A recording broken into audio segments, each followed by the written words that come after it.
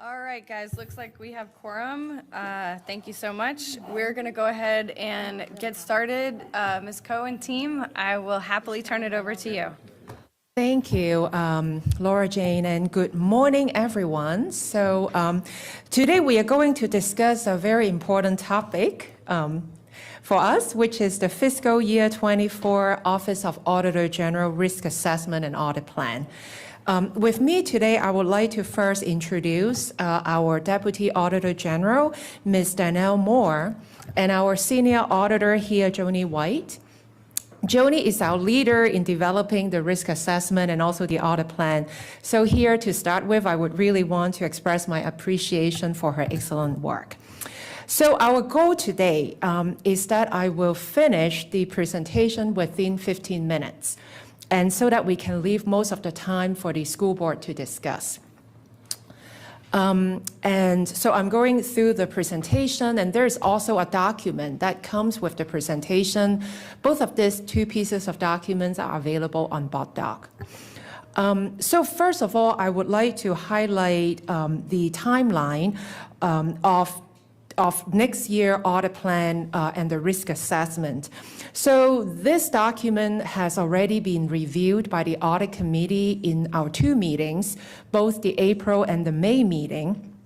And I also want to introduce this year, we have a little bit of a unconventional order of discussion where we would have our work session today, and then the formal presentation to the board will happen next Thursday. And if any school board members have any remaining wonderings after the presentation, we also have our audit committee on June 21st. That school board members are invited to if there are any kind of questions we have to address and discuss in a roundtable format. And then the school board approval will be on July 13th. So just want to walk over like kind of the timing of how things will happen with related to this initiative. So this slide, I'm on slide 4, it goes over the mission and the policy that many of you are familiar with. So I am going to move over to slide 5. So this slide highlights the procedure of how we come up with the audit plan for next year.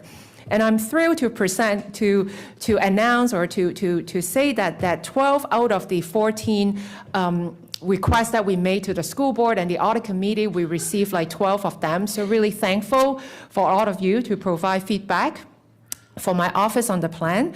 And then we also surveyed through like more than 100 employees. And then on top of that, we also conducted almost 40 in-person interviews with the leadership team and also with the directors of our division.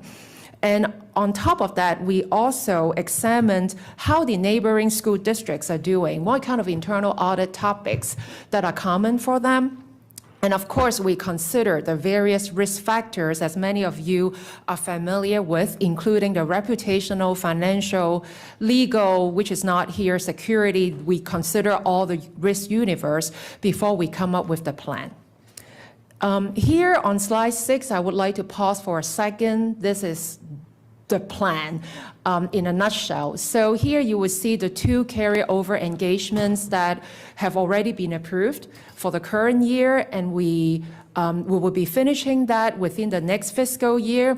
And then the items 3 through item 10 are the new engagements for this year. So you may ask me, right, Esther, what does it entail with each one of them? So I will go through each one of them in a little bit for you for the new engagements. Here is a bar chart, and I'm sorry that it's a little bit small, but we are trying to fit in the timetable for fiscal year 24. Again, it will take place in 2 months, beginning July 1, about the various engagements and also the timetable to finish. And then going to slide 8 forward, here we discuss the details of each audit. Since the employee evaluation process audit has already been approved by the board last year, and again, this is a carry forward audit, I won't spend the time to go through what it is because it has already been approved. But in case if the school board member would like to know more about the objective that I included, here is the slide for it. And then the second one is an audit that all of you, I'm sure, is very familiar with because we talked about it every year. This is the Local School Activity Fund. Since for audit, we can only audit after the events have taken place. The LSAF, we are looking at as of June 30th of this year, so we would need to finish it after this year end. And that's why it is a carry forward audit.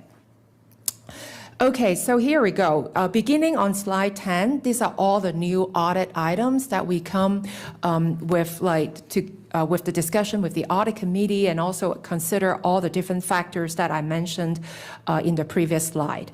The first new audit is the food and nutrition audit. So this audit, if I can just maybe go over the objective a little bit with all of you, that there are 6 different aspects that we are looking at. And it includes the compliance aspect, including the business objective and key performance measures of food and nutrition services. And we also will be compare how we operate with other K-12 education. We will also look at how we manage the vendor and also consultants, if any, because we all know that kind of like third-party vendor is a risk, like no matter where we go, food and nutrition is one of them, so we will focus on that too. We will also look at how do we monitor food waste, the preparation, inventory, turnover, etc. And last but not the least is the financial accountability, including the use of overtime, because we know that this is one of the area that we incurred more overtime, and also how we handle the student debts, if there are any. Then the next new audit is facilities maintenance audit. So some of the school board, I think you were with us when we conducted the fiscal year 2018 facilities maintenance audit. And I think 2 of the audit recommendations have not been fully implemented. So with this audit, we would like to take a new look at it to see where we are with the remaining recommendations from last audit. And at the same time, we will see how facilities maintenance is handling their work orders for the different facilities. And at the same time, we will also look at the overtime and the compliance with regulations and policies. New audits, number 5, is the grant audit. And in the past years, we have been focused on ESSER 3, kind of like as a continuous monitoring. In this audit, we would like to broaden our scope to look at other grants as well. Of course, ESSER and also all the other, pandemic-related grants are very important, but we don't want to lose sight of the other key grants that the division has as well. So with this audit, we will take a broader look into selected grants, including looking at if the grant expenditures are made in consistent with the purpose and objective, the design and implementation of checks and balances. We will also look at how management is monitoring the goals of the grants. Are they being met or not? So we will be looking at documentation that management can provide about how they are supervising the ongoing of the grants. The next one on slide 13 is the IT system access audit. So again, IT has been our focus of our OAG. We have our IT auditor as a part of our FTE.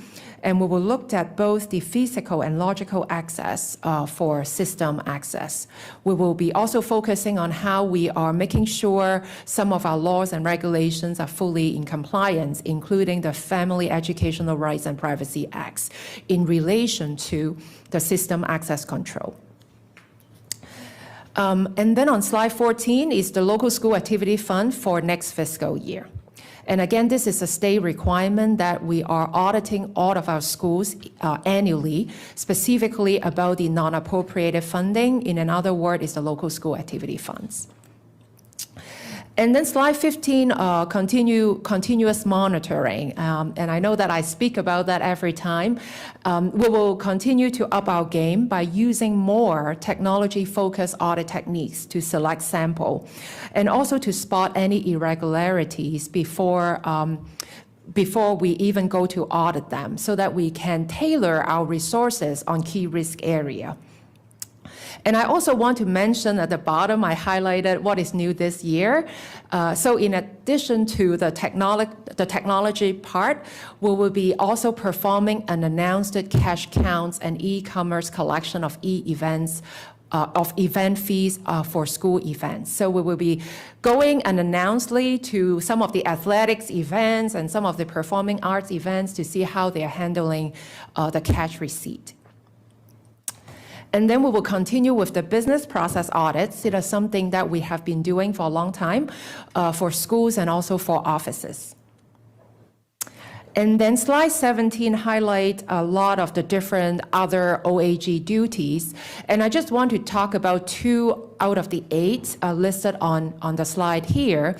The first one I want to talk about is the second item, FCPS fraud, waste, and abuse inquiry. So where we have been supported a culture within FCPS of see something, say something, where our employees and community members have been really proactive in bringing concerns of fraud, waste, and abuse to our attention.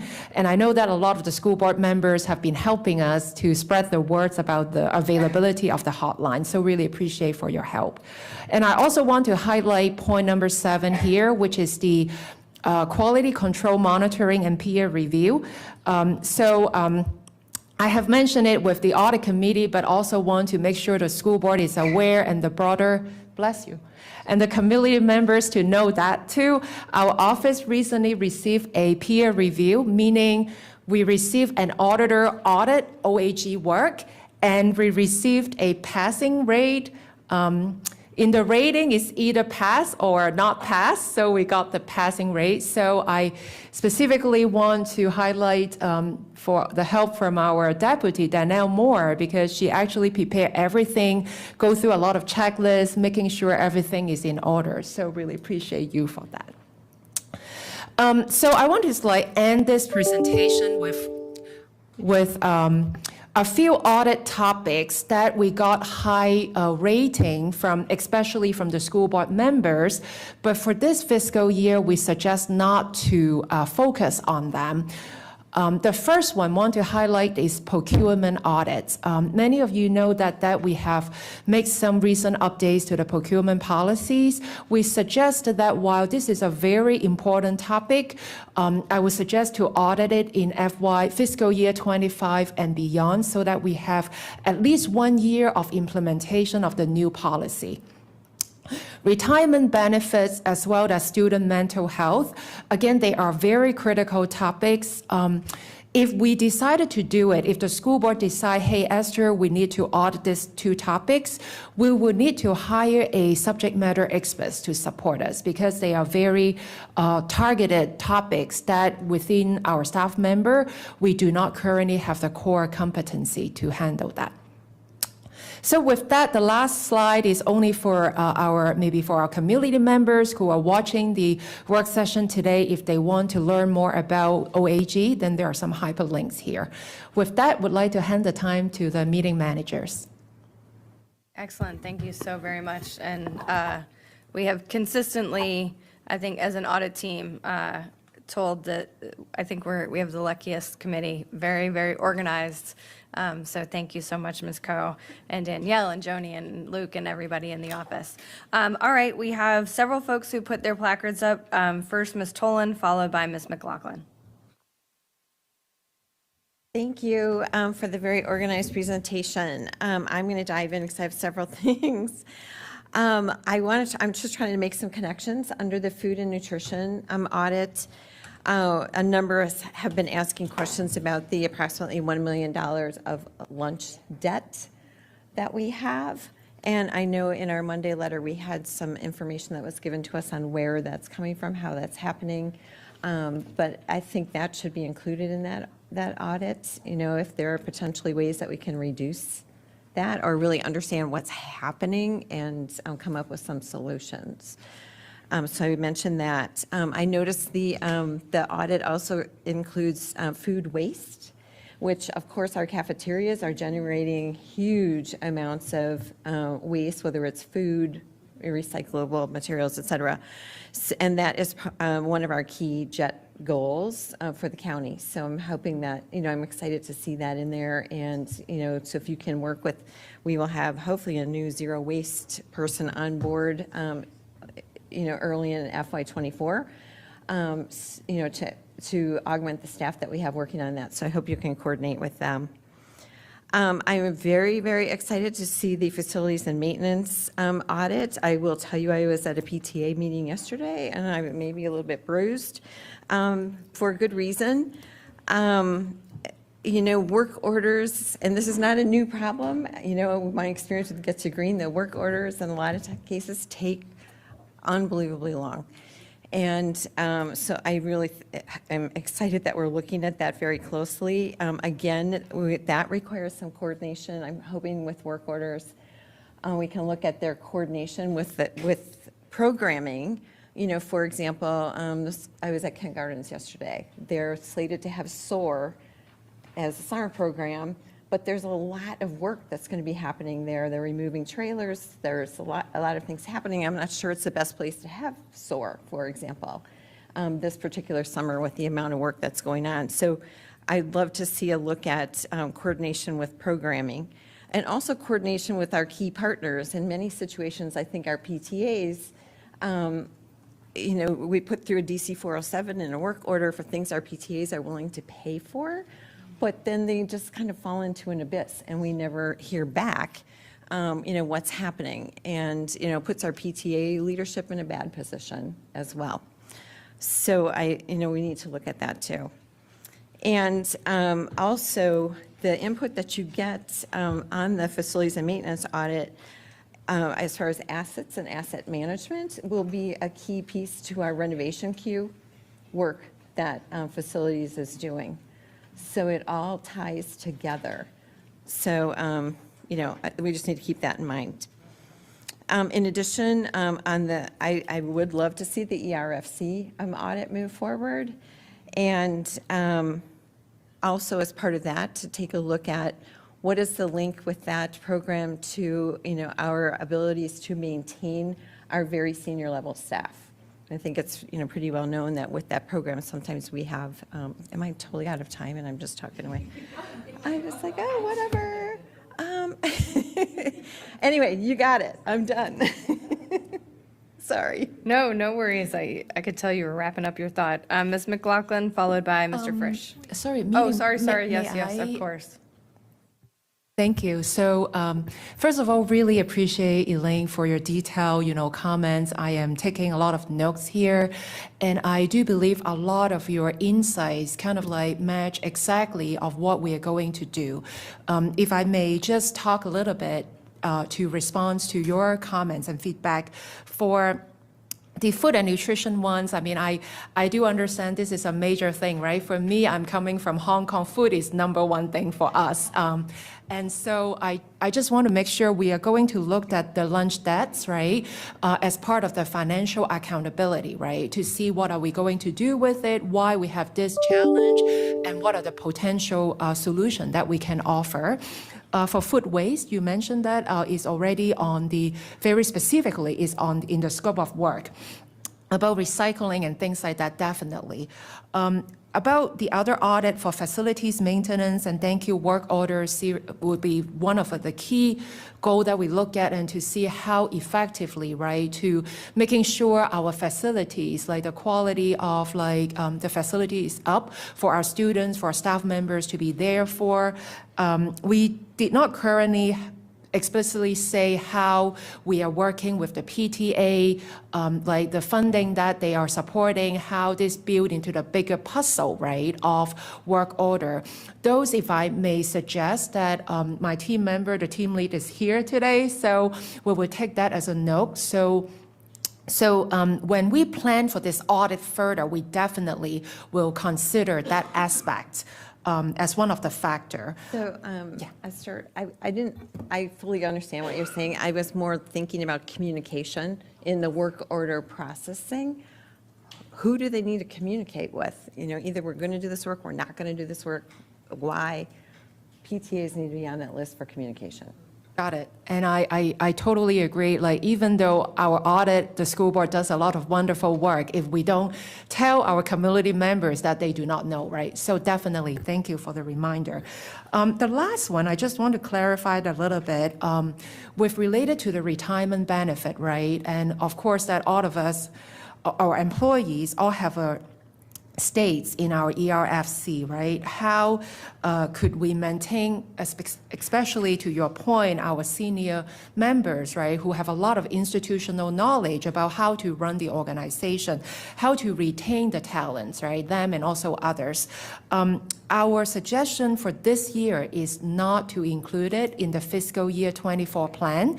The major reason is because we will need to hire someone externally to support. However, if the school board thinks, right, this is a major item, we need to look at it now, of course, we can switch out another audit, to do that. And at the same time, I may likely need some financial support, some funding in order to hire someone to do it. So I just want to put it on the table that we know that this is a critical and important topic. Currently, we don't have a plan for fiscal year 24. We are thinking that maybe the coming years, if it makes sense. It completely makes sense, and I got that. I just thought I'd take the opportunity to say if we have an opportunity to do it next year, that would be a good thing. Thanks. All right, next we'll go to Ms. McLaughlin. I'm very happy to follow Ms. Tolan. I'm going to begin, Dr. Reed and fellow colleagues, that I really do not want, Esther, the need for an external expert to drive our mission critical audits. So if we need it, we need it. We have an $8 million a year reserve fund for the school board, and the superintendent has a reserve fund. But honestly, ERFC is an extremely important program. It is also very costly. It is a 6% per employee contribution. So I say this often, and I just am feeling this passion again because it's my last time weighing in on a budget or the audit planning for an entire year. This has got to be tackled. We are woefully behind jurisdictions across the nation at state and local level of understanding how do we help attract and retain employees.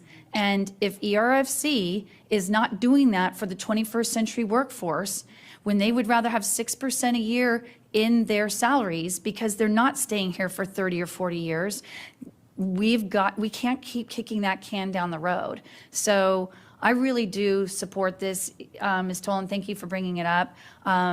Colleagues, I hope people will think about this one. I look at the rest of the topics, and I guess what I would want to ask next is take the experts component out of it. If we can pull up the chart where we weighed in and determined what, again, is most fiscally and operationally most critical division, speak from that. So may I just ask if I the need the clock clerk... to stop. I'm losing my seconds. I'm using my time. No, the clock No, was I don't going for understand. me. Yeah, Yes. go ahead. Clerk, do you mind to put up the presentation again? So why don't we look at slide 6, Megan, if it makes sense. This is mainly the universe of what we are doing, what we propose to do. So slide 6. No, I wanted the next one that showed the bar- when people yeah. the bar chart. Okay. Oh, so where's the one that shows all the data that you collected on people saying, this is what we would like? Because you survey all of us. Right, then it will be on the document. I apologize, sorry, I misunderstood the question. So clerk, it will be the document, not the presentation. I apologized.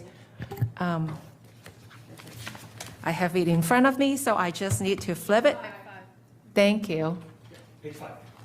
I would add that, Ms. Coe, that if your team can create a PowerPoint slide and add that to the PowerPoint, the public is going to look at your PowerPoint presentation, and I think it's important for them to Sure. see that. Yeah, Data. definitely. Thank you for, we can fix that. So if we can make it a little bit bigger, I'm sorry, I'm getting a little bit old to see this. If we can like pull down, so right under procurement, Ms. Laughlin, is it what you're referring, like retirement benefits? But here is the reason why we are not doing it. So actually, No, if I'm sorry, Ms. Coe. I'm looking for the section that shows the survey results. it will be under Appendix 1. And I'm sorry that we have a lot of data here, so just want to be, it's on page 13. Page 13, Appendix 1 is the audit topic priorities. So if we can, page 14, item number 31. One more page down, please. No, you're actually exactly where I would like this to be. Oh, I see, got it. Because this, like, we arrange it by alphabetical order for the potential audit topics. So retirement benefits is on the next page. Okay, yeah. Does it, okay, yep, stop here. So item number 31. So we've got like 4 counts from the FCPS employees. Yeah, that's okay. Yeah. Okay, let me pick up from there. So for my colleagues, this is something that I always share with Ms. Coe. I love that we survey. That's important. However, we are not audit experts. We are not operational experts. And so one of the reasons that the school board, the previous board, funded a risk assessment manager for the Office of the Auditor General is for the Auditor General and that team to do that annual evaluation of our risk for the system. And so I've always asked that this is kind of like your feedback form, but that for you to bring your professional expertise of understanding a $3.5 billion operation and what is our most mission critical risk that we need to address. So, you know, sometimes the grand total tallies on what, over 40 items. You know, that's just by those 40 items alone, you're going to have a very wide spread, Dr. Reed, based on people's just passion of understanding topics. In the end, as a board member, I'm less interested in where the tally marks came or even where the 12 of us individually are. I remain very concerned that you guys are our only experts here. And I would prefer that the recommendations are coming.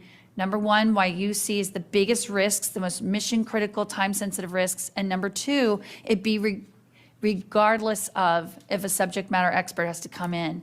So with my time being up, I do hope you can maybe respond to again where I am on that. But I hope there will be a serious reconsideration of ERFC.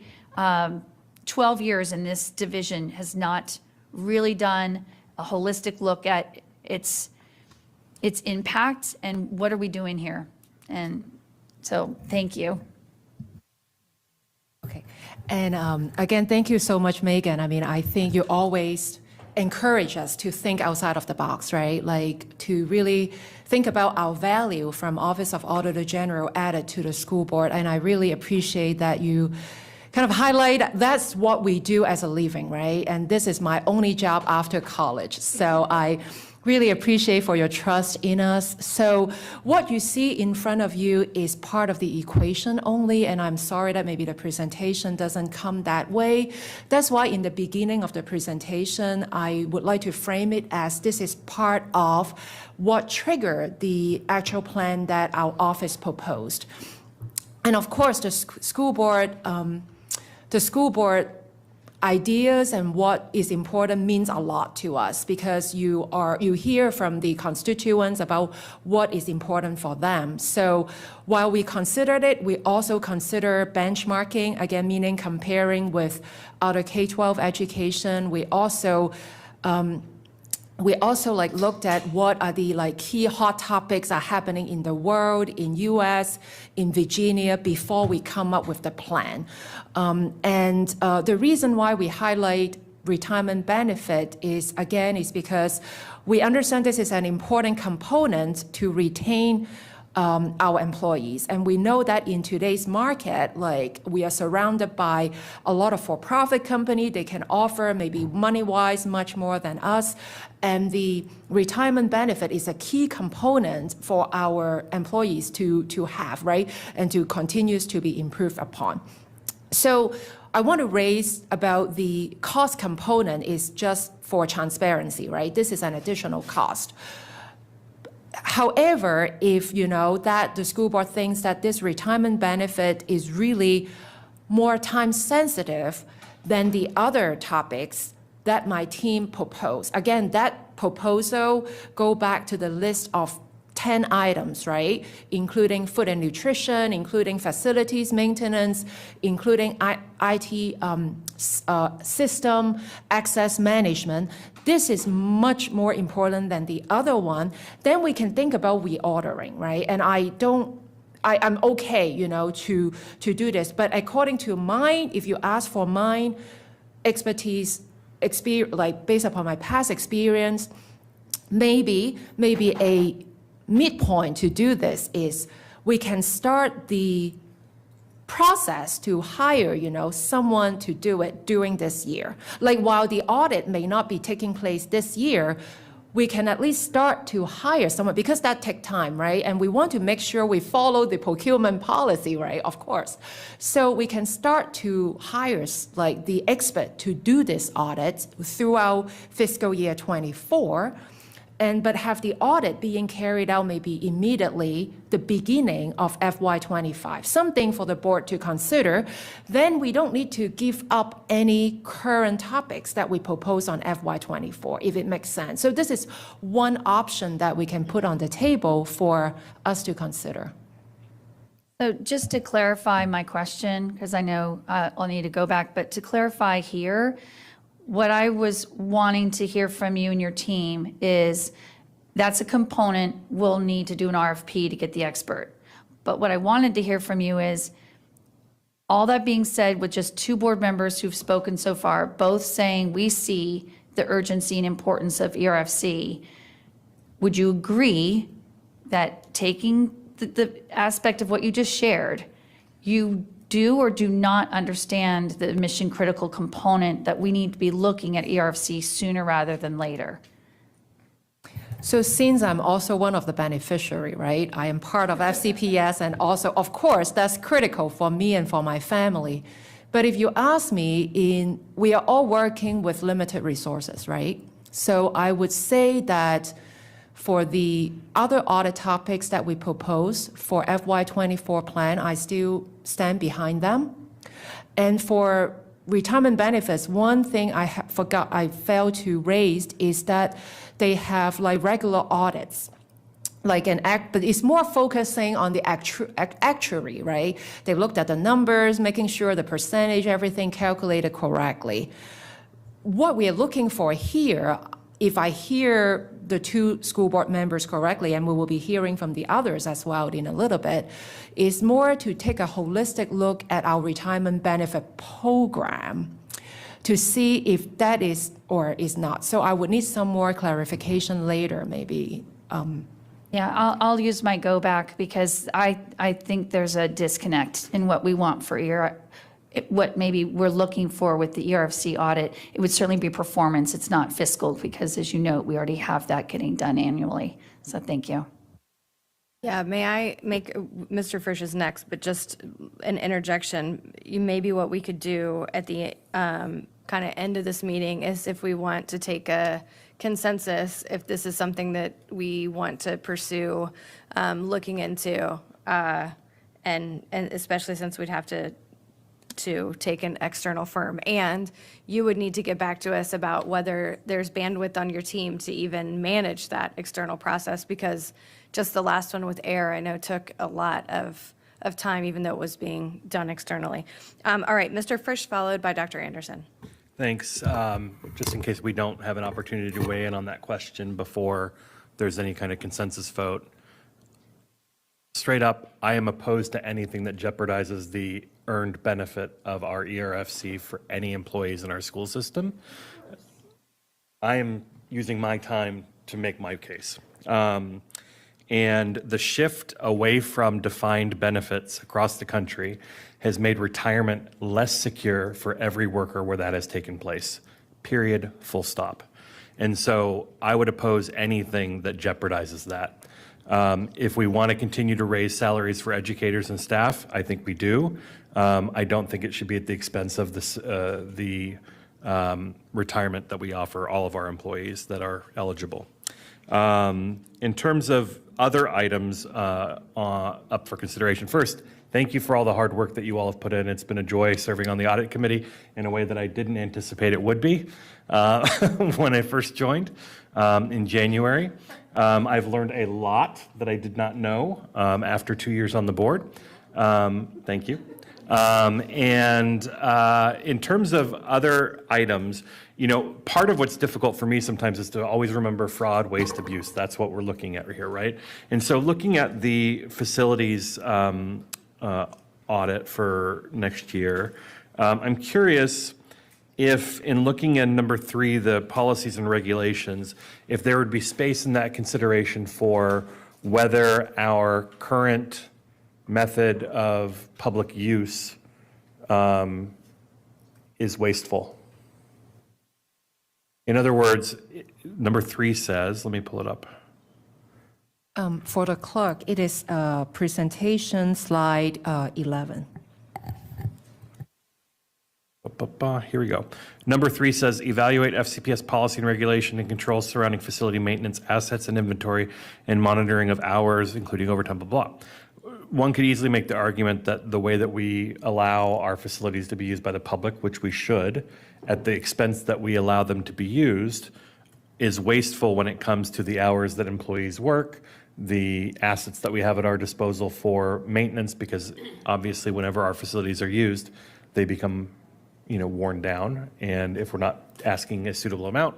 So I'm curious if that would be something that could be considered in this audit. So, and thank you, Carl, for the question. And of course, that's a very important topic to consider. I think it's the current year we performed an audit in community use. So we observe, you know, a lot of room for improvement, so to speak, right? In terms of fee structure, right? Like I'm trying to tie the use of the facility, whether we are even make our both hands meet, right? Like whether, like for facilities, we have to have like employees there, safety, and there are a lot of different aspects that we consider in that audit. Maybe for this particular point, I'm just wondering, we are in the process of following up with community use of the various recommendations that we made. Fee structure is one of them. Okay. So, and of course, if we see any kind of like big gap that it has not been remediated from that audit, we definitely could consider that when we plan for the facilities maintenance audit to be part of it.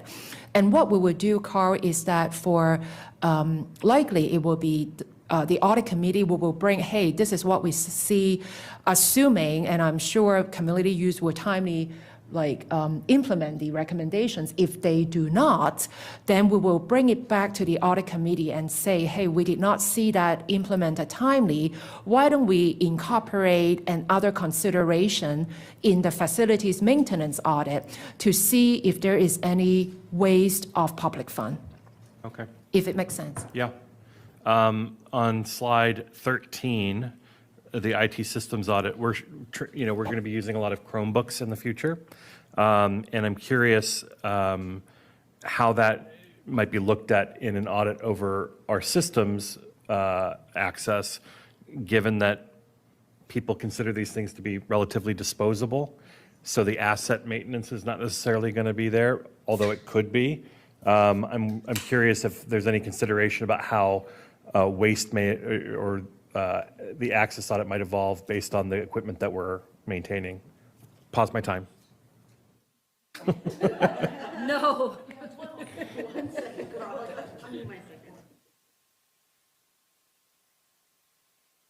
And so for the IT systems access audit, this board is looking at our physical access and our logical access controls. So physical access being, logging in, using your badge, and logical controls will be more so logging in, using like a username and password. I think in our IT asset management audit, we did identify some controls as it relates to those at the asset management part of it. And so this one will be more so looking at what are those controls to our most important systems, who has access to the data, based on their roles and responsibilities, or should they have access to that data, and that sort of aspect of it. Regardless of the content.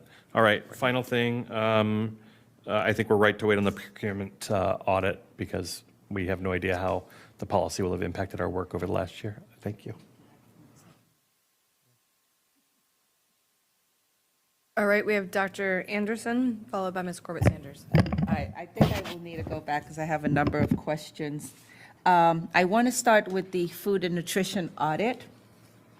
Will this include an evaluation at each site? Would that require a site visit?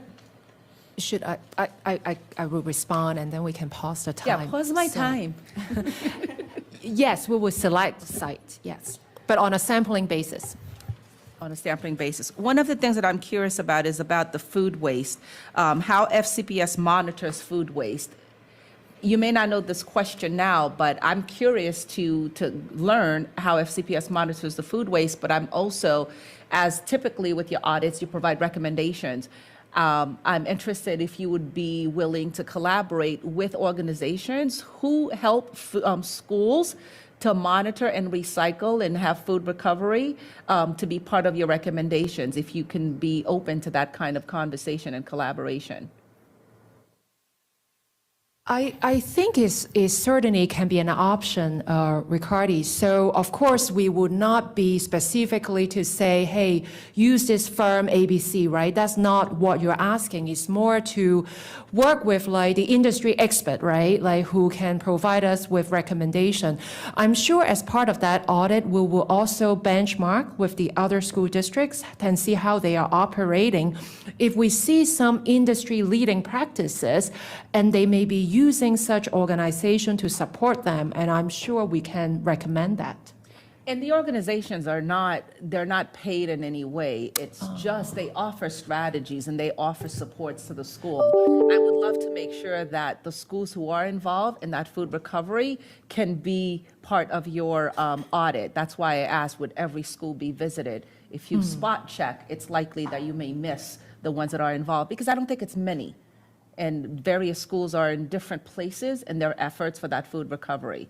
So I would love to ensure that you can include those folks. And I can provide you with some of the schools, at least in my area, that I know are involved in that food recovery. And so you could be sure to have that conversation. Thank you. My second piece is regarding the evaluation audit, which has begun. Can you provide a little bit more detail in terms of what employee classes does this include? Sure, so this will include all of our instructional employees, our principals, our teachers, and we're also looking at operational. We're looking at leadership team as well as all the support employees as well. Okay, that answers my question, because I was also hoping for that. And that audit, as you're working through it, I would love to get some feedback from 360 evaluations that are taking place across the country in different systems, because I think that could be an important component for us.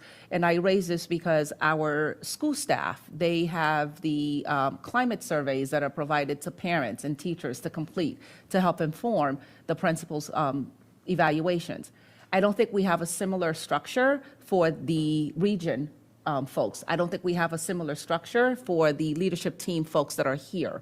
And I think there's some space for us to be a little bit more broad in terms of how we evaluate those employees. And I know that process exists in other divisions, and I would love to hear your take and for you to gather that information to bring back for us. Thirdly, I do want to echo what Elaine and what Miss Tolan and Miss McLaughlin shared earlier. I think it's really critical that we have that audit. It doesn't mean it's a decision that's being made, but it's information for us to be able to make a decision. So I just want to lend my support to it, but I'm going to keep going down my list. I think they covered it.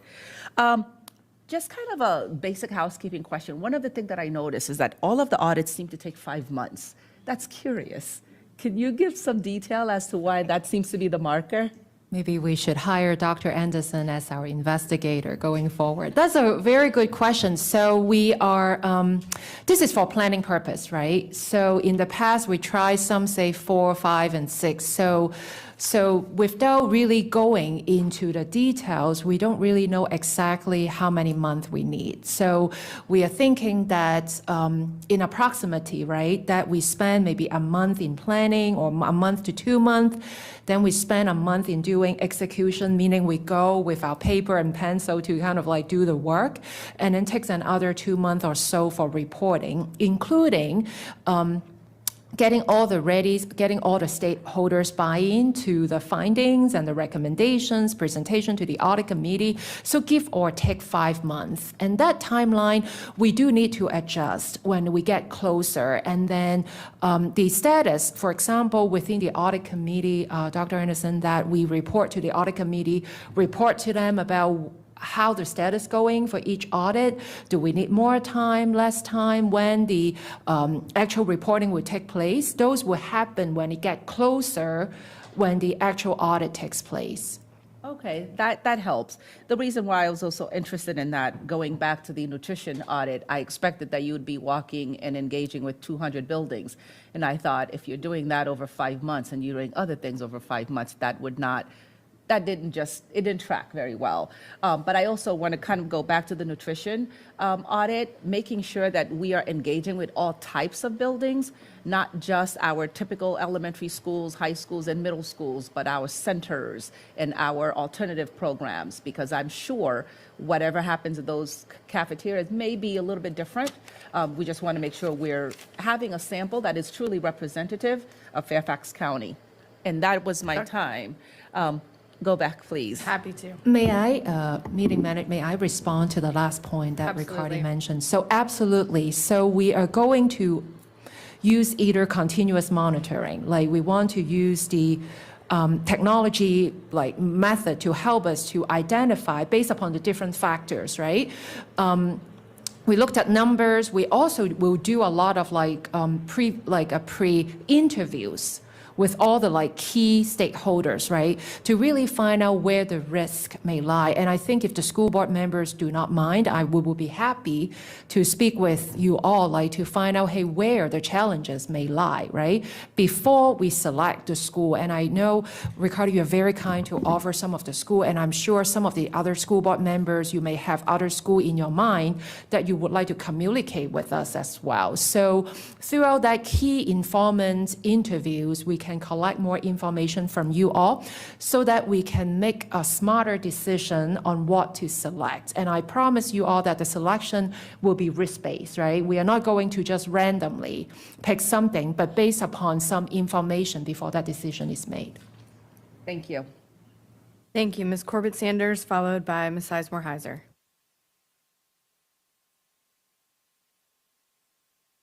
Good morning, and thank you so much for this report. It's excellent. And for a plan, I do have a couple of comments. I would certainly support the suggestions by my colleagues on the food and nutrition audit to also look at the debt. I know that there was a write-up in, I think it was actually last night is when we received that letter. Yeah. Yeah. Something like that.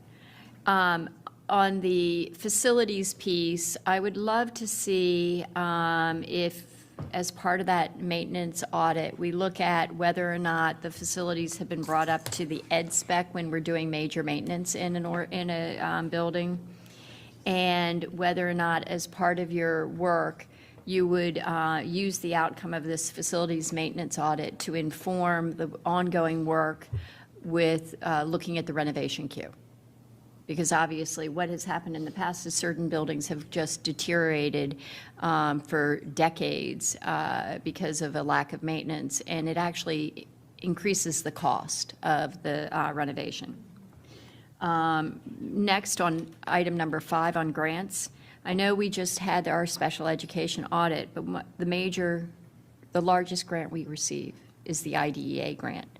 And so it would be very helpful to understand how that works as far as, do we have the right processes in place to ensure that we are managing that grant? Similarly, we should be looking at the ESSER grants that we have also had, and that they are managed appropriately.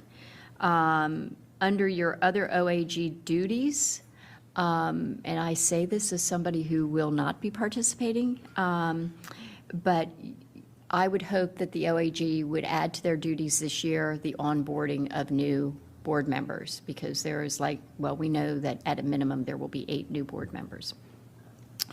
On your recommendations, your recommendation status, if you could please look at possibly having a more standardized report that says it just kind of keeps all of the recommendations in one place and has a chart that says this is the status of each one.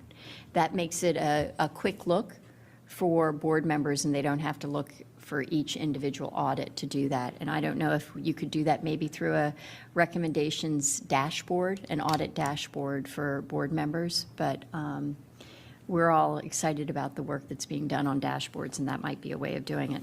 Finally, the ERFC. I actually am supportive of waiting on it, and I will tell you my reasoning. We are in the process of collective bargaining, and I am concerned that if we start digging into ERFC at the same time that the collective bargaining is ongoing, that it will impact those discussions, and I think it's more likely that that should be a collaborative discussion. Thank you. Thank you, Ms. Sizemore-Heiser, followed by Ms. Omesh. May I respond maybe a little bit to the comments? First of all, really appreciate Karen for your insightful comments, because you always help us to be better, right, in determining the objective. So, and thank you. So for the facilities maintenance audit, and I think it's a wonderful suggestion to have closer collaboration with FPAC, right? That they have done so much in it. They are the subject matter expert. So when we do a look back at what we proposed in fiscal year 2018, definitely one of the recommendations that has not been fully implemented yet is the need assessment, right? Like to your point, right? If we can do the renovation earlier, it can save us a lot of money until something maybe detrimental happen. So that's definitely a great idea. We all have been taking a lot of notes, so that's definitely one of the key notes that we will implement. About the grants idea, and also ESSER definitely will be within consideration. One other item I want to mention here with the board is that we also will coordinate closely with the external auditor, because they also looked at grants as well. So in the order of not to duplicate effort, right, that we want to make sure, because they tend to select bigger grants as well, money-wise. So we will be in close contact with them, but I know that external auditor, most of the time, their focus is on the financial statements and then also on the compliance side only. Our audit, we got a lot of comment and feedback from our audit committee members, should be also focusing on monitoring whether the goals and the outcomes of those grants have been met. So that will be definitely one of the things we will look at, but I just want to add on to that. And great suggestion, and we missed the point about putting the onboarding of new school board members, and that's definitely that we will invite ourselves to making sure that the new school board members or even the veteran school board members can know more about who we are and what we do in OAG. Recommendations, we definitely can look into providing the dashboard. We are all for innovation, so we have that taken down. And retirement benefits, I think, is a great insight about the collective bargaining to consider that about when we should have that audit. So thank you. Ms. Sizemore-Heiser, before you go, I'm just going to ask a quick pause for everybody. Ms. Keys-Gamarra has submitted a written request to virtually attend today's work session due to a personal conflict. All those in favor of approving Ms. Keys-Gamarra's request? That's unanimous with Ms. Marin, Ms. Pekarsky away from the desk. So approved. Thank you. A couple questions. Thank you very much, as always, for your really excellent work and your very detailed and organized work. It really helps us, it helps me also as a board member to be able to participate effectively in these. So I appreciate that.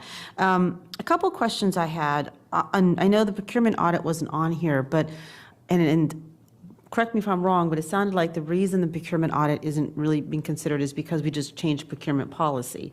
However, the procurement policy change was just changing what comes to the board.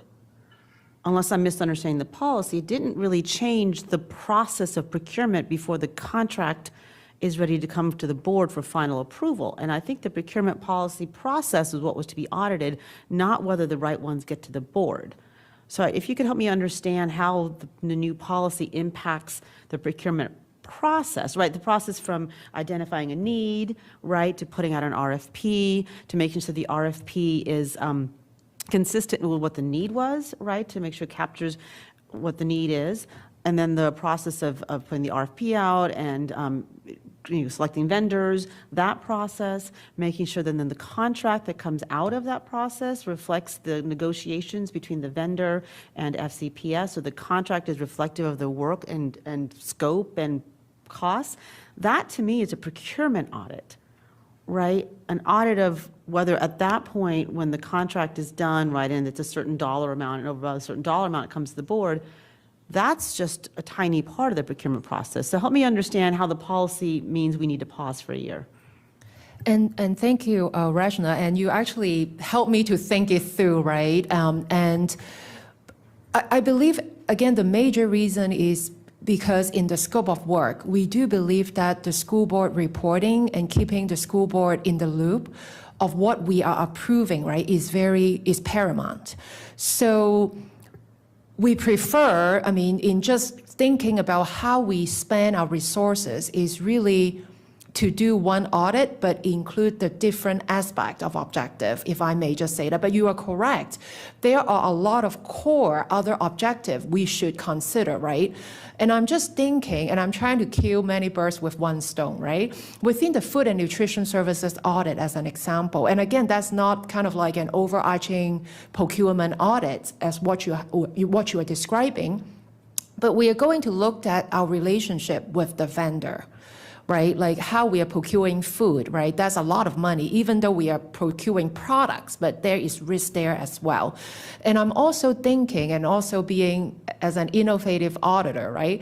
Within the facilities maintenance audit, right? If they are using a lot of vendors, we can definitely add the consideration of looking at how those procurements of the vending contractor agreements are being made, right? Like that's also have a procurement aspect on it. Is that a full-blown procurement audit? That is not, right? But I'm just thinking about that. We know procurement and how we do competition, making sure that the request for proposal process is good, is very important. So we can include aspects of that in the audits that we proposed. But if the school board would agree with me that the overarching procurement audit could wait for another year, then we can also look at all the different aspects of the policy that has been recently approved in that one audit. That will be my suggestion at this point. No, I can understand that that's part of the audit, right, are the correct contracts getting to the board, right? Yeah. So I understand how that got there. I just wanted to flag that I wanted to make sure, right, that there's a lot that, and I defer to your judgment on risk, but I will just say I do think that that is an area that we may want to make sure we prioritize for the following year once we see how that contract goes on that piece of it. So I do understand. I think trying to look at some of that procurement piece, and perhaps as you do the food nutrition audit or the facilities audit, you sort of keep that in mind, that you want to make sure you intentionally look at some of the procurement pieces as well. Because that also might help you when we get to next year decide, you know what, this isn't a risk or this is a risk, right, as you're doing that piece. So that would help inform our decision for next year's audit as well. So I appreciate that.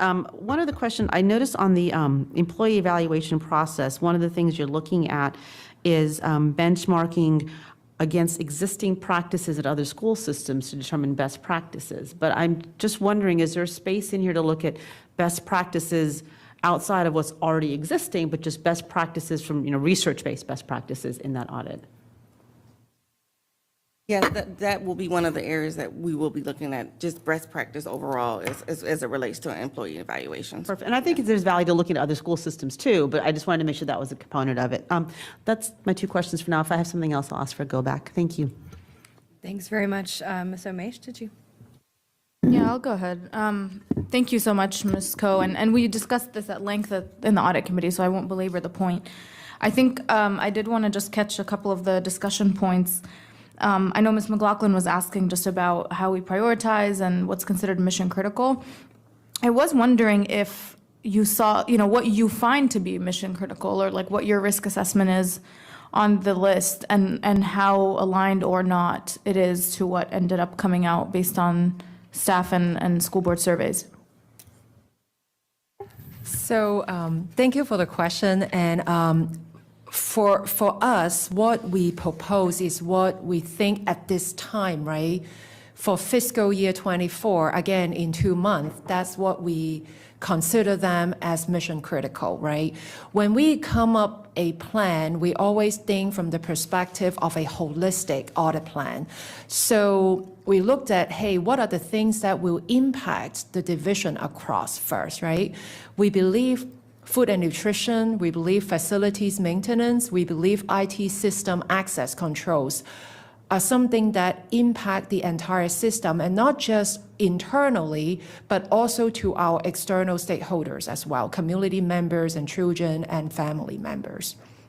And then we also add to the aspect about what is our bread and butter, right? Of course, is provide education, to have portrait of the graduates, right? Then we have to look into school. That is a must to us. So business process audit, looking at how schools are managing their fund, looking at the local school activity fund audit, that are very key. Even though they are money-wise, we are not talking a lot of money, especially maybe at the elementary school level, but the reputational risk is huge. So we suggest to keep these 2 components in the audit plan.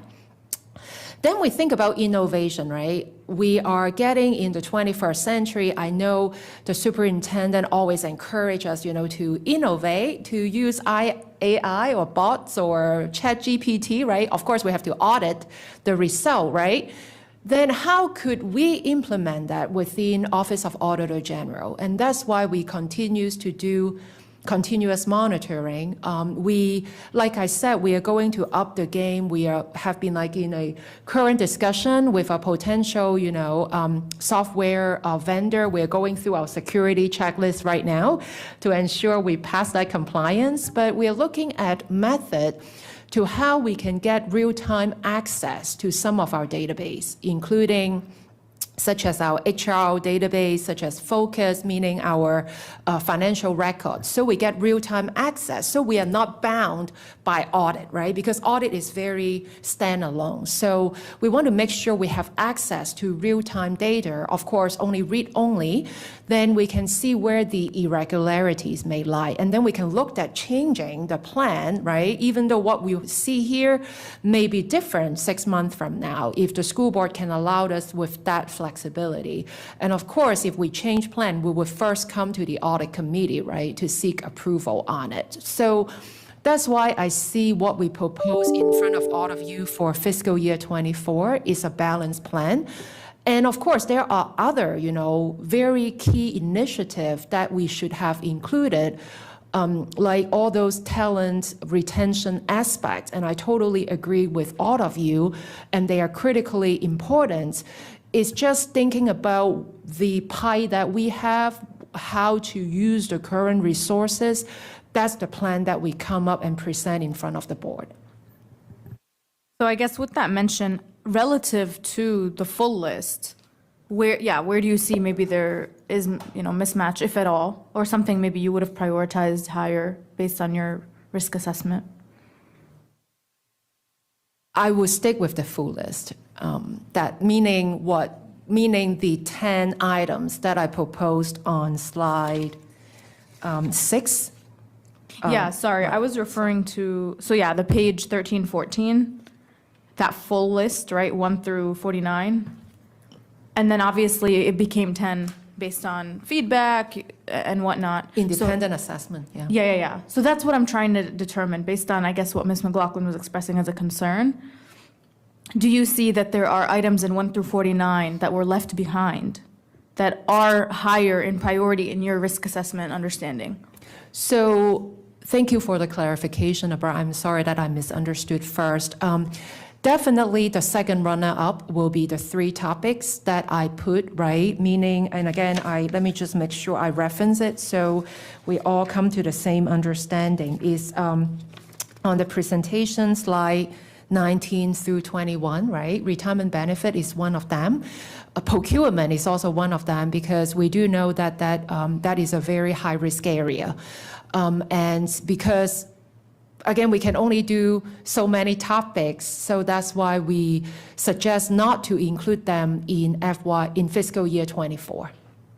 Oh, okay, so you're flagging them to be priorities for the following one? Mm-hmm. Okay. And also the fact that we got a lot of, feedback, insights from the school board, especially that those are the key topics. And of course, not just looking at the school board insights, but also the other risks that we consider, right? In terms of reputational, talent retention, those are the next key ones that we want to bring it up to the table here. Okay, so I guess in terms of process for next year, when you have those, let's say 10, right? Are you going to end up looking for 7 and having these be 3? Sorry, can you clarify your question? So for next year, when you put the plan, right? Will these be slated as 3 of the supposed 10, let's say, of that year's priorities? For fiscal year 24? 25. I see. Yes. So I would like to say this, right? Procurement, definitely, right? Because we all talks about the importance of that. We just need to make sure that the policy has the time to reflect the actual practice. And then in terms of retirement benefits, I think we will need to discuss that further, right? After listening to Ms. Karen Carper-Sanders mentioning about the collective bargaining, and my office is a little bit distant away, so maybe I would need some insight from the school board about if this is something that may impact the timing, right? I would need to have further discussion. And then in terms of the student mental health, I know that this is a key topic, social issue that we are experiencing. We may need to think a little bit further how audit can help to that topic. So that would be my comment at this time.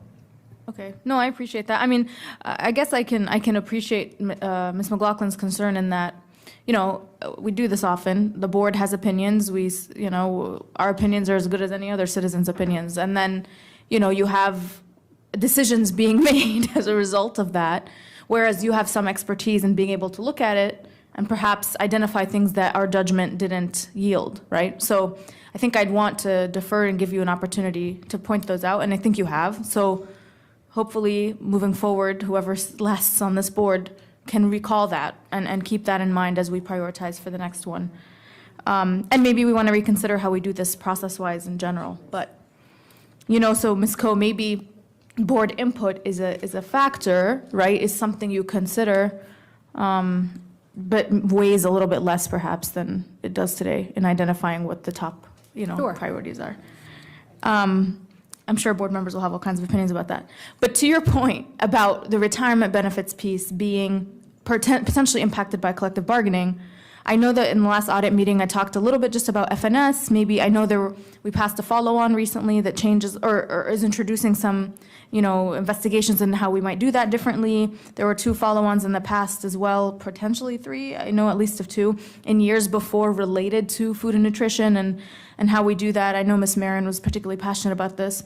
I don't know if you had the chance to look at that at all or not. I just want to be mindful of how it might impact what the focus areas are, depending on what the board has already voted to look into. And then the second piece is the facilities one. I think I shared with you that there's already a consultant that Chuck was right to bring in to look at the renovation queue specifically, but even more broadly, and has met with all of us to get that feedback. So I think that'd be an important component. We'd just love to hear if you have any thoughts beyond what we discussed last time, but otherwise, I know it's on your mind, so.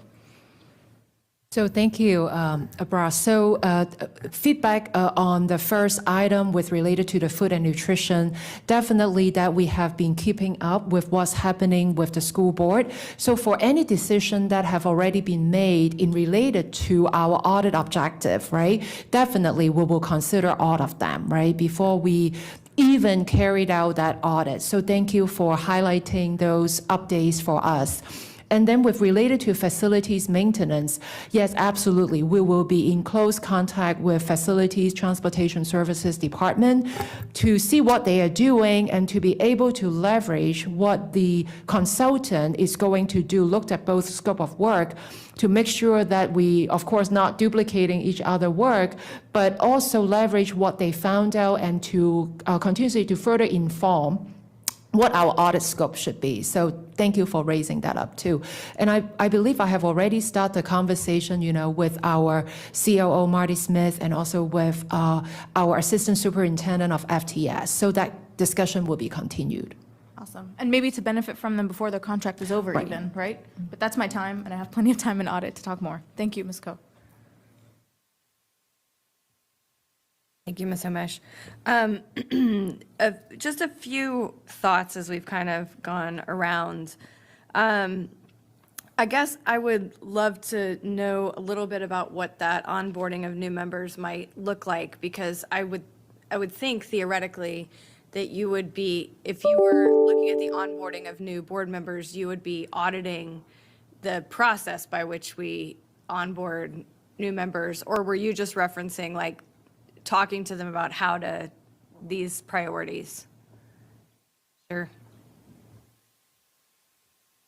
Ms. Cohen, what I was suggesting is that because audit shops typically do financial risk and fraud audits, they also do reputational risk and legal risk audits. And so oftentimes if somebody comes into a board position such as this, they may not have the familiarity of what the role of an auditor does. And so I was thinking more from the standpoint of, for want of a better Explaining. term, Audit 101. Sure, yeah, absolutely. Thank you. That's super helpful. I appreciate that. It just wasn't listed. Sure. The other question I had too was the grants piece. A couple of just ideas in that is also, are we pursuing all that's available, right? Like, are we going after the right things, or is there, and I don't even know how you would audit that, so it may not be a possibility, but in the world of all the available money that is out there for a system, is there any way to take a look at, do we have a mechanism where we're pursuing, are we not leaving money on the table, I guess, and I'm not quite sure if that's a possibility in the audit. Another piece is structure of departments. I think this is a conversation, we just had this conversation, a couple of us, over some of the web services. Like our web services people are scattered in all different departments. And so I think a couple of us, the question was, is that a structure for the best function? And so I guess that would be my question with grants too. I'm not sure that even all of us know kind of where those people are housed. Is it just under J? Is it different places? I know we have some people with the foundation, like how are we? So to me, that would be an important part of that audit, is to look at the structure. Is that structure getting us kind of what we want, because I know there have been conversations in the past of different people stepping on different people's toes about grants for money versus grants for things, and we've all kind of been caught in that before as board members. So that would be another piece. And then the last thing I just wanted to mention, the ERFC piece. If we're looking at fraud, waste, and abuse, I don't think there's a person on this board that is trying to in any way say that that's a concern with ERFC.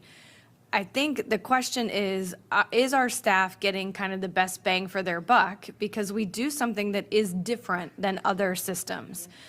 So if that's the case, I almost wonder, and this is a question to my colleagues, not really to Ms. Coe, maybe that's one of those instances where we direct the superintendent to have an outside auditor who takes a look at ERFC, because to the point about collective bargaining, I think if I were engaged in collective bargaining, I would want to know what is even out there on the table. And so if there's a system that comes back and says, wow, this is much less costly for employees, and over the years, this is gonna get you the same benefit, I would want to know that as an employee, because it's a big chunk of my paycheck. So just for your consideration, colleagues, as a board, is that a conversation? I almost think, I'm not sure it belongs in Esther's wheelhouse, though certainly they could manage it.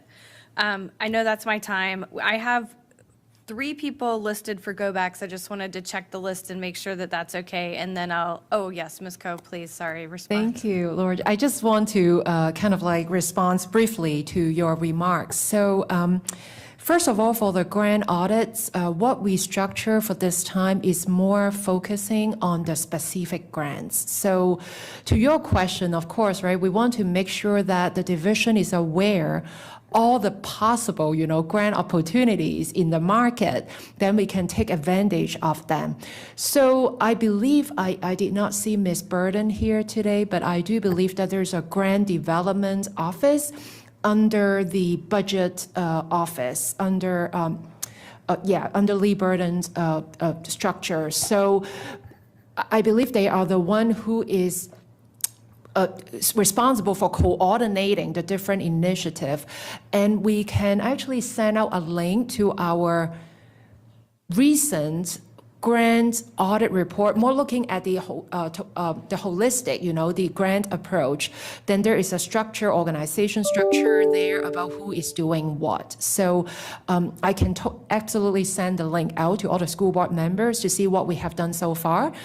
In the proposed grant audit here, we are more targeted to the specific grants that we currently have. So would like to clarify that. That's about it. Thank you. Thank you. I see Ms. Derenak Kofax, who has not had an opportunity to go yet. So before go backs, so Laura, 3, yep, you're already on it, of course.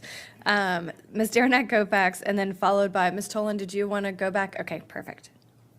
I just wanted to take this opportunity to thank Esther and her team for all of their hard work.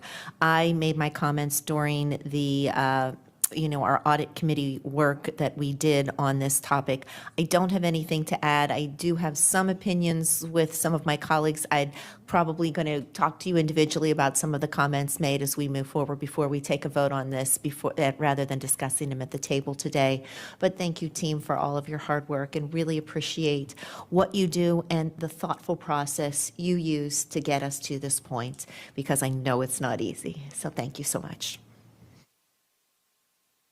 Thank you. And just looking, Ms. Omish just highlighted that we're about out of time. So could everybody agree to a minute, and then if that doesn't do it, we'll try to 90 seconds. Fair enough. All right.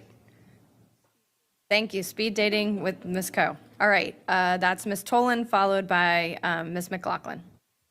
Okay, great. Quick comments. On the facilities and maintenance one, I believe facilities and maintenance has a work order dashboard where they're following that, but I think goes back to our dashboard discussion the other day. It's one thing to have a dashboard, it's another thing to use the data and information. So that's what I hope will be included in what you're looking at. I just want to make a note, there is a small project group in design and construction where a lot of DC 407s and work orders end up. So don't overlook that. They're not in facilities and maintenance, so I don't want that group overlooked in the process. On the food and nutrition, Dr. Anderson was talking about food recovery, which is a program that we have in a number of our schools, and our Get to Green staff should be able to tell you which schools are doing that. So there's food and recovery, there's, composting, and both of those areas, our staff has had a lot of conversations with the county zero waste program too around JET, and certainly should be working with, our Faith Alliance for Climate Solutions group, for example, a number of outside organizations that have some good ideas around this. But our Get to Green staff should definitely be interviewed on that. On the ERFC stuff, my real focus is how do we maintain our experienced employees and not give them a financial incentive to leave. So that's my big focus there. Thanks. Thank you for that clarification. Ms. Coe, anything you wanted to add on that one? Okay. Ms. McLaughlin, followed by Dr. Anderson. In 90 seconds, let me see if I can capture this. One, very much appreciate what Mr. Frisch said, because to clarify, I don't think any single one of us would ever want to jeopardize ERFC for our existing employees.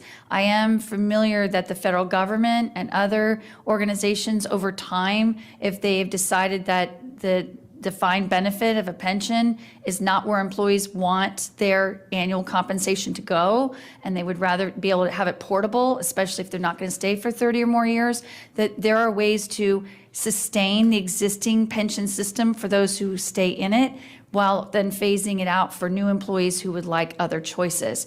6% a year, Dr. Reed, is 6% a year. That is what we put into the ERFC. And we are hearing from our younger employees who say, I am not going to be here for 30 to 40 years. And I put in 6% of my paycheck that I really need now. And so all I'm advocating for is to do the research, to do the benchmarking. No other school division in Northern Virginia, let alone the Commonwealth that I'm aware of, has a secondary retirement benefit program. And so I want to really elevate what Ms. Cohen said. And Ms. Tolan, this is just a looking at. It's not taking anything away. And frankly, we would help our employees in collective bargaining if we actually had the research and data to discuss with them what will help with employees. But without that, we are sitting here blind. And I'm tired of 12 years of blindness, not knowing, are we actually helping to attract and retain our employees long-term to their benefit? But at no way would I ever advocate for jeopardizing ERFC for our existing employees. Point made. Dr. Anderson. Yes, going back to the report, number 4, the facilities maintenance, 2 things that I was hoping that we could consider. From meeting and hearing from FSEAC, one of their concerns is that the staffing shortages have also created some unsafe conditions, because people may be going on jobs solo when it used to be 2 people and they're in a room. I would like for that to be a consideration as well. Is that possible? May I? So thank you for the comments. So there are 3 outstanding recommendations from the fiscal year 2018 audit, Ricardi. So one of them is exactly what you mentioned, is the staff shortage. So in that particular recommendation, we did not specifically focus on the safety aspect per se. So, but we do know that overall, that office has inadequate staffing, because I remember back then we did a survey, not a survey, we looked at some industry leading practices, how many people we should have and how many people we have now within OFM, Office of Facilities Maintenance. There's a huge gap. So that definitely have different consequences, right? Safety is one of the key ones, that we want to make sure our employees are working in a safe environment. So when we revisit the remaining recommendations from that audit, which is part of the scope for this particular audit, we could definitely circle back to look at how they are using their staff members now, right? To see if there are any safety concern from that aspect. I would definitely appreciate that because I think safety concerns will be good information for us to determine how to prioritize when there are shortages, which we know exist everywhere. Going back to pages 13 and 14 of the report with the 49 items, and I appreciate what Ms. Umay shared.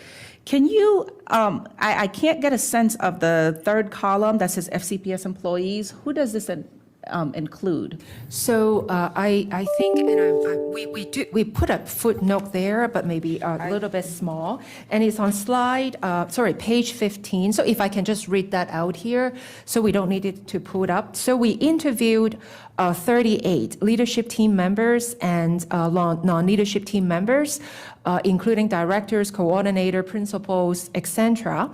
That make up the FCPS employees column. So these are the people that we talk to and really get more insider information about they really think those areas are in need to be looking at.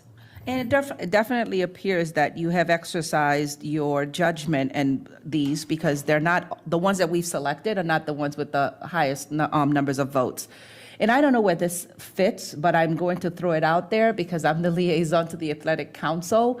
And whether this is a conversation for today or some other point, there's great concern with the community use of facilities in terms of cancellations happening at the schools that are so last minute and sometimes for planned items that it really creates a safety issue depending on what the community use is planned for that day. So I can share that information with you just so you have some background, but I wanted to elevate this in this space. If there's anywhere where this can fall under any of the audits, I think that group will greatly consider that, would greatly appreciate that. That's what I wanted to say. Thank you.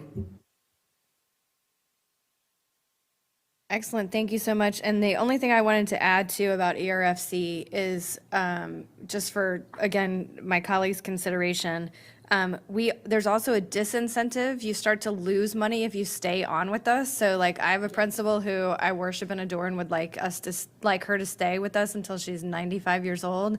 And she next year will, at 33 years, 34, I can't remember exactly what it is, but you start losing your money in ERFC. That makes no sense to me. Like, we should be encouraging folks who are excited to be here and doing a beautiful job with our kids. We ought to not be discouraging them to stay here. And so that encourages, and we saw it this year, many of our principals who were right at that threshold who left and went to another system because ERFC is what was hurting them. Staying in Fairfax County is what was hurting them. And so they went to another system to continue buying into VRS. Which they could continue to do if you work for 50 years, but then they wouldn't get hurt on their ERFC. So that's a major concern to me, that we actually have a system where it costs everyone a lot of money, and we don't want in any way to disincentivize staying in Fairfax County. This is not a bench or a farm team for, Prince William and Loudoun. So I guess that's a question I would have for my colleagues. If this is not the appropriate forum, I'm going to defer to Ms. Sizemore-Heiser, but I would like us to find an opportunity as a board to be able to have that conversation if we were able to ask the superintendent if she's willing to do this, but could we get an outside review of ERFC? What do you think about that, Rajna? I think we're already having to reschedule a couple of things from yesterday, so that may have to go to the next chair and vice chair's term. But I think it's a worthwhile conversation to have.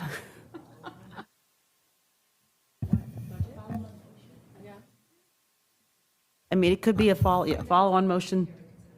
Yeah, it could be a follow-on motion for the superintendent to follow up with, or however you wish to do that. But that would be my I don't know if we can necessarily have a work session now on it, but.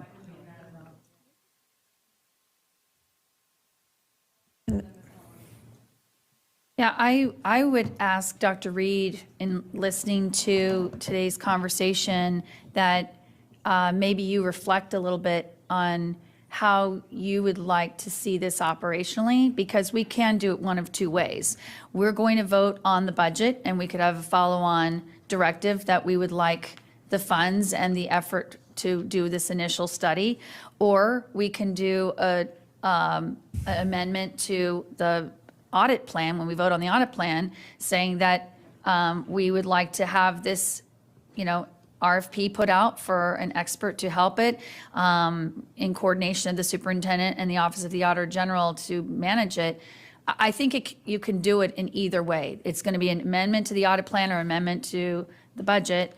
And Dr. Reed, I think that would be helpful to us. But as what Ms. Cohen said, all of us want to help the division make an informed decision, and no decision can be made if we don't have information. So this is really information gathering first, is an analysis of the program and anecdotally what all of us are hearing. Are we losing employees, especially veteran employees, or not? And what are our younger employees saying about that 6% annually? And we're just talking about what the employer puts in. Then there's what the employee puts in, which is at least, 1.5% of their paycheck too for ERFC?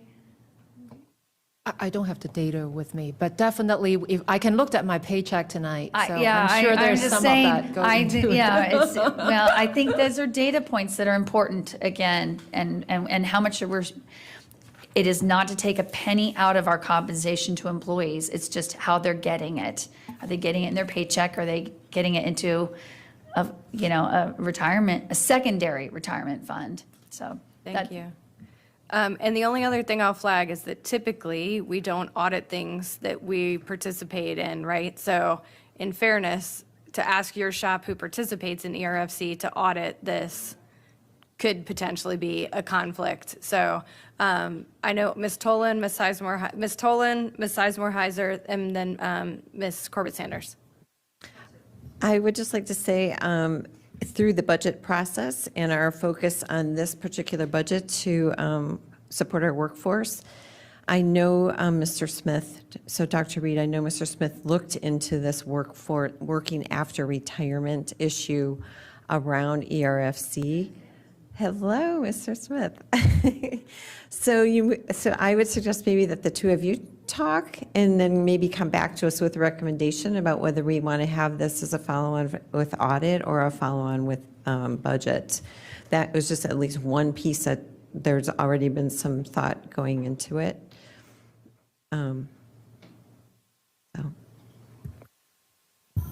Yeah, and I appreciate what Ms. Tolan said. I was just kind of thinking about your question. I do think, there's a large operational aspect to this, right? And so I've also heard the same thing from some staff members who are retiring before they wanted to leave because of ERFC. So I think it's a worthwhile question to look into.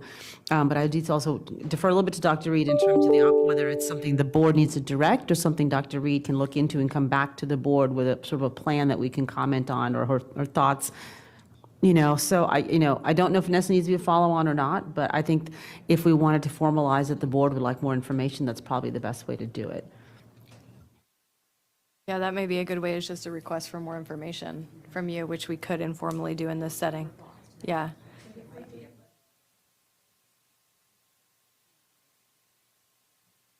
Ms. Corbett Sanders.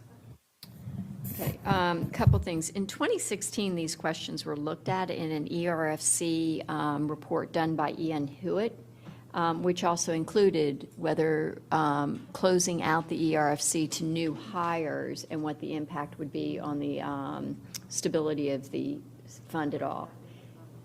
Pardon me, that's part of the challenge. I would suggest that we have a couple of different opportunities to engage with those that are impacted. We have a board of the ERFC. We also have our 4510 meetings in which we could have the question asked about what they're thinking about. And third, if you're looking at doing something, this study was done in 2016 and presented to the board. I would suggest that that be the starting point. Pardon me? Dust it off and relook at it. And I don't think it's as extensive, but if I look at page, and I smiled, Ms. Coe, when you said that about not remembering things at your age. I'm significantly older, and I was like, I know we did it. And so I just checked into our board docs, and on one of the slides, it actually shows what the funding methodology is, what the actual actuary recommendations are, and what the impact of changing the approach. And it does, so I would suggest that that be your starting point, and then allow the superintendent working with the ARFC board and the 4510 for them to come back to us with a recommendation of what they think, what that collective discussion is, so that this board can make an informed decision of whether or not we need to use some of the funds to update that study, or just try something new. But there is a lot of data there that I would just suggest that's a starting point. So may we, without objection, and if someone objects, feel free, but without objection, may we lay this at your lap to Dr. Reed to kind of maybe either through Monday letter or something, just to say the kind of preference for how we explore it, and if you think that it needs to be something that's an add-on, follow-up, follow-on, any and above, we're happy to take that on, but Okay. What do you prefer, a Monday letter response or? Whatever you want. That'd be fine? whatever mechanism you'd like to use. All right, yes, ma'am. Guy writing, smoke signals, any of the above. All right, that means we only ran 4 minutes over, I would like to say, since we started 10 minutes late. Thank you so very much. Ms. Coe, yes. Just one quick, to summarize it in 30 seconds, right? So if I hear from today's board discussion, I think there are a lot of great suggestions to make the plan better when it really like in the execution stage, and we have been taking a lot of notes, right?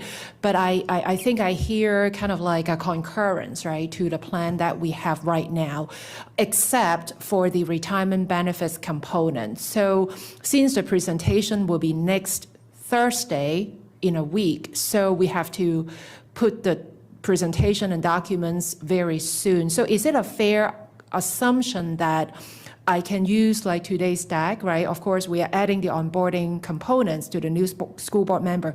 We can easily do that to the other OAG duties. Is that a right understanding?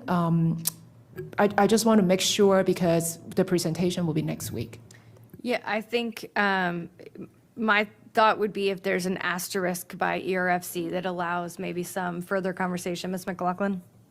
I would just ask from my earlier remarks about the surveying you did, that your team create a specific slide in the presentation, the public presentation, that talks about how many people you surveyed, the different categories that they were, what were the outcomes of their results on the 40-plus items. I think And sorry that's- about that, I missed that. We will add that too. Thank you, Megan. Okay. Perfect, sounds good. I'm guessing it's 20 minutes for lunch, so 12:05-ish. Okay, all right, thanks, guys. Thank you so much. We can go ahead and get started. We are here, we have the next hour and a half or so to discuss the FY24 budget in preparation for our vote on the FY24 budget at the May 25th school board meeting. Just a couple of comments. Please recall we got our original budget proposal from Dr. Reed in January. And since that time, we have a reduction from that budget amount of approximately $28 million. So there's not a lot of leeway in the budget discussion. We did send out, Stella Pekarsky and I sent out several emails to folks looking for possible amendments or follow-on motions, and we've heard very little, which is a good thing given our budget situation. I did ask for a little bit more information today from Ms. Burden and Dr. Reed around the step extension, since there were some comments about that at the public hearing. And so we can talk about that today. So with that, we do have our budget staff here with a short presentation. So we will run through that and then have time for board comments. Thank you.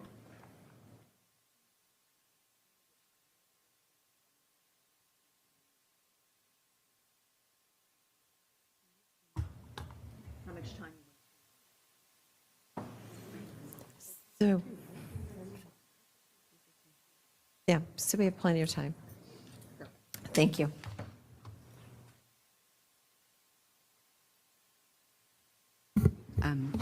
Good afternoon.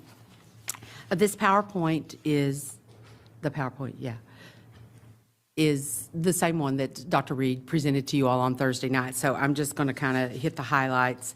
As Ms. Tolan said, the county transfer was adjusted by $15.5 million. They fully funded the recurring costs and excluded the 1% salary retention initiative that was introduced by the governor in his budget back in December.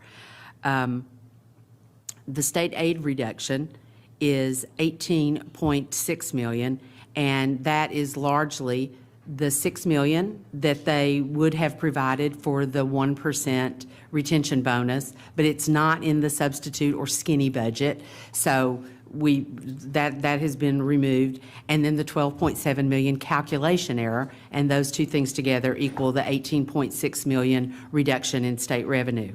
And then the superintendent's record, and then we're also increasing the beginning balance to mitigate the state shortfall by $6.2 million, and we'll fund that out of fiscal '23, this current year end. And then the superintendent's recommendations on the expenditure side are, again, to reduce that retention bonus, which is not included in the substitute budget that the General Assembly passed, and that's $19.9 million. Defer the achievement gap strategies funding and fund that with year end at $6 million. And then the special ed compensatory services fund to year end as well at $2 million, so that we reduce revenue by $27.9 million and expenditures by $27.9 million as well. And that is pretty much it as far as changes to the advertised budget to align with the funding levels by the county and the state. I mean, we don't know when the state will come out with a final budget. It could be June, it could be September, is what I'm told. But if they do allocate additional funding, we'll have to pick that up at year end as a change to the fiscal '24 budget.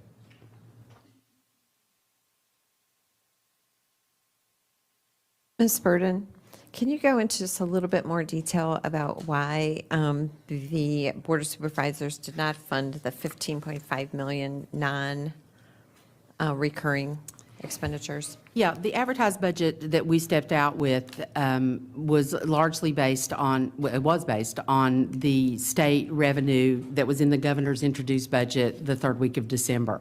And in that budget was included a 5% salary increase for employees, as well as a 1% retention bonus.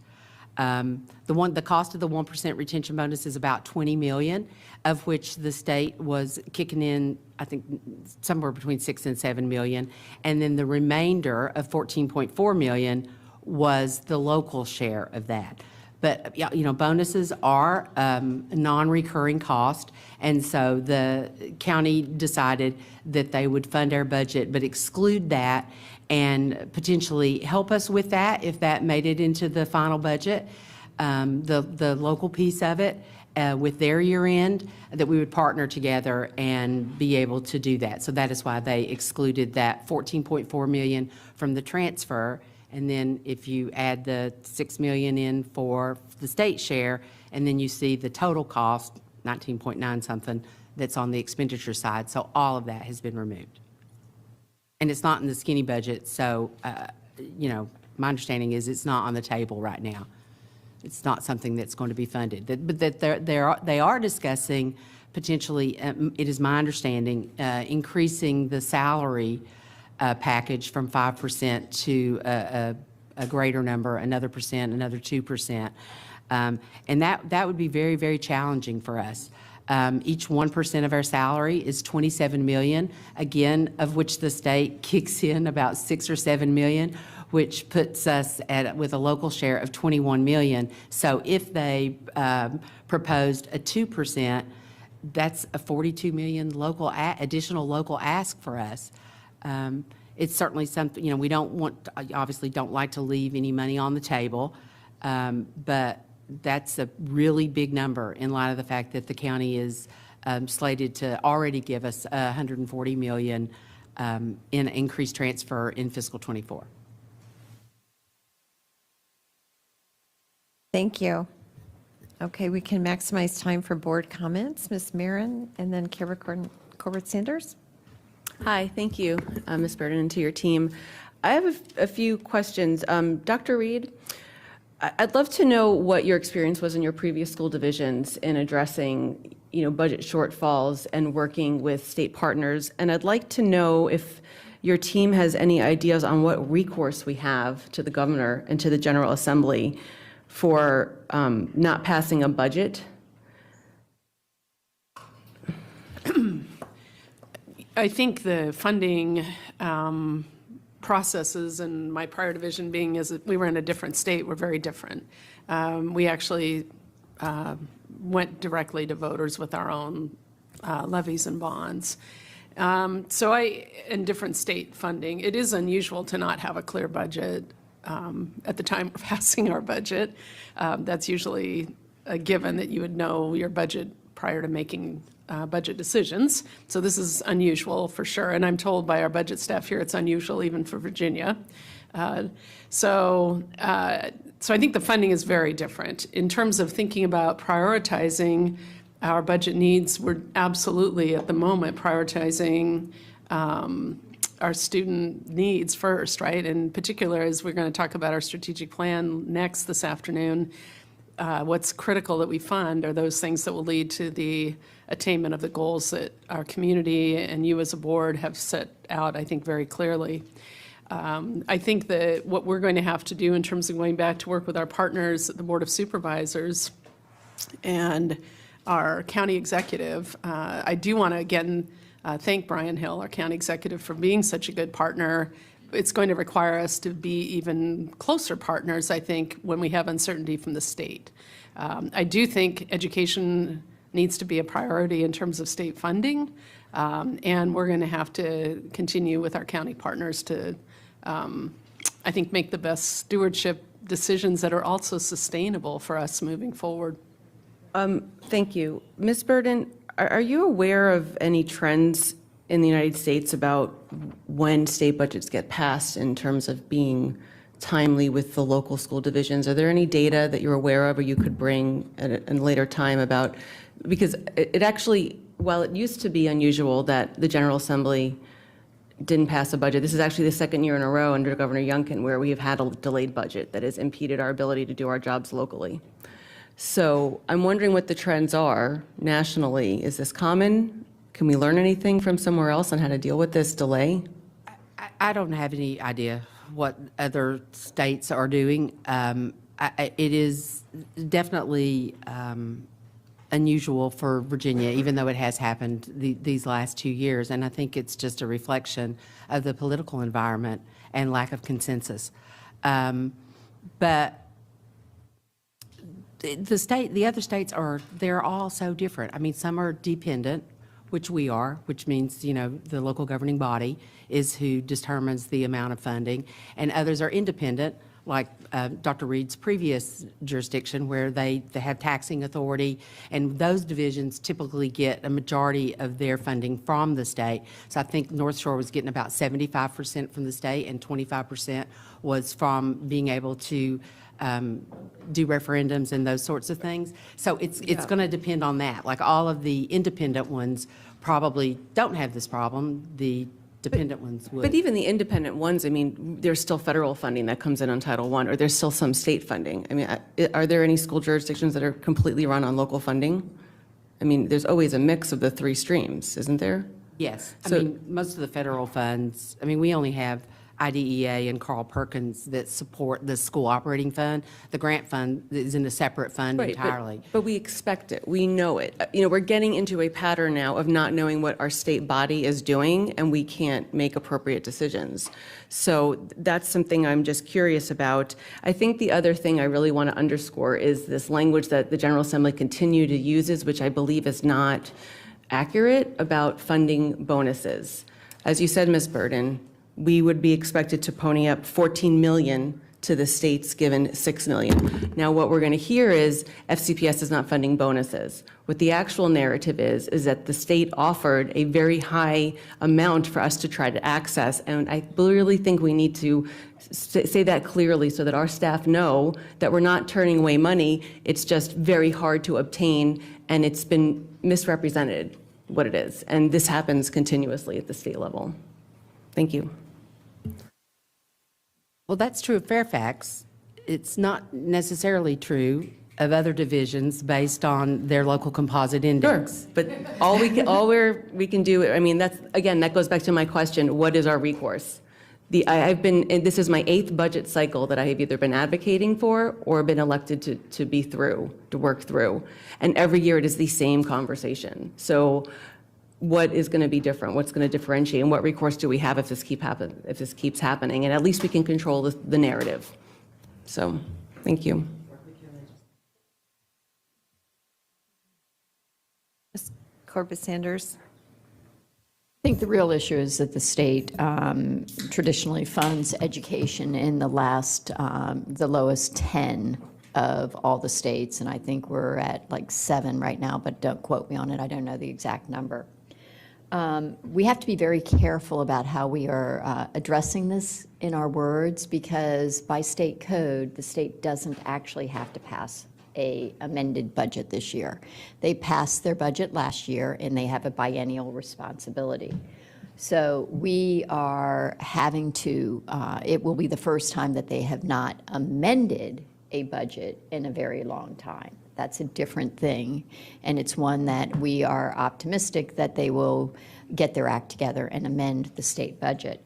But from an advocacy point of view, I would suggest that we should be advocating for, with the next legislature, that we have to somehow address the LCI so that certain jurisdictions all in the Northern Virginia area are funding 70 to 75 to 80% of their budgets locally, and other jurisdictions are funding significantly less. So maybe there needs to be a minimum percentage of funding. I also want to talk, though, about the deferral to year end. We have quite a few deferrals to year end funding. And one of my questions is, where does the staff compensation come into, the retention bonuses come into that deferral to year end? Because that's my understanding in watching what the Board of Supervisors said. They were looking at it as a deferral to year end. And so if any documentation that we adopt at the board table, we need to be very clear that we expect some sort of deferral to year end of that bonus structure, if it were up to me. And also, I want to talk a little bit about the compensation at the upper step, especially, and it's so funny because I don't think the average person looks at steps as being the criteria. They look at how much money is in their pocket at the end of the day and how much money is in their retirement at the end of the day. But there is a concern because there's not an emotional, but there's a perception that you've got so far to go if you have all these extra steps. And so I would ask Dr. Reed if you could kind of talk about the pluses and minuses of adding additional steps versus taking that, and I think it's $8 million or something, I forget the exact number, or 4.2, I apologize. So that 4.3 million, and what happens if you look at that as a way of readjusting it across.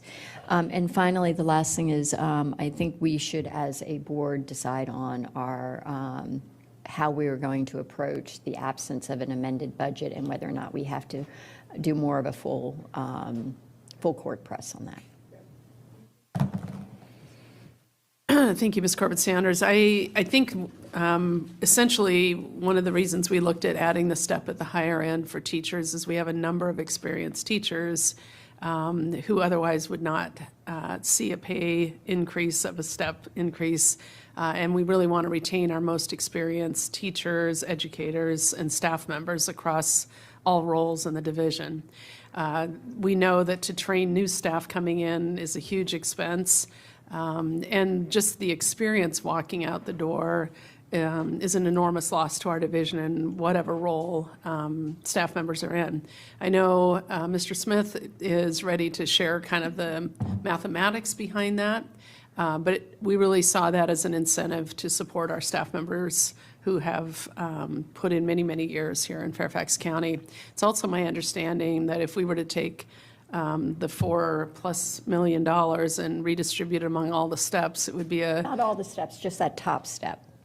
I understand, but I think we've been asked, if we're not doing the top step and we use that money to redistribute it across all steps, that would be negligible in anybody's pay at this point. So, Dr. Reed, I actually sent in a request that was not to spread it across all steps. It was to have a budget response on how it would be if you took it across the top steps. I understand. I'm just responding to there have been questions we've received, not necessarily from you directly, but from staff who said, why don't you just spread it out across all steps so everyone benefits from that? And I don't even know if it was almost negligible that there was any impact. So anyhow, I'll turn it over to Ms. Burden and Mr. Smith to comment further. Yeah, I mean, there were three reasons why we proposed, in the superintendent's proposed budget, an extension of the salary schedules by one step. First, there's always, great discussion every year, at least in the 5 years I've been here. Every year, we have added something at the end to address the fact that the people at the top of except for the pandemic years when we didn't give any salary increases at all. But the other years, we have always added something at the last minute to address the people at the top of the scale. So if we're going to do that every year, then we may as well build that into our budget as identifying our needs. In addition to that, we have very short schedules compared to the other divisions. Loudoun County has 30 steps on their teacher scale. Prince William has 30. Arlington has 31. We will have 25 steps in fiscal '24 with the addition of this step. And then, of course, as Dr. Reed said, the whole retention thing. We want to hold those people that are at the top step here in Fairfax County. And adding the additional step fixes all three of those things. One, that we don't have to add it here at the last minute. We've already got it included in the budget. Two, it increases the number of steps that we have. And three, hopefully all of those folks, which is 2,345 people, will decide that they are going to stay at Fairfax County Public Schools.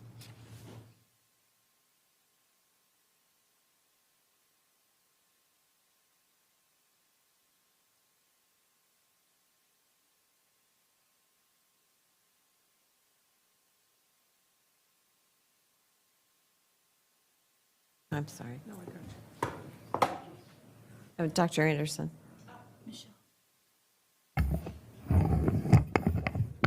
Okay, thank you. Whoops.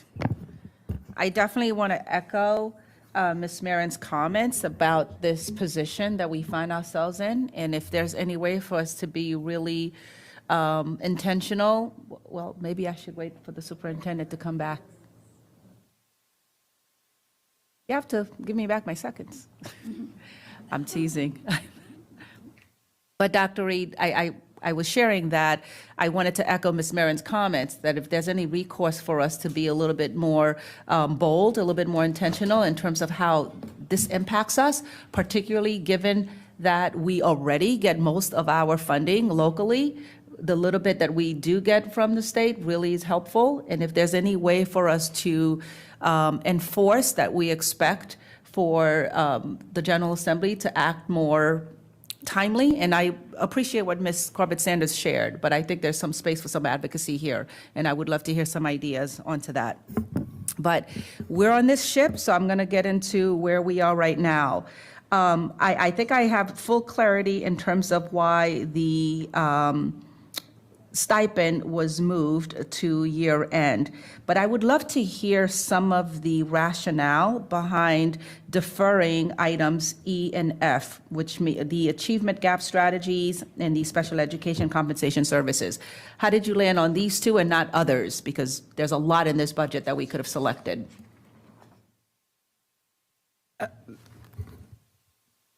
Because those items can be funded with year end.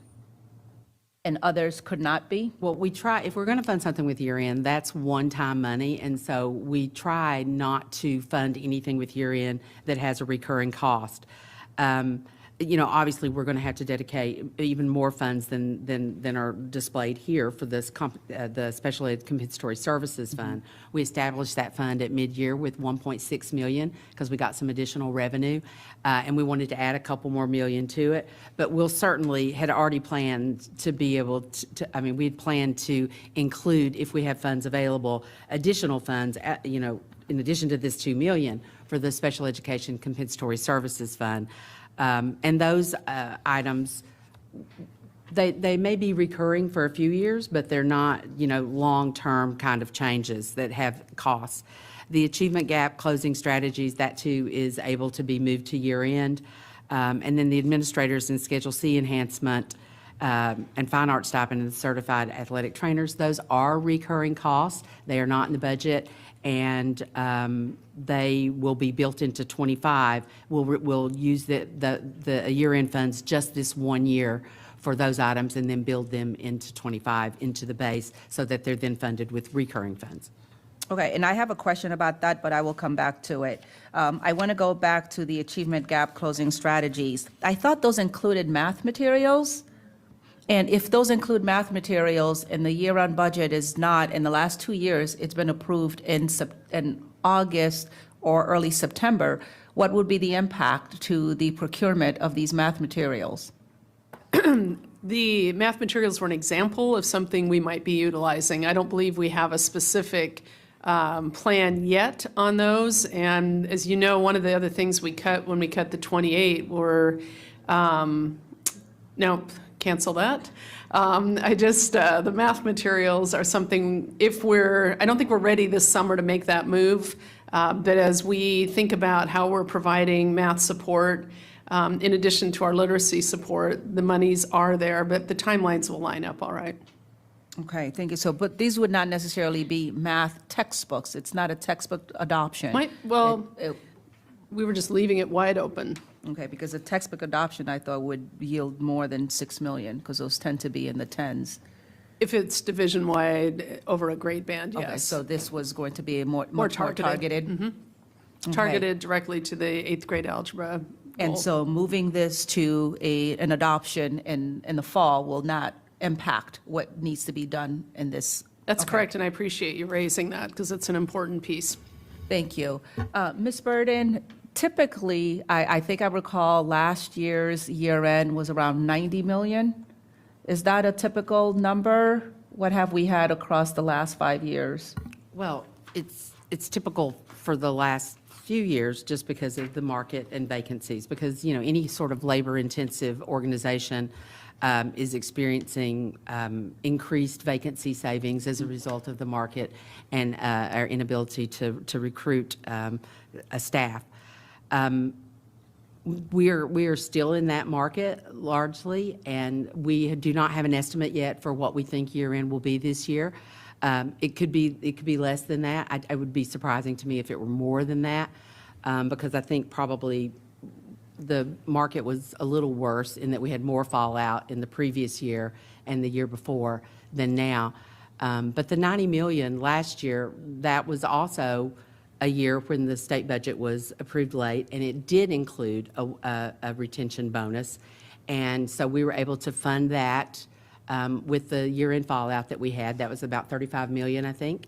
And then it was because of how it was a little bit more than the numbers I've said previously today, because of how we implemented it. When the state funds a bonus or a salary increase, it's for SOQ positions only. But obviously, we're not going to just give, the people who are SOQ positions, because everybody in the state has greater staff than the SOQ requires. And then, of course, we also included a bonus for our non-FTE employees, our hourly contracted employees, basically everybody. And so that number's a little bit larger. So the 90 million last year funded 34 million for the 1% bonus, of which we did get a little bit of state funding for that. And then about 30 million was allocated to facilities for all of the projects that, the board had expressed interest in, stadium restrooms, vegetables, all of those things were funded. We had some inflation costs that we funded with that 90 million, 20 million in staffing reserve, which, needed to thank goodness replace. we had it, because our enrollment has been coming up steadily all throughout the year, and we used almost all of the staffing reserve in the early part of the year. And that was pretty much it. Those were the things that we funded with that 90 million. Sure, and in this climate, given that we see so many bus driver shortages, substitute jobs not being picked up, it will be favorable that, well, it seems likely that we'll have a hefty year-end fund budget to deal with. So that's good, but all for the bad reasons. So going back to what you shared earlier, that it's likely that the state will increase teacher salaries by 1% up to 2%. Is that the plan for us to be able to not leave those funds on the table? I don't think I said likely, because as you know, Well, I could. don't like to speculate as to what a group of elected officials might do I've or heard not that do. before from you. Yes, because that's dangerous. But, I mean, So who here's my knows? question. I mean, If they do that, what is our plan? Is it year-end funds? Is it something else? Because not providing, we left some things last year because we had to. I just want to know that we're kind of thinking and planning ahead. What could be the plan if they do take that action? It depends. If they provide funding for the support cap, which is an item that's been around forever, if they funded that, which I think, was it the Senate that included? Yeah. If there's consensus reached on that, then that is 25 million to FCPS with no strings attached. And so that would be funds that we could access. So if the state said, okay, we're going to give another 1%, then we could use those funds for the local share, because they don't have any strings attached to them. And then there would be the straight share, and we probably could make another percent happen. 2% becomes a little more problematic. Yeah, we would have to make reductions somewhere, or potentially we could fund it for 1 year with year end, and then build it into the base for the next year. But that's just, pushing the can down the road, because it's a recurring cost that you're going to then incur into the future. Yeah, and I want to share that if we do that, and it's a topic we discussed, to build it in means we would have to cut something next year. So it's not a built-in and add on top. We really feel like that, it's going to move whatever we need to cut decisions to next year. I appreciate that, but I think I'm hearing two sides of this conversation where we are weary of adding recurring costs to year end, but I also heard that we have 3 expenditures that are going to be added to year end, which will become a recurring cost. That's correct. So- And those were very intentional in terms of their size. Oh, okay, I'll go back, please. Yeah, they're not as large as a 1%. Yeah. So that's just those 3 items, which roughly are what, 3 point something? Almost 4? May I have a go back, please, meeting managers? Thank you. Mr. Frisch, followed by Ms. Cohen. Thank you. I appreciate Ms. Marin's comments, and would point out that we're not just talking about a delayed budget, we're also talking about an unfixed math error from the governor's administration, and no real apparent interest in fixing it. I think we all agree that we wish that there was more seriousness on these subjects coming from Richmond, and that there are real consequences for not only the errors, but the unwillingness to fix them. Picking up where Dr. Anderson left off, the possibility of a 1 or 2% raise, can you give the dollar figure again of what would be expected on our side? Each 1% costs 27 million. Right. The state will kick in 6. So that makes 21 million the local share. If it's 2%, then it's 42 million, and the state would kick in 12. Right. And so doing the math in my head, we're still in a position because of the LCI where people hear a match and they think, oh, the state gives 6, we give 6, right? Or the state gives 40, we give 4, whatever it is. But in Fairfax County, we're still more than 80% of the money has to come from local sources, correct? Yes. I mean, yeah, give or take. And that's why we're talking about such monumental numbers compared to other jurisdictions. You know, I don't want to leave any money on the table, if at all possible. So I would like, perhaps the superintendent can talk to our lobbyist, Mr. Malloy. When we were looking at raises in the last budget, one of our advocacy points was flexibility around whether money could be accessed regardless of how much was committed as part of the match. So it would be great if Mr. Malloy could be in touch with our delegation, and I'm sure we all will as well. If this moves forward, we need to make sure that a school division does not have to put up the entirety of the match to access any of the match. You know, if they're not going to fix the LCI, which they're not, certainly not before the budget's done, then this is the least they can do to give us some flexibility here. Otherwise, you know, to the point about messaging, they're not giving us anything. And, you know, and it's not us denying the ability to access these funds, it's them denying us the ability to access these funds. And so hopefully our employees are watching this work session, perhaps later in double time, so they don't have to sit through the whole thing. And they will make their advocacy known to our legislators. Can you tell me what the average increase people, employees of the school system would see with the adoption of our budget in their paycheck? It's 5.22%. Step increases are an average of 2.22%, and we've included a 3% MSA.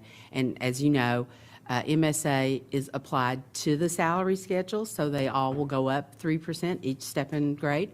And steps are movement on the schedule, so you don't really see those. You should also know that one of the WABE participants just did a survey of all of the divisions and their compensation packages for this upcoming year. And the increases range from 4.4% to 6% with an average of 5.2%. And we're at 5.22. So we're right in the middle at the average. We're right in the middle if we only think of it in terms of raw dollars and not how far those dollars get you wherever you happen to live, right? Because, you know, 10% raise in Loudoun is significantly more than a 10% raise in where, how far the dollar goes in Fairfax County. I Maybe don't know if not I agree Loudoun, with but that. I mean, Stafford or the something cost of else. living, I would think, is probably similar in Loudoun to Fairfax. Okay. But the further out Spotsylvania. you go, the further out you go, yes, the cost of living certainly is impacted. And so particularly for us, we need to be cognizant of that, especially if we're averaging at 5.22 and the county is doing 8. We need to do everything we can to get our number up in the best way possible and partner with our partners if they're serious about doing it with us.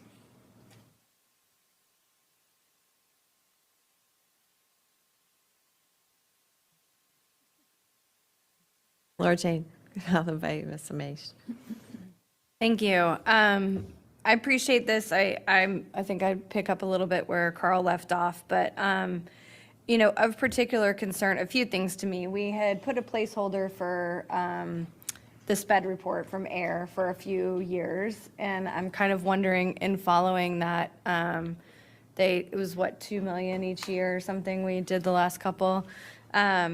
You know, wanting to look at where that's going and not losing track of that placeholder money.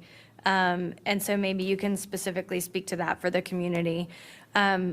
Another piece is we know we gave ACSD a charge this year to look at staffing at Burke, Key, and Kilmer.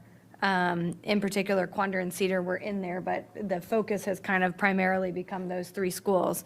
And right now, as a result of some significant increase in the population at Burke School and some significant increase in crisis, we've put a whole bunch of staff in at Burke.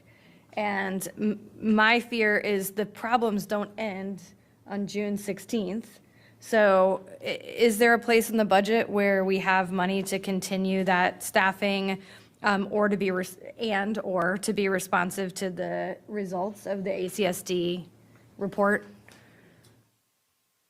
Well, okay, first, the AIR report, $2 million was budgeted in this current year for that, to be able to address the results of that report. And my understanding is none of that has yet been accessed. And then we have another $2 million for that purpose in the fiscal '24 budget. And what was the last topic? Asking about the staffing at Burke School. Yeah, the finance staff, budget staff has been meeting with the Burke staff people, and we have allocated additional staffing for them in fiscal '24. And then, of course, we also have the staffing reserve if their numbers, continue to climb. So I think we've got that one handled with just our regular budgeted resources. And I would argue, I know we've had this conversation a few times, but Key, Kilmer, Burke, but a lot of our schools who have either one-to-ones or, students who we know have a nurse with them.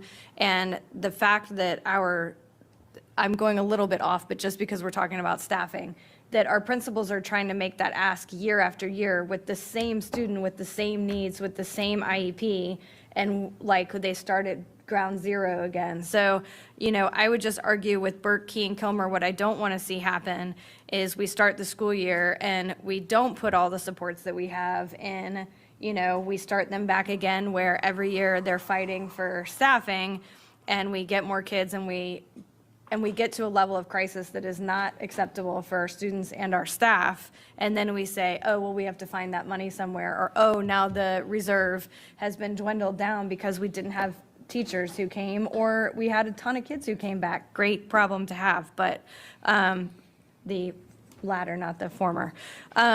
The other question for me is retention of staff generally, but SPED staff specifically.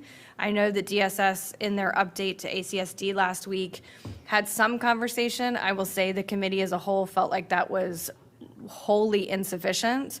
And I guess if you could maybe speak, Mr. Smith, to what are we seeing in terms of people who've put in that they are either going to retire or not come back here from SPED staff, and how are we proactively addressing that? So I don't think we have those specific, and good afternoon, everyone. I don't think we have the specific numbers yet. What we will see is we'll see a bump around the June 15th timeframe where teachers choose and elect to share that they're leaving the system. And so we'll have a much better sense of that. And of course, all of our reporting is in the arrears, so we'll be able to share that with the board with the dismissals and separations report. I know that in terms of we're doing some things around the recruitment piece to ensure that we're spreading a wide net with regard to recruitment. Our HR team meets regularly with the Department of Special Services. We have advertisements out across the country. So we are working on the recruitment piece. The retention piece is always an issue for us across the board. I don't know if I can specifically answer any more of your question, but we can get a better sense of those numbers after June when more of our teachers will be separating with us.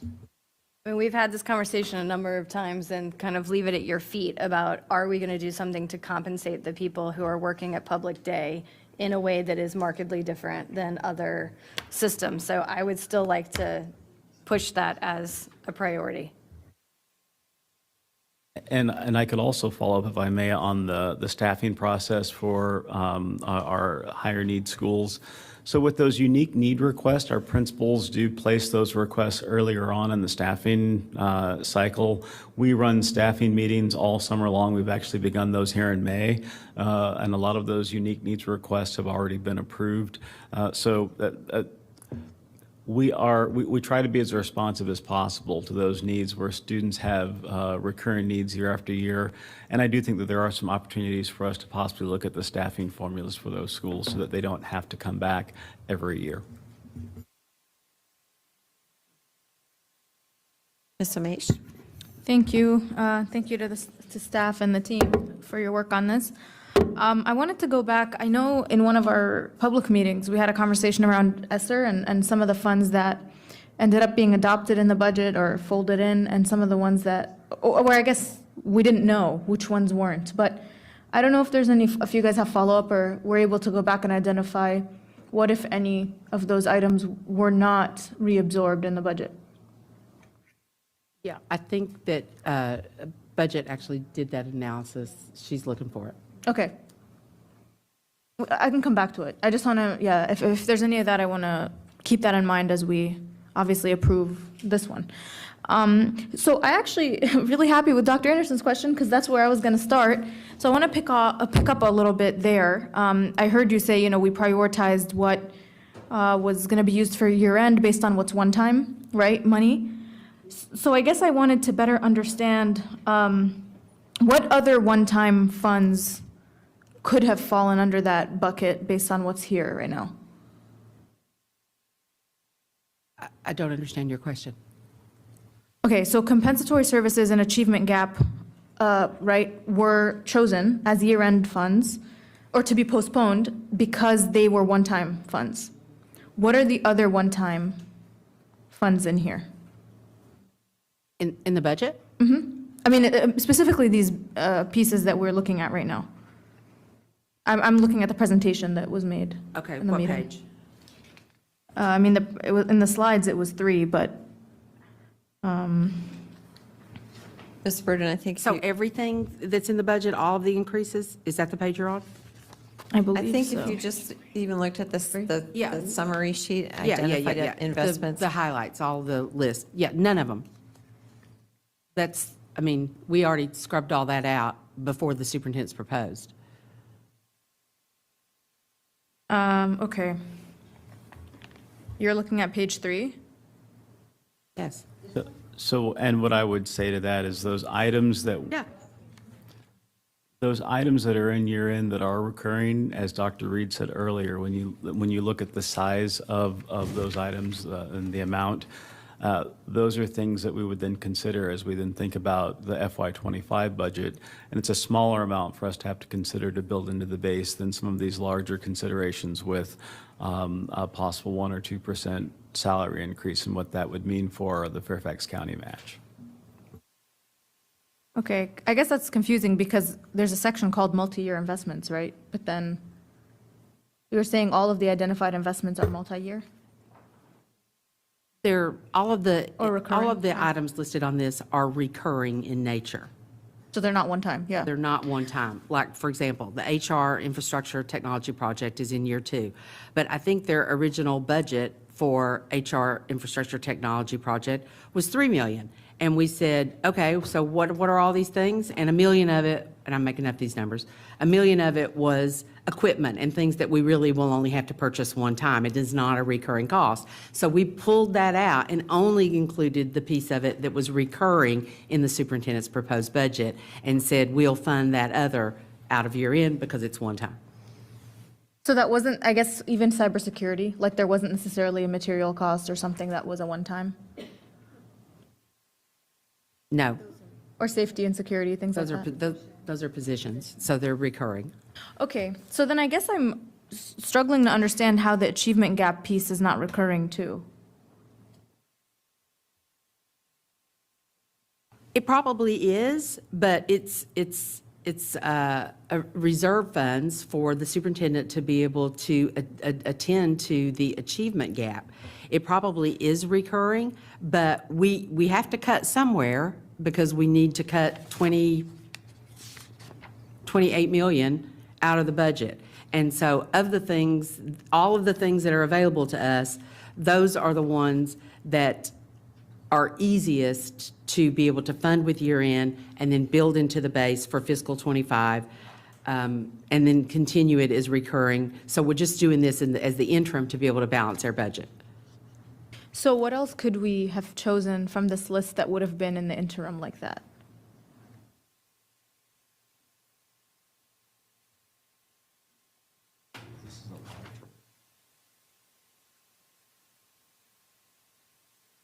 Yeah, this is a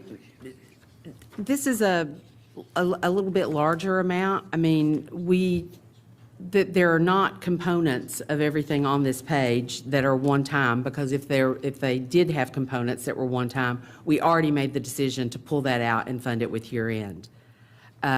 We could have chosen, we could have chosen the equitable access to literacy plan. We could have done that from year-end instead.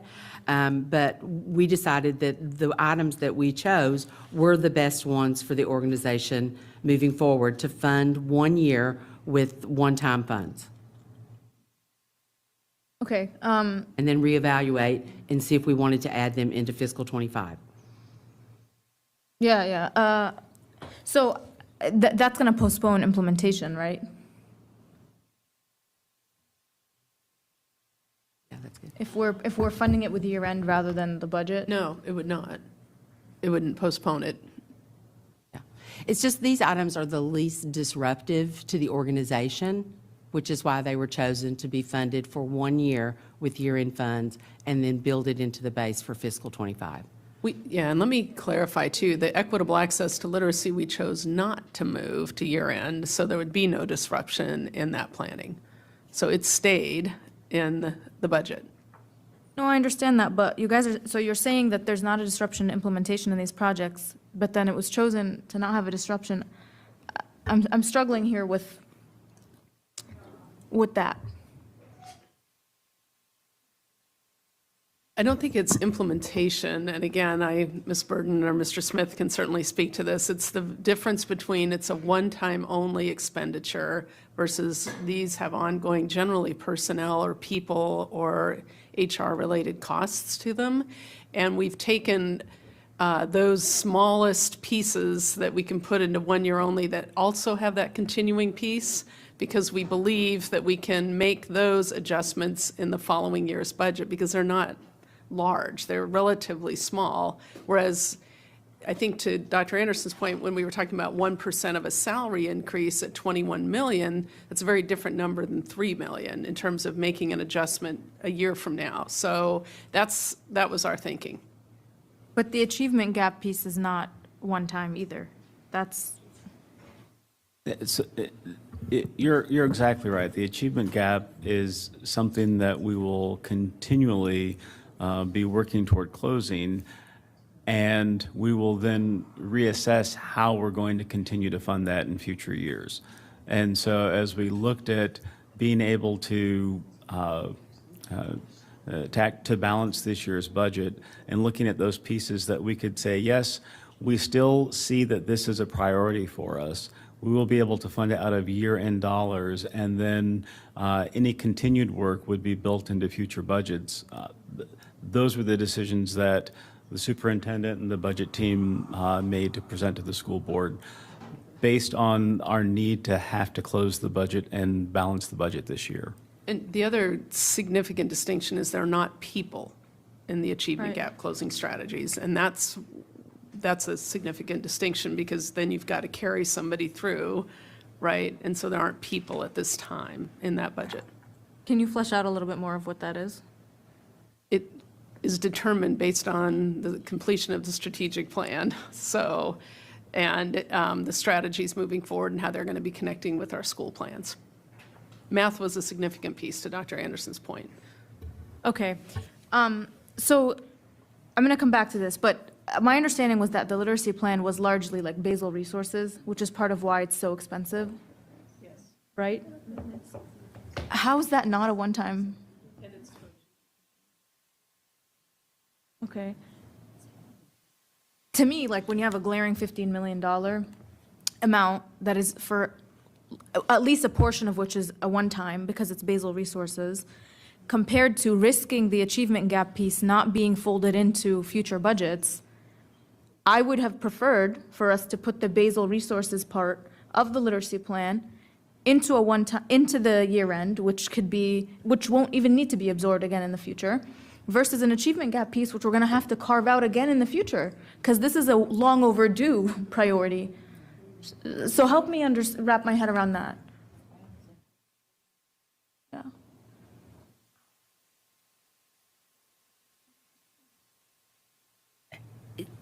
We had to pick something. We could have picked textbooks. We chose achievement gap strategies. The funding for strategic plan, achievement gap strategies, those kinds of things, last year was funded out of year end. And so our plan is to do that again in the next year. And then we'll reevaluate it. And if we need to continue to provide that level of funding, and it's clear that it's going to be recurring, then in fiscal '25, we'll build it into the base.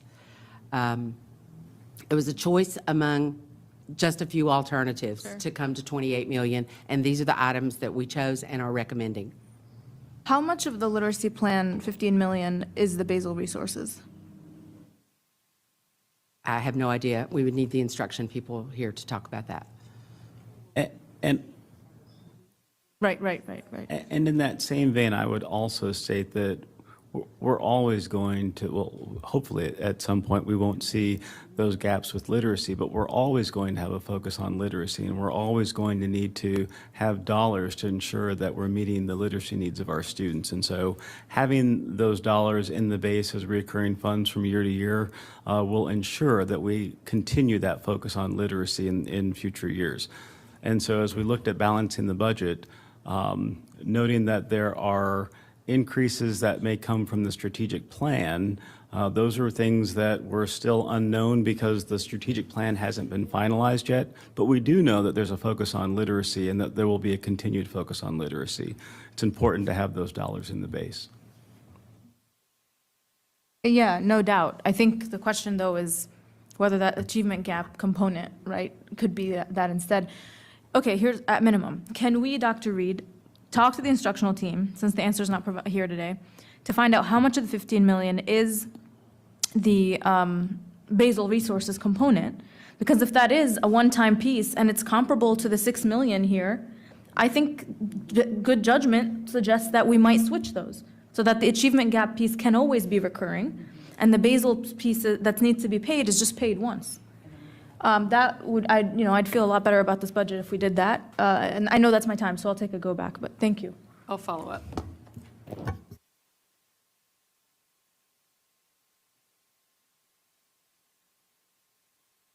Ms. McLaughlin, followed by Racha. Thank you.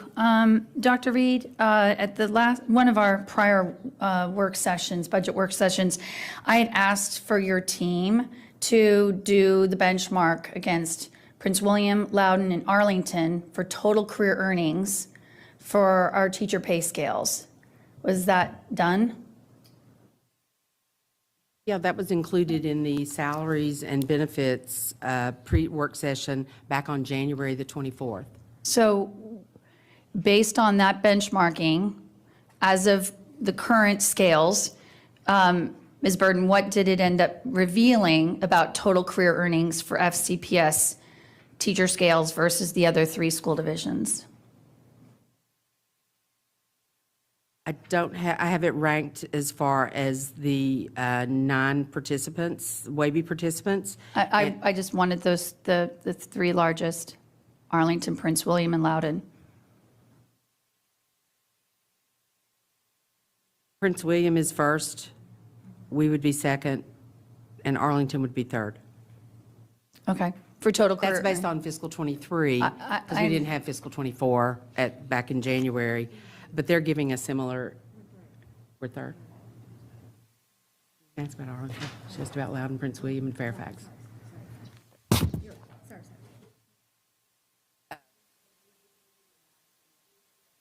Everybody's on hold as far as their salary package. And so it looks like that, based on the survey that I just got today, most are doing about a 3% MSA. So we're probably going to all kind of stay in the same rank, even though this was fiscal '23 data that I just told you. Again, dependent on what the state does and who is able to add additional percentages if they do something. That might change the picture, but if everybody kind of stays where they are, that's where we would remain in '24 as well.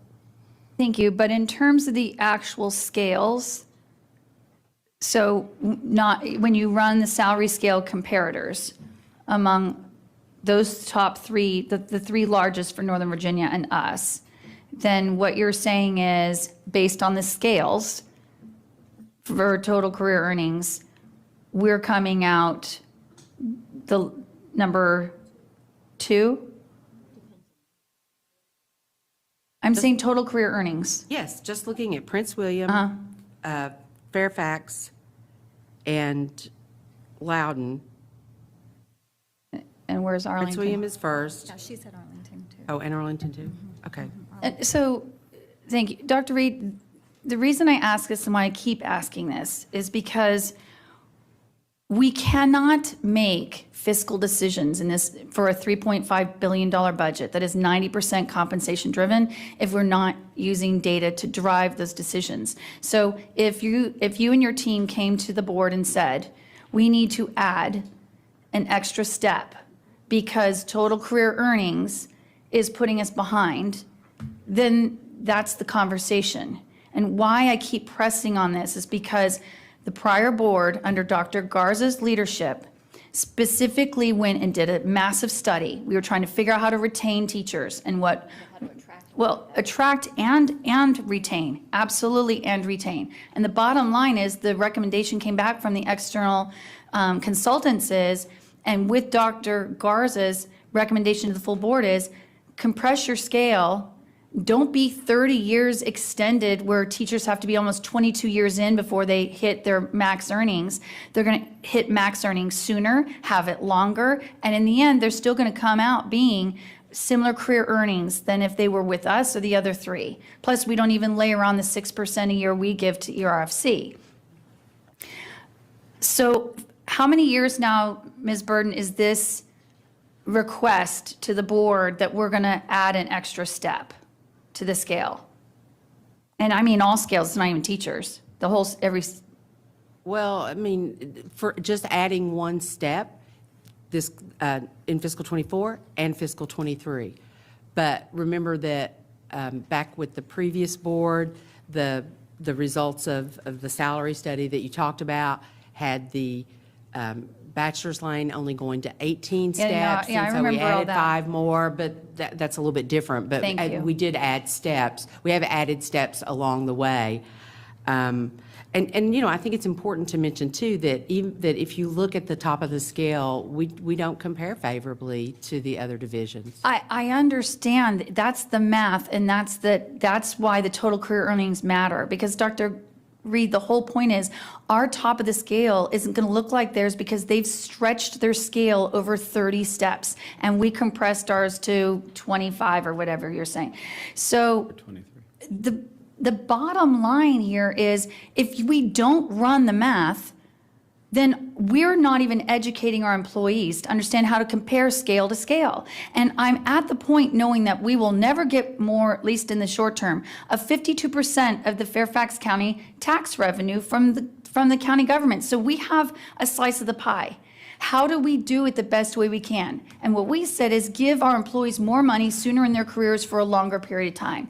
If we're gonna start playing the scale game, then what we need to do is say, we're going to revisit this and we're going to just mirror Prince William, Loudon, and Arlington. So work for us, work for them. You're back now on a 30-year scale. But it can't be done both ways. We can't have a compressed scale where we're paying more and for a longer period of time. Oh, and then we're going to also keep adding steps at the very last end.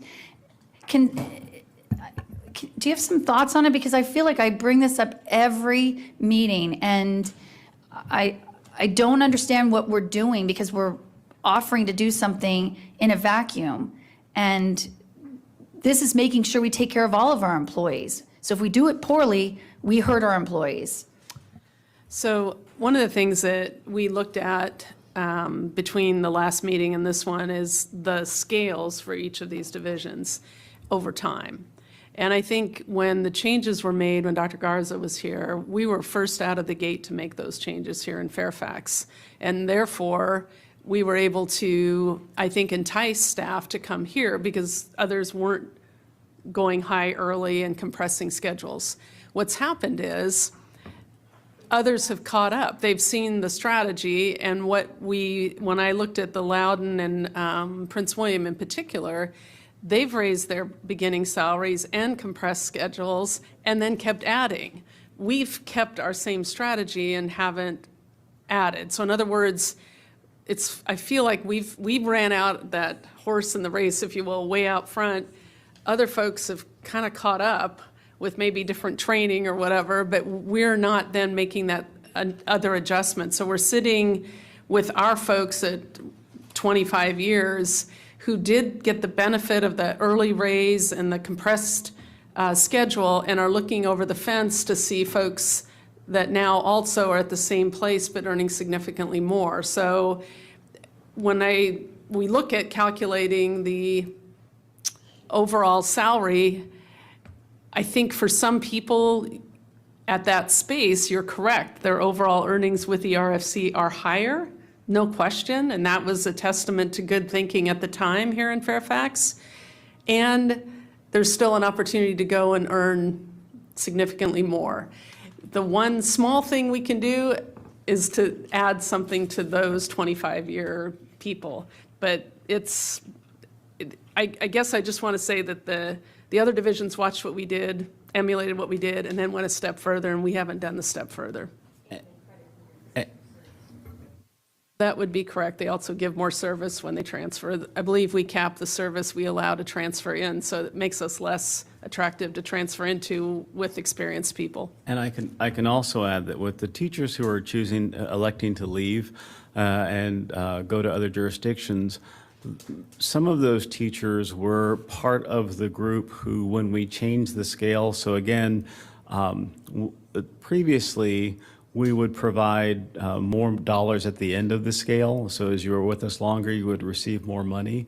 We then changed the methodology to provide more dollars at the beginning of your career with larger intervals in between, smaller intervals at the end. So you have some teachers who missed out on those larger intervals because they were in the middle of their career and are now at the 2 to 1% increases from one year to the next. So adding that additional step is a way to also help with the retention piece, because some of those teachers, when you think about career earnings, they didn't get to take advantage of those larger compensation or salary amounts at the beginning of their career. So I'm looking at this total career earnings chart, and just to be clear, even with Arlington to us, it's a $24,000 difference over 30 years. So you're talking about less than $1,000 a year. But we then give a 6% per year employee contributions for ERFC. So I keep saying this is what we do. That's a mistake. Everything's being done in a vacuum. When you layer on our employer contribution to ERFC, we are at the top of every school division for total compensation to our employees. And that's not the narrative that a single one of your team is talking about. And it's no wonder we lose people, because the narrative is you're going to earn less here. And actually, we are by far the best bank in town for a career. And if we don't fix that, Dr. Reed, this little $4 million a year isn't going to move the needle. Yeah. So thank you, Ms. McLaughlin. And the 6% is significant. And that 100% agree with you. And if you and I are sitting at 25 years right now and are thrilled that we've had this benefit, right? And people are thrilled. Let me just put that on the table. Staff at 25 years are thrilled. And still have the ability to fully collect their ERFC and leave and collect a higher wage next year at a different county. They're going to leave. And we have other people that want to stay, but just the fact that they have what we have this year is not, I don't know if that's enough recognition. If we end up going to a 30-year step, which is to catch up with everybody else, then we will far exceed those other 3 districts because we compressed. Yeah. So I am tired of the fact that we don't have enough money to do what we need to do.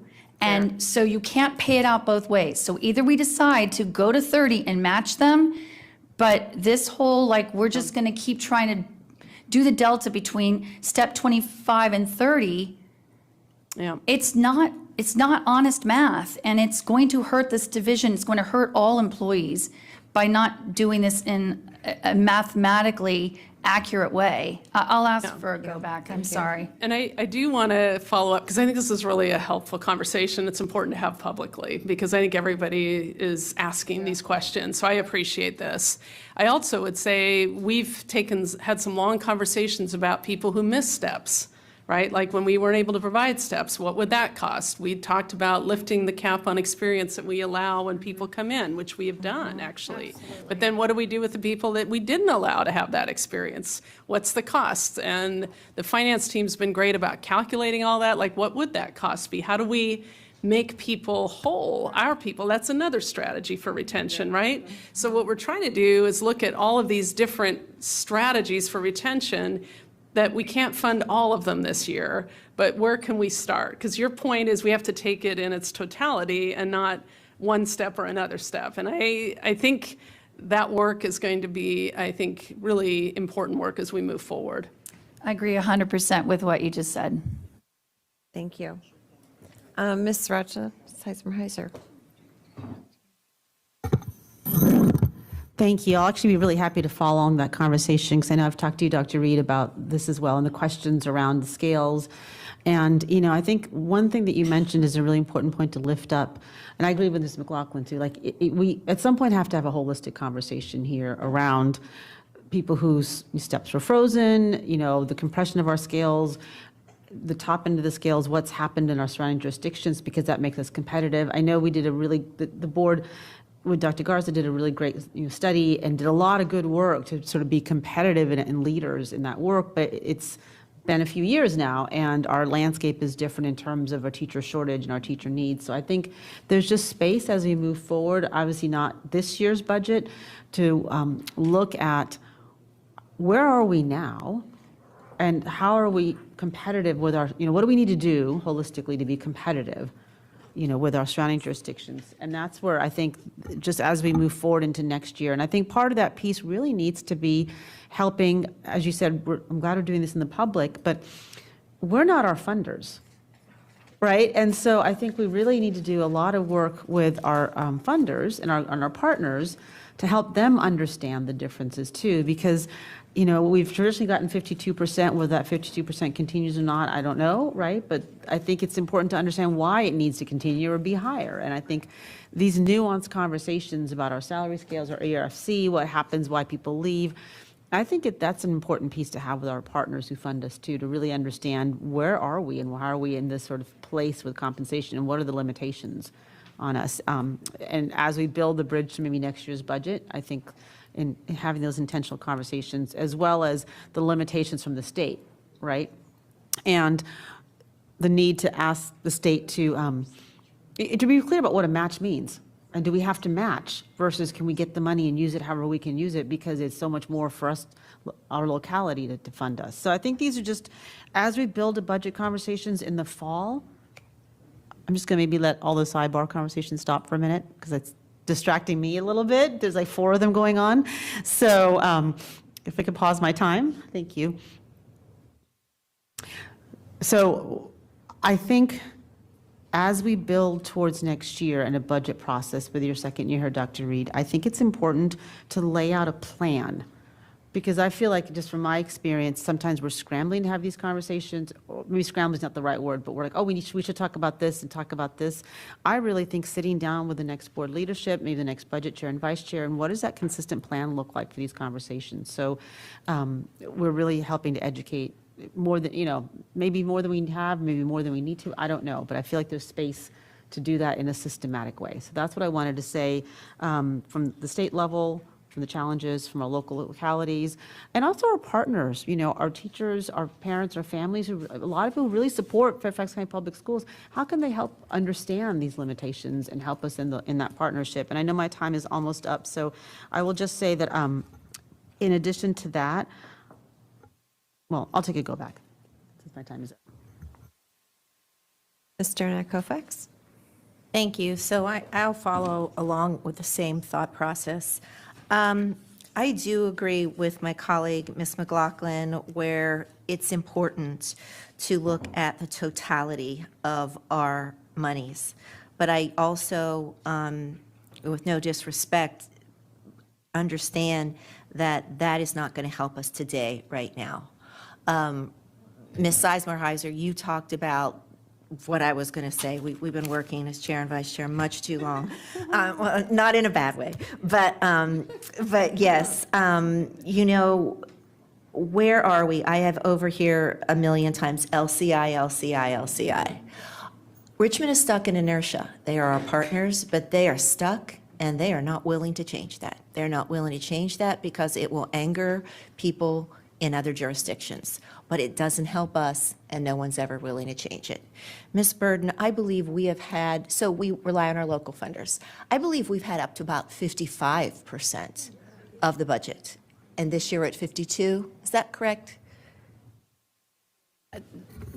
I looked at that recently over the last 16 years, and it has ranged from 51.6 in this current year to 52.8. 52.8, 52.7 looks like has been the 52.8 has been the highest. You know, back in the 14, So this is a 15. 10-year? 10-year?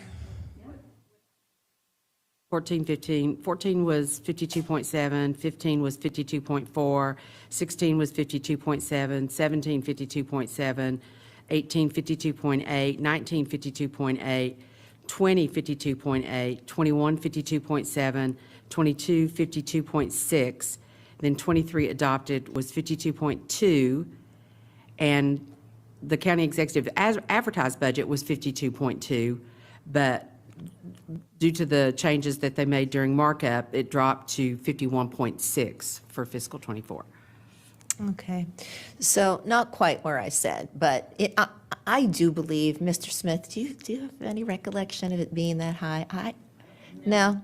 Okay, all right. So anyway, so I'm off, but close to 53, and now we're at 51 point, almost 52.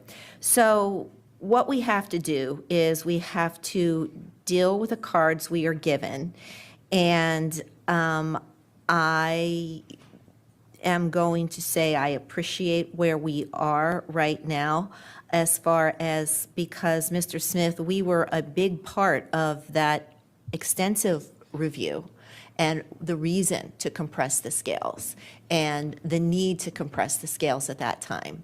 But as you just pointed out, we are in a different time now. 5, 6 years can make a huge difference about where we are. And when people take us as the lead and then do better, that's where we find ourselves right now. So I am in support of where we are right now. I am all for continuing to work with our state delegation in Richmond. But I have found over 12 years it's been a little bit of a frustrating battle. And I hope we can continue to do better. And then, you know, we have also talked about national, right, and where we are. And we get back to, yes, what we're getting for military families, children, IDA funds. So we have, as Dr. Reed likes to say, lots of opportunities. And, but I am pretty comfortable with your recommendations and staff's recommendations right now, even though, but Ms. McLaughlin, I am not going to discount what you said. I think it's important. I think it has to be part of the narrative. It's part of the communications plan. It has to be stated. I don't know if it's going to fall on deaf ears or not, because we're talking about millennials. We're talking about, you and I are both millennial parents, and we know how, you know, these are our younger teachers. But, oh, my time is up, so that's it. Thank you. Ms. Keys-Gamarra, we see your hand up there. Thank you. Obviously, did my camera come on? Hold on. All right, I tried to turn the camera on, but it wouldn't come on. All right, Dr. Reed, I do support where we are, but I do think also that it is perhaps an indication of how we may need to prepare for the future. I agree with my colleagues that said, you know, the LCI perhaps is not going to change anytime soon. And it's my understanding there's actually a a constitutional requirement in Virginia that they balance the amount of funding for education across the state. I'm not sure that we are, I know we believe we should get more. I'm not sure how that's going to shake out. Perhaps that's some of the hesitancy. With respect to our current recommendation, I do have a question regarding the deferment of SPID compensatory services. Is that going to hurt us at all in terms of following through with that commitment, or is this just a way of saying we're going to take care of it out of end-of-year funds? Thank you for the question. It's a way of saying we'll take care of it out of end-of-year funds. Okay. All right, because I certainly don't want that to harm us in any way. And I know we're so far in the game. I hate to send a message to our employees with, regarding this deferred bonus. Have we looked at any other alternatives where we might be able to meet that previously discussed option? I have spoken to Chief Executive or County Executive Brian Hill, who has committed that once the state shares their commitment to the 1% bonus, what their financial contribution would be, that they at that time would sit down and look at county year end to support the 1% bonus for us. However, I will hasten to add that if Ms. Burden's, I don't know what we would call it, her vision that we might see a different salary possible, maybe kind of increase from the legislature, we might be better served at that point. I don't know if we can do both, right? We'll have to look at are we going to be able to address the salary percentage should that occur, or the 1% bonus, but I don't believe that we would be able to do both at that point unless Ms. Burden corrects me about that. But I think it's one or the other. So I don't want to I want to manage expectations.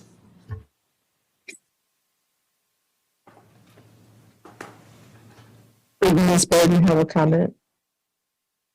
I'm sorry, I can't see people very well. No, Dr. Reed is absolutely correct that it would be unusual if we were able to do both.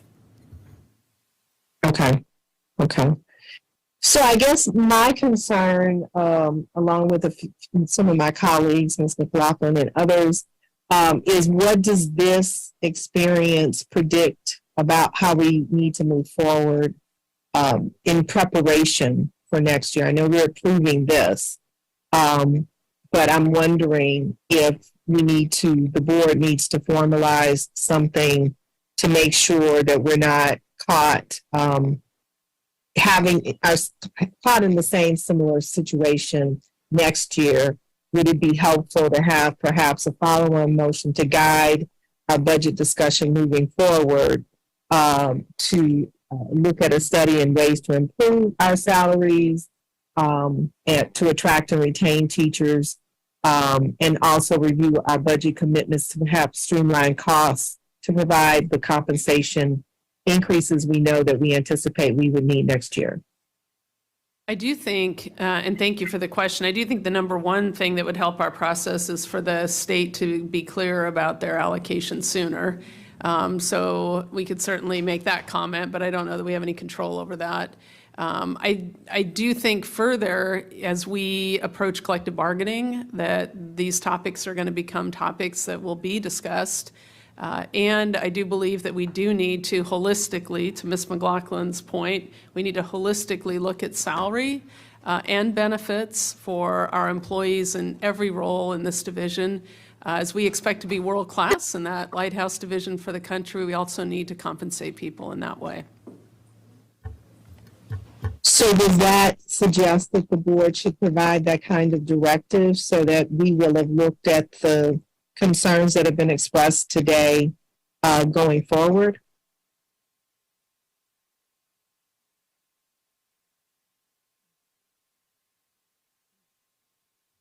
Well,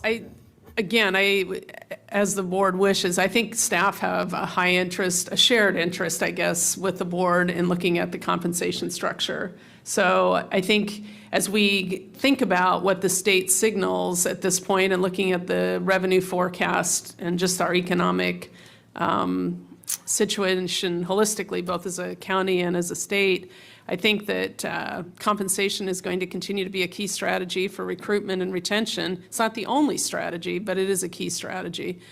So I think we share the interest in looking into that. Mr. Smith, were you going to add something? And I was only going to add that when you look at the step increases for our neighboring jurisdictions and Wavy schools, they range anywhere on average from 2.4 to 3%.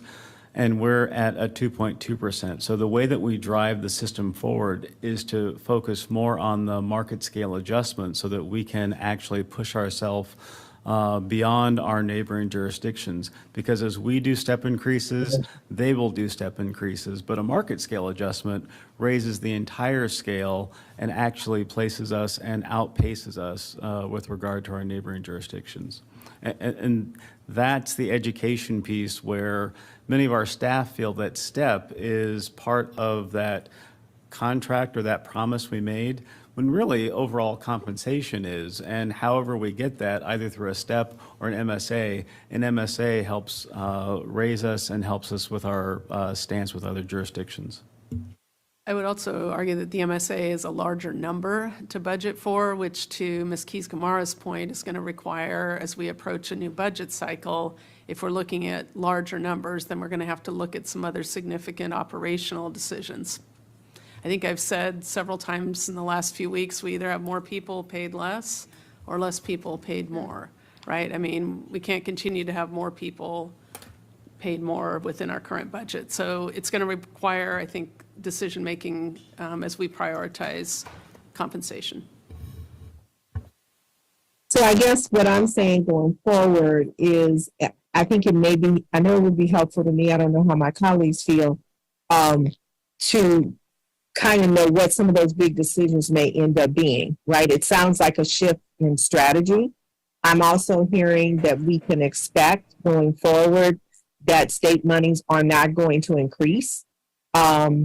And the federal funding is also being cut short as a result of some of the COVID funding. So I'd like to see how the board can be apprised of strategies to address that from the next going forward. I know this doesn't apply to what we're talking about today, so perhaps we can consider having a plan moving forward.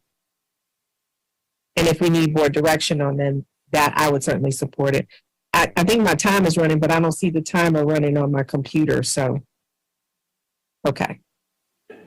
I'll give you 20 seconds.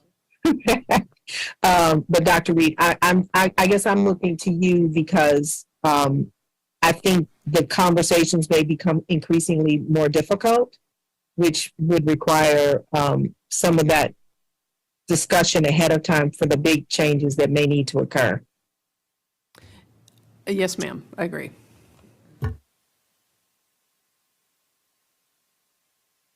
Ms. Pekarsky? Okay, thank you. I don't have any questions per se because I get to work with you lovely people. And I am in support of where we are right now. I thank you for being flexible. It is frustrating to find ourselves here, but so be it. I've heard from several people, more than several, that there is some interest in ensuring that our local delegation understands why it is a pressing need for us to know whether or not they're going to change or amend or stay as is. And it has a very real impact on our budget, on our students, and on our staff. So I didn't hear any formalized way for us to do that. I heard, Mr. Malloy. I'll throw it out there. Do we want to send a letter that is more formal? Do we want to maybe, ask our Board of Supervisors to join in on that? Would leave that to our chair maybe to have that conversation. Okay, oh, yeah, that's, I'll leave you. I just wanted to put it out there so that when we are going around again on go-backs. Maybe folks can comment on that, and then the chair will take a vote on more formalized way. And I have not heard anybody say definitively that they have any amendments or that they have any follow-ons. I do believe because of the status of where we are this year, and right now, we need to know that, so we don't have any last-minute headaches or panics for our budget staff and our budget chair and chair of the board. So on this next round, please make that clear if you are planning to do anything, or even if it's just a budding thought, so we can follow up. We have on our list the folks who said they wanted follow-up. Oh, yeah. I'll just say I have Karen Corbett, Dr. Anderson, Ms. McLaughlin, Ms. Sizemore Heiser. So if you can put your placards down, and if you want another, just put them down because we have you. If I didn't call your name, put them up so we can add you. And I think Ms. Tolan wants to also make some comments. Thank you. Thank you. And thank you to everyone for your hard work, including my colleagues on this entire process. Just a couple of comments based on what we've been talking about. One of the reasons I keep saying I like this budget is because the main focus of it is compensation for our workforce. And I think just given where things have been going, particularly post-COVID, and the way things have been going in education, that is not something that will change. We'll be able to change that over the upcoming years. So I think our conversations today around, really needing to have a overview and, analytics around salaries, et cetera, I think will just be a part of what we have to do moving forward. And as Dr. Reed pointed out, and we had comments at the public hearing, hard decisions around other parts of our budget in the upcoming years to make sure we can support workforce and, the salaries that go along with it. I just want to mention very quickly, I have heard so much positive input about the middle school athletics addition to the budget here. And people are really excited and looking forward to seeing, what that will look like next year and, how that might expand in the future. I think we also have to keep in mind, we are, working on our strategic plan. So kind of back to my earlier comments. What comes out of that strategic plan will also generate budget priorities for the upcoming years. So, workforce and workforce retention is certainly in there, and will lead us back to this holistic view of, how do we retain and, hire the people that we need.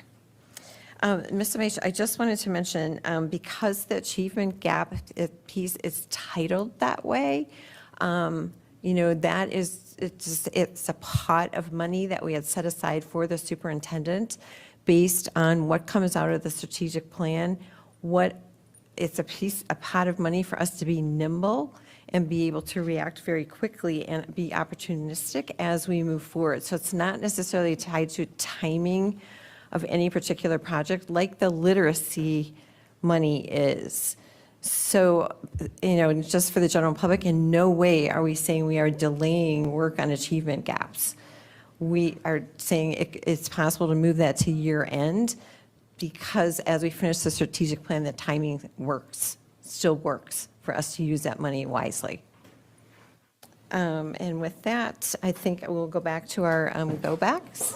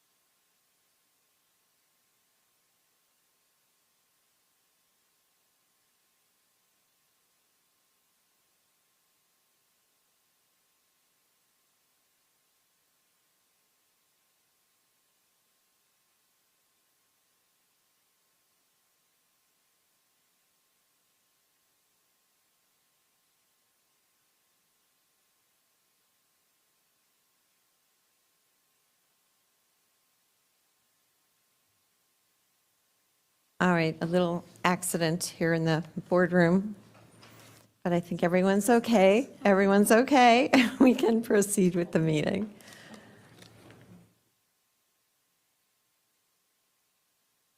Okay. All right, so we've got several people with go-backs. We will start with Karen Corbett-Sanders. Thank you. I actually want to parse my go back in two areas. The first piece is, I think many of us around this table have been getting phone calls, emails, expressions of frustration regarding community use and the increased cost of community use. Less worried about the increased cost, but tying it to having an external insurance program where they have to prove that they have a certain level of insurance, even if it's just for a one-time incident. And so, Dr. Reed, if you could look into that, if we can find some way where people can even do individual, event insurance, which is something that I used to do when I was active in the PTAs and boosters.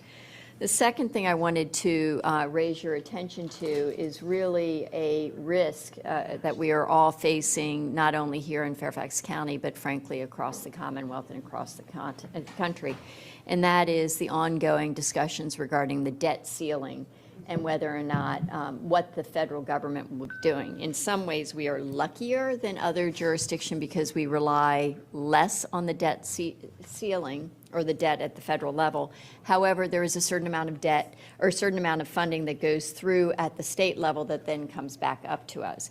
And so it would be helpful to understand a risk analysis, because I see the discussion both at the federal level and at the state level regarding a clawback of ESSER funds, which seems unfortunate given that when those were allocated, we were asked to make a 3-year plan, and that's the plan that we made and that we're working towards. And so those are obligated funds, and we should be able to say, if you claw back, this is how it's going to impact our children. And so I would like to know, and you don't have to do it today, but what is the risk analysis associated with if we have pullbacks on the funding of social services at the federal level as well as the ESSER funds? I would just comment, I had a really thoughtful meeting this morning with our psychologists and school social workers. And I will say that there's a tremendous amount of frustration. I just was listening for an hour about the reduced services in our community and supports, which very often have left families with no one really answering the phone except staff at schools. So I think that we really need to, again, partner closely with our county board of supervisors, our county executive, and our partners just across the board in the not-for-profit sector as well, because I think with the SNAP benefits recently cut, which affected our food and nutrition, and we have, we believe anecdotally, many, many more families experiencing food insecurities. With housing subsidies, dramatically cut back. They're just, I think everything's getting tighter, and we're kind of being caught right in the middle because we're often. So that is precisely my concern, is that with the cut in Medicare funding, with the cut in SNAP benefits, with the cut in, or a clawback of possible ESSER funds, what would be very helpful for this board is to have a impact analysis, and one that is easily digestible, that can be shared with the community so that people are able to say what their concerns are. Because if we end up with a stoppage of funding, just those families that are connected with the military and with the federal government make up a huge percentage of Fairfax County public school families. And I'm particularly concerned because it will happen during the summer. And whereas we were able to address some of these concerns the last time we had something like this, but it happened right in the middle of the year, this could be very, very difficult for our families. And so can I ask you to have somebody do that risk analysis for us? Sure, we can take care of that. Yes, ma'am. Thank you. Dr. Anderson?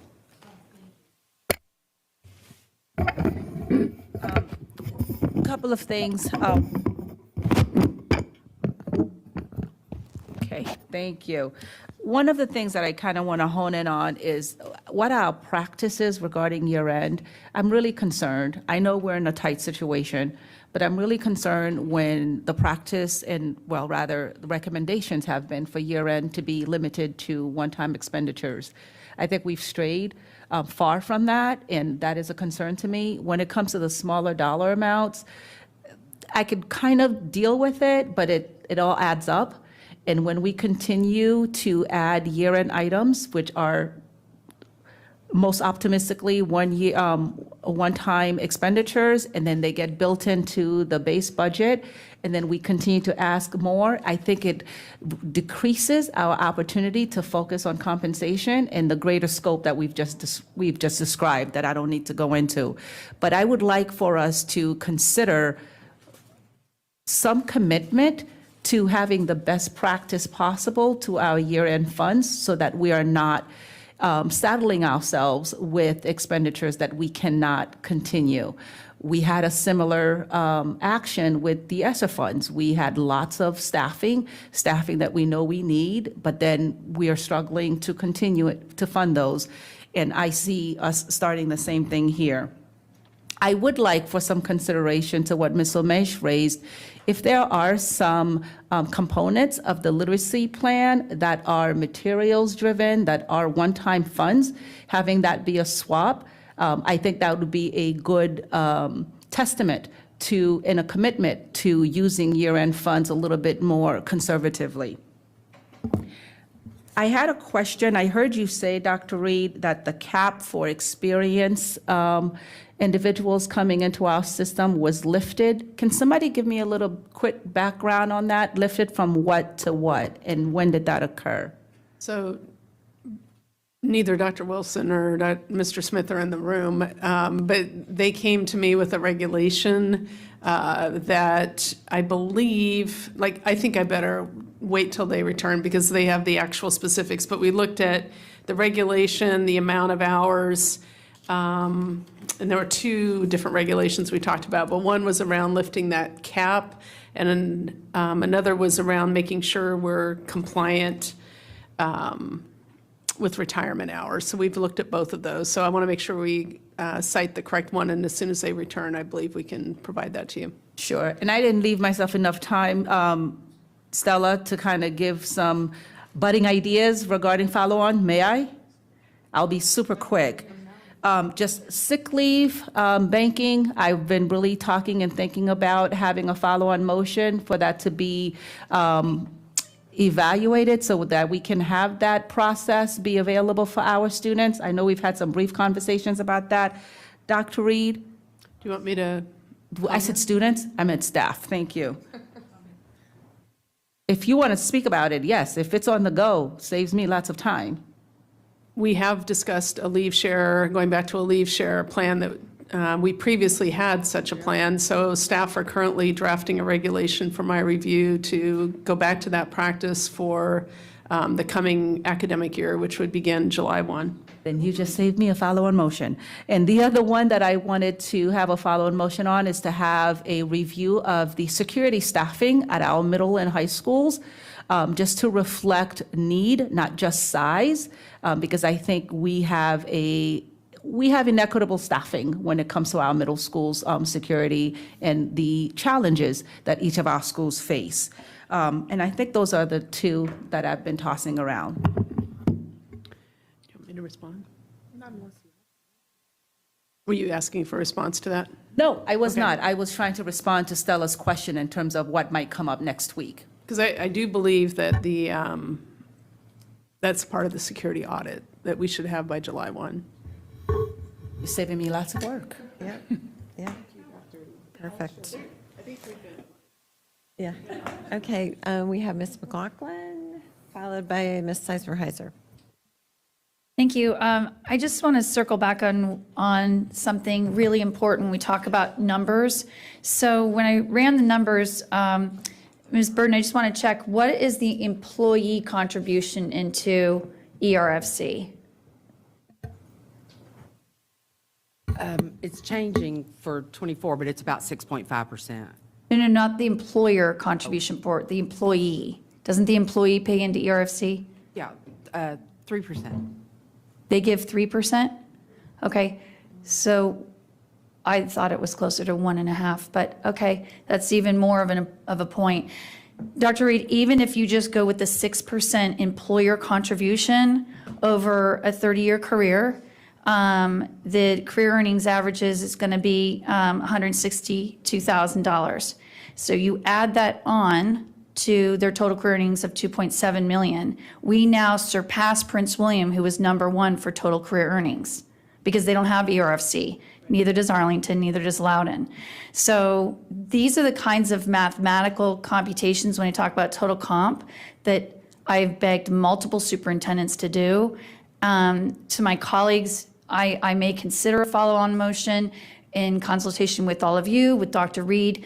My goal here is to help our employees understand that right here, right now, working for us, regardless of what the scales look like, we are still the best place to be working at, no matter where they are in their careers. And that's part of when we talk about storytelling in our Office of Communications, I can't think of anything more important than helping people understand the math, because every year we're going to lose people. So I am not against ERFC. I just think that we have to help people understand we're investing in these ways. But when you add on what Ms. Burden then said for what comes out of their paycheck to pay for ERFC, now you're talking about another $80,000. So we're well over $200,000 of career earnings that again, puts us well over the top of everybody in the region. That is a positive. So how we can get there, I'd like to do that. And then since I ran out of time, the only other thing I'll say is, Dr. Reed, I would like to get clarity on what, if any, positions for FY24, new positions, are being pushed to year end as opposed to in the recurring budget. Because I had heard something about the athletic trainers and how we're going to fund that. And I just want to make sure we're not having any new positions coming out of year end funding. So I'll follow up with you in our check-in. Yeah, it's the certified athletic trainers are the only positions that are recurring that are slated for year end. And we would have to fund that, we would have to put that in the base for fiscal '25. And it's 5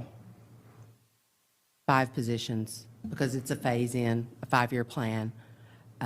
So it's 5 positions that we will fund with year end as a 1-year only strategy, and then build it into the base for fiscal '25.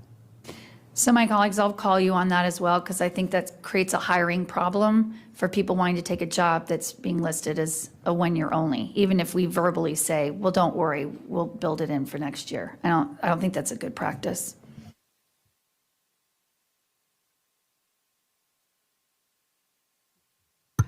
Thank you. And I wanted to follow up a little bit on the previous conversation around the debt analysis that Ms. Corbett-Sanders asked about. And I think there's a real space for Michael Malloy to be doing some of this work as we're moving forward into advocacy around, and I talked earlier about sort of a structured budget advocacy process. I really think perhaps there's space this summer to look into what is our sort of structured advocacy. We do our legislative package, of course. I'll pause. Can you pause my time?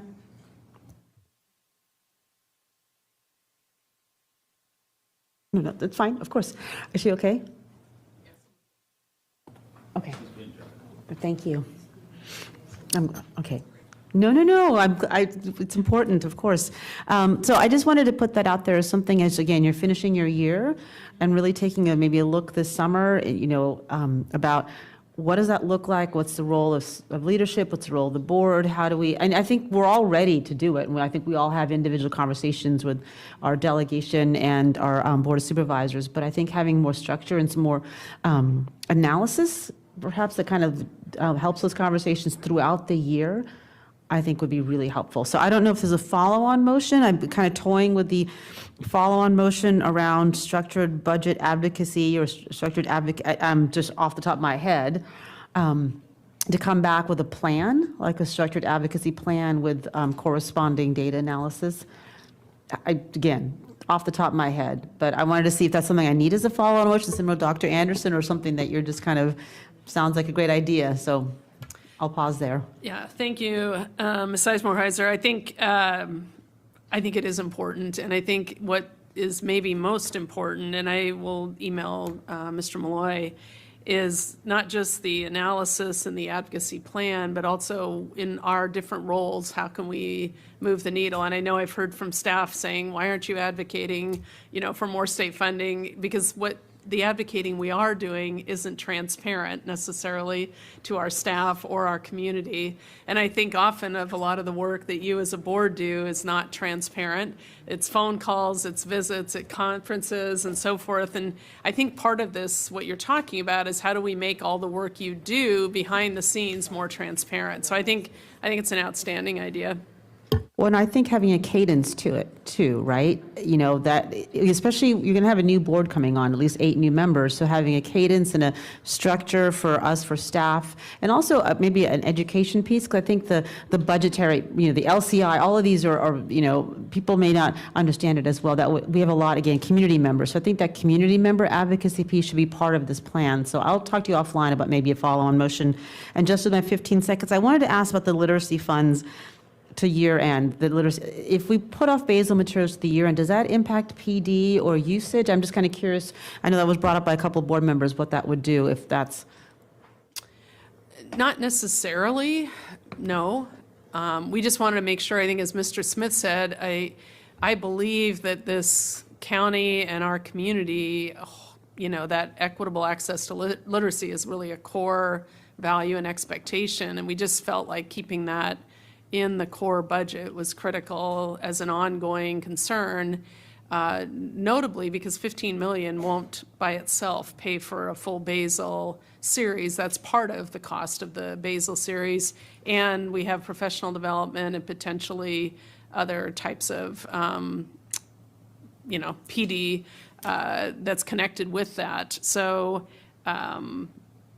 it's not that year-end or not year-end would impact that. It's that I think it needs to be part of that ongoing budget. It's not a one-and-done investment, I guess is maybe the best way to say that. I would wholeheartedly agree. It's a core of our strategic plan, reading by 3rd grade. So I think having it in our year-over-year budget sends a really strong message. But I just wanted to ask that question. I know my time is up.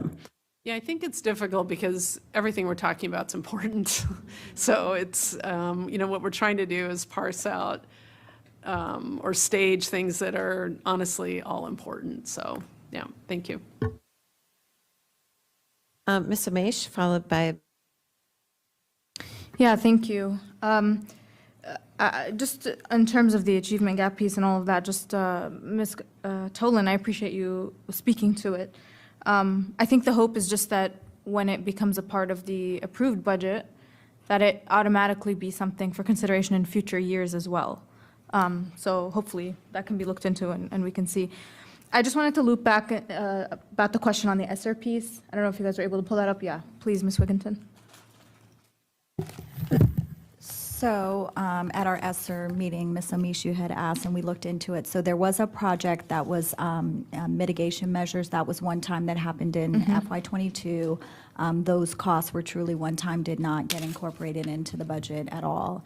There was a bandwidth, so that was like our Zoom bandwidth infrastructure, our bus driver compensation pay that the board had approved, and then there was our family liaisons and 10 positions for ESOL. All of those were incorporated in this current year's budget as recurring funding.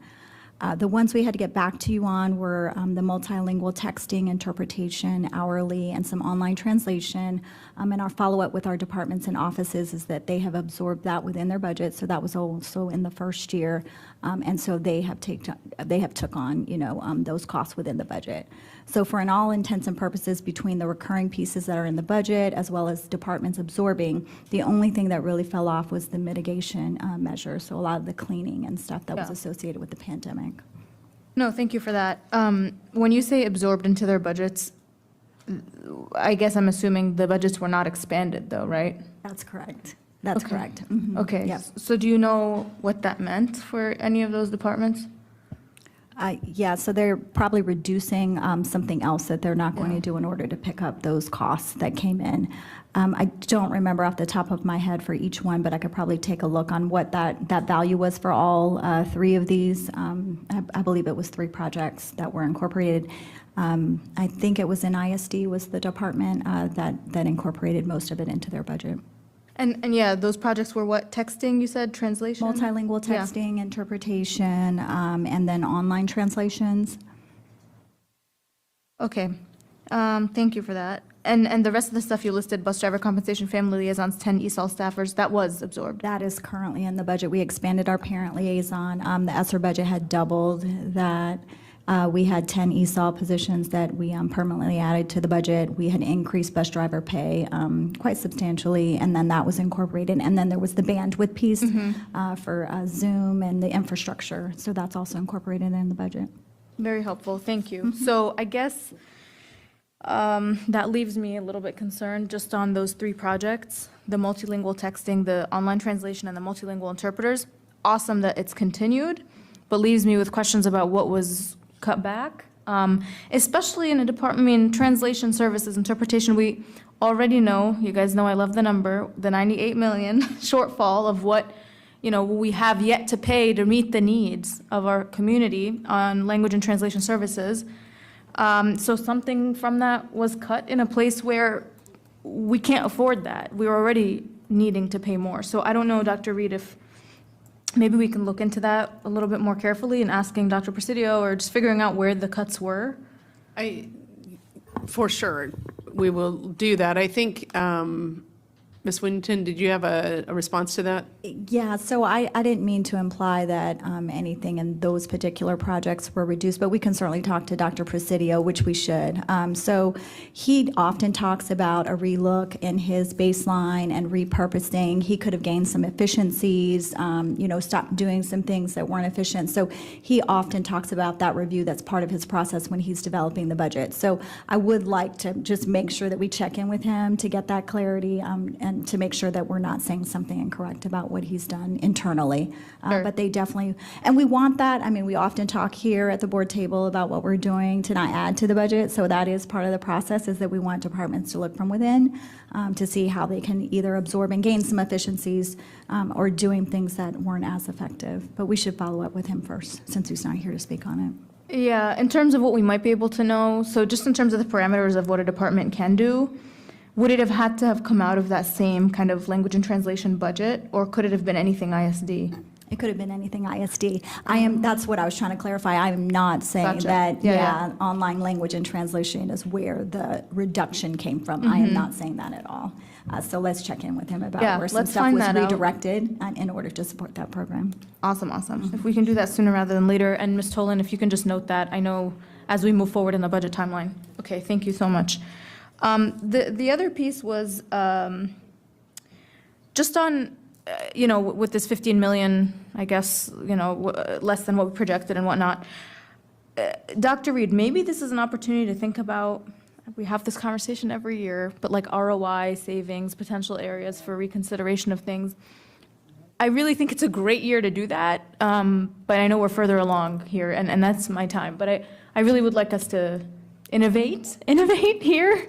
But what, if any, thought has been given to that, and what room is there to do more?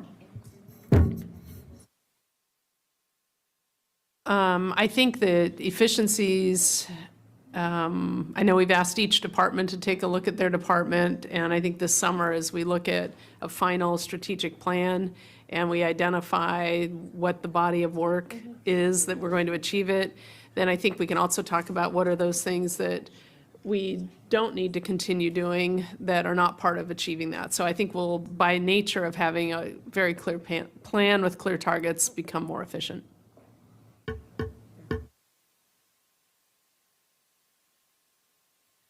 Thank you. Ms. Cohen and Mr. Frisch. Thanks very much. I'll try to be quick. Definitely yes to a joint board letter. I would love to throw my hat in the ring to say yes, if we can make that magic work. Also, I think it would be helpful for us, and this may be maybe a good thing to do in either talking about the strategic plan updates that you do for the board, Dr. Reed, since I know that we don't have time for another work session, but I think it would be really important to us to know what retention and attraction strategies are being implemented, because we know this is national. We're never trying to say this is only Fairfax County, it's everybody. So what are we doing that is like new and different and, you know, trying everything short of pulling a rabbit out of our hats to make sure.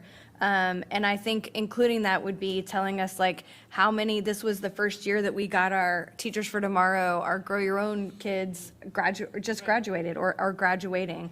How many of them came back? You know, I think those kinds of things would be really, really helpful for us. And it's why I think you just kind of hear a repeated cadence from this board in everything, not just budget related, but what are we doing to keep and attract? What are we doing to keep and attract? And I know that's a high priority for you. So maybe just in the public sphere, it'd be great for us to learn that.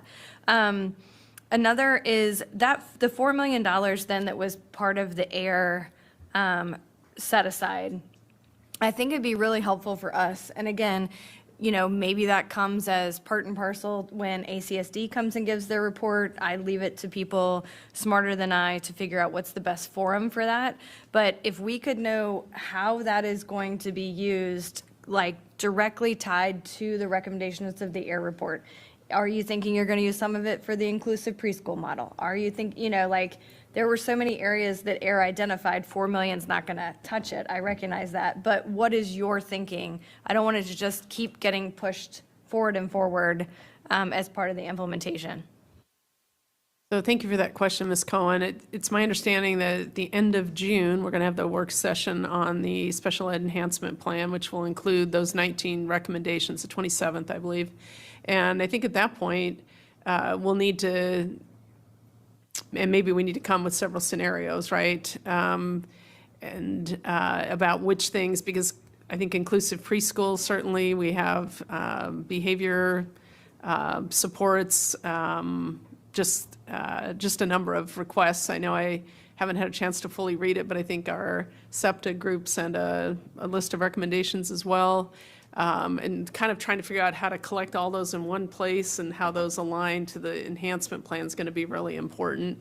And you're right, I think there are going to be more things planned than we have money to do. So it's going to really be, we're going to have to be thoughtful about what are our highest leverage uses for those funds. So to your point, I think we'll provide some scenarios, I guess, at that point. Thank you, that'd be helpful. Mr. Frisch? Thanks. I also support a joint board letter. In terms of the question around potential follow-on motions, I did send a couple draft follow-on motions to the budget chair and vice chair that I'm considering with colleagues. The two that I sent, one is around public service loan forgiveness from the Department of Education. I've had extensive conversations with the superintendent and Dr. Wilson about that and how we can incorporate into human resources an affirmative effort to get qualifying employees signed up and maintain their eligibility. We want to talk about putting more money in employees' pockets that doesn't cost us really anything at the end of the day. That's one way of doing it.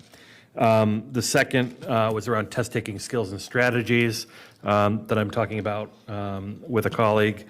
I've also talked with one colleague about asking the superintendent to explore expanding our telemental health services to middle school, budgeting that out and maybe thinking through how that might happen. And then finally, one around safety and security and how we might respond to the forthcoming safety and security review that we're expecting in July. All of these, and I think any budget follow-on motion should include some kind of qualification around in alignment with the imminent strategic plan, because we want all of this work to align with where we're going as a school division. Thank you. Okay, that I think concludes, Ms. Marin? Well, to follow on to Mr. Frisch's comments about follow-ons, yes, he and I indeed would like to bring a follow-on regarding having funds available to respond to the safety and security audit, but coming from the, from the school board flexibility reserve. So we will, just as an additional source for funding to respond to some of those safety and security pieces. So we'll be submitting that after today's meeting for the board's consideration. Okay, thank you. So I have been taking notes today, so we'll follow up with a summary list of some of the questions, like in Ms. Omesh, for example, you want to ask for some very specific information, so I'll have that list. Please stay in touch with us if you are, if you've got other questions or anything that you need before our vote next week. What we would like to do quickly right now is just take a quick consensus vote on if you would like us to move forward in putting together a letter from the board to our state delegation, just discussing how important it is for us to have some clarity on our budget moving forward. So anybody that is in favor? All right, looks like everyone. And then the other piece we had was, should we do that in conjunction with the Board of Supervisors? And we will have conversations with them to determine if that's the way we want to move forward. Ms. Seismer-Heiser, are you okay with that? If we want to do it jointly with the Board of Supervisors. Can I just clarify that if they decide not to sign on, we will go ahead by ourselves regardless, so, thank Yeah. you. We did around something, yeah. Probably. Yeah. We did one earlier this year, too. Yeah, we will definitely work with Mr. Malloy on putting this Perhaps the together. budget chair, legislative liaison, and I can work together on that. Perfect. Not all together, but, I know. 2 at a time. Okay, perfect. Thank you, everyone. We are a few minutes behind. So we would like to take a quick, maybe 8-minute break, reconvene at 2:30 so that we can have our discussion on the strategic plan.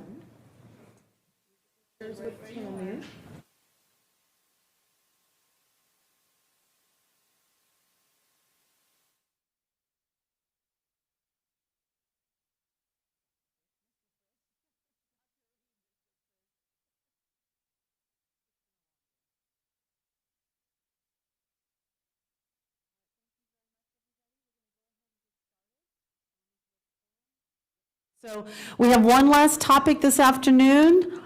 It is on our strategic plan pillars.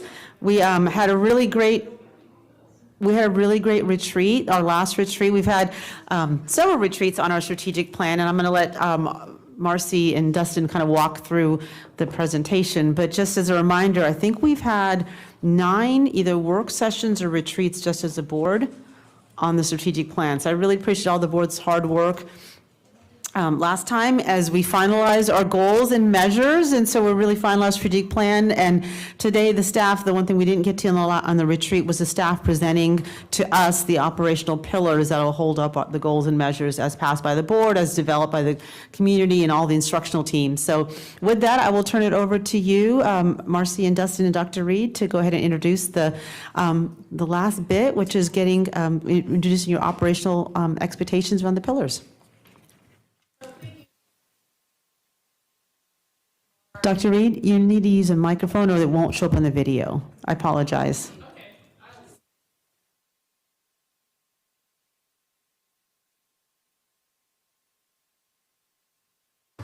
It's not quite a retreat. It's not. My legs are so long. That's the low chair. Yeah. That's the one that I pushed over there. I was going to say, my legs are like, okay. Thank you, Madam Chair. And I want to begin by thanking Marcy and Dustin. They've been amazing throughout this process. There have been many, many months. I think I'll let them go through the data, and when we pick up the pillars, I'll pick up. So, Marcy, if you want to go through slide 6 for me between you and Dustin, maybe you guys can trade off, and I'll pick up at slide 7. All right, so there is a full packet of information that's posted for the survey that closed last night at midnight. It's just the interim information. We need to still incorporate last night's feedback. But we have had, obviously, some very significant community engagement around the strategic plan. We had over 116,000 surveys submitted, and that number will go up with last night's submissions as well. A number of folks who served on our community planning teams, 4,000 plus student submissions for our principal-led student focus groups. As the chair shared, the board's dedicated a significant amount of time to the development of the strategic plan, 4 work sessions and 5 retreats. So it has been a significant effort. We do want to give you just an update again. The survey, we provided some interim data at the May 9th retreat. This was information as of the morning of the 17th. The survey closed the afternoon of the 17th. We were able to double the survey participation rates between when the board last saw this data and this data set. So we had over 7,000 participants for the survey. So thank you to everyone who helped amplify that message in communities. So this was obviously in addition to the community forums that we had done and the use of our Let's Talk tool to get feedback from the community in the development of the goals and the pillars and the measures. What you're going to see on the screen now is the survey results specifically to the 4 pillars for the survey window that Marcy was just referring to. The interim report that we saw on May 9th had survey responses that were either equal or slightly lower to these. So as we've doubled the input, the survey satisfaction has increased on all 4 of the pillars. As we move forward to the next slide, you'll see those same 4 pillars and the survey satisfaction results broken out by some of our key stakeholder groups throughout our division. So we're seeing that consistently high level of agreement around the wording and language of the 4 pillars that we have. Again, posted is a interim data packet, and as the survey closes today, we'll finalize that and it will be shared. Dustin, why don't you take this one too? This is one of my favorite slides, but I think, Dustin, you've earned the, yeah. All right, thank you, Dr. Reed. So we've seen some of the images on the screen before when we were talking about the beginning stages of this process with the strategic plan, where we were talking about how this plan is going to take all those arrows that you see in the first circle and have them lined up and moving them in the same direction. We think this is an important graphic to bring back for the idea of these pillars because it's going to really help us think about how these pillars are going to be a critical component for us in how we organize our work, how as a division we allow us to move together and take the goals and measures that we have identified as a community and that the superintendent and the community and the board have come together on. And now we actually begin to put this into work with these 4 pillars. It'll be a framework for us that is going to help us go with that idea of being a system of schools to that school system. And these pillars are going to really help us articulate what we must do well to be able to accomplish the goals and measures that were developed through this strategic planning process. So I want to connect the conversations this afternoon. If we could go back one slide, please. Because as we discussed our budget conversation and budget priorities, I believe it was either Ms. Cohen or Dr. Anderson that mentioned, how are we going to become more efficient? And it's not on the left, but I feel like at times we've got a number of initiatives we're funding or a number of ideas or activities. And if they're not aligned, we're not going to get where we need to go. I think anybody that's been out in a boat in the middle of a body of water, you can row yourself in circles if you're not really clear about where you're headed. So anyhow, I just want to make sure that we connect these pillars to our budget conversation and this concept of alignment, because working together, we can be more efficient and fund those highest priorities. So the next slide, just want to remind the board, really, this is our last look at the strategic plan work prior to your affirmation of this on the 25th of May, which is next week. And I know, isn't it May 25th? New business next week. June 15th. Oh, I'm so excited. I can hardly stand it. I'll have to go without sleep another extra 2 weeks. Anyhow, oh, and George is here too. I want to thank George Becerra, who is one of our co-champions in our core planning team. George, woohoo! Just so many, and Lisa Youngblood Halls here did the faith support, the alignment group as well. So just so many people involved in this. I want to clarify again the 4 pillars, because that's really a research-based framework. There's been a significant meta-analysis across the country around what bodies of work must sit under goals and measurements to really effectively bring those home and enable us to achieve those outcomes. And these 4 categories across the meta-analysis come up every time in those divisions that have made meaningful impact on achievement gap, that have been Baldrige Award winners for efficiency or Broad winners for effectiveness. These are the 4 bodies of work that must be done well. And so what happens is we take that research, those research practices, and then we here in our county looked at our context with a variety of teams, beginning with our core planning team, to think about what is it about Fairfax County that might define these 4 bodies of work more clearly. And be responsive to our needs, our goals, and our measurements. So what we've had an opportunity to do is take a look at those, and I'll go ahead and walk through each of those to have an opportunity to be thoughtful about the work that has been developed as a result and capturing, if you will, the best practice strategies. So again, there are 4 pillars, and the first one, this is, we're high tech here. The first pillar is responsive to teaching and learning. And we had a variety of teams have an opportunity to take a look at this, as well as the research, to craft a statement that will define the work that is essentially operational work to support the ends or the goals that you as a board have made determinations about, and the measurements that you have made determinations about around the accountability. So this is the teaching and learning pillar. The next pillar, B, is the schools can't do it alone pillar. And again, this goes to partnerships. We've had a conversation during budget about the importance of community services, partnerships, our elected colleagues, and just how important those partnerships are for us to move forward, particularly, I think, as our economic times become less robust and perhaps we see fewer economic windfall opportunities. These are going to become more and more important. The third pillar is our investing in people pillar. And this is one that's so important in terms of making sure that our workforce is, that we effectively recruit and retain and support our workforce. I've had several staff email and say, well, why aren't we calling it the teachers as one of our pillars, or principals as one of our pillars, or our IAs as one of our pillars? And the reality is, it's not the people that a pillar is, right? The pillars are systems, best practice systems to support the work of our people. So we need to recognize that both here in Fairfax County and across our country, this work only happens with everyone working together as a team. So this is the investing in people pillar. And then the last, our fourth, is our bringing it all together pillar.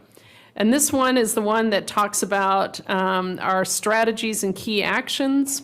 It prioritizes teaching and learning and focuses professional development across the system. It also is the one, I think we spent a little time recently talking about data, how we use data in real time as dashboards, and how we're contemplating needs-based resource allocation, which again is in alignment with what we just talked about around an advocacy, perhaps mandate, a strategy in terms of looking at the impacts economically on our community and how we're going to be responsive. And honestly, Dr. Anderson, to your point around equitable versus equal staffing, in this case in safety, when we talk about size of schools.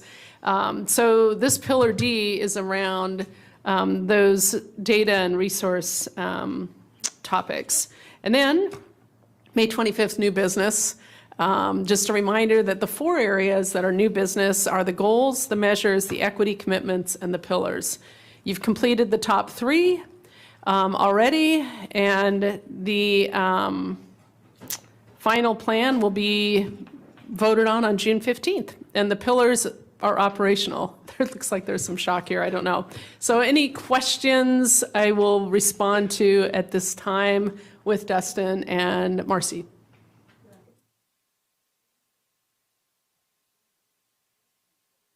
On 4 components, it's the plan. And thank you, Ms. Corbett-Sanders. I didn't say that very well. Let me go back. It's one, these are the 4 components of the plan you're going to be voting on. If you recall, right, this is the document that after today, we will have, you've done, I mean, over 40 hours you have put into this. Well over 40 hours as a board, which is an incredible commitment of time and energy. This is done this afternoon. We're really just taking the last hour to review the 4 pillars again, which have been crafted in alignment with best practice. All right, thank you so much. Starting with Mr. Frisch.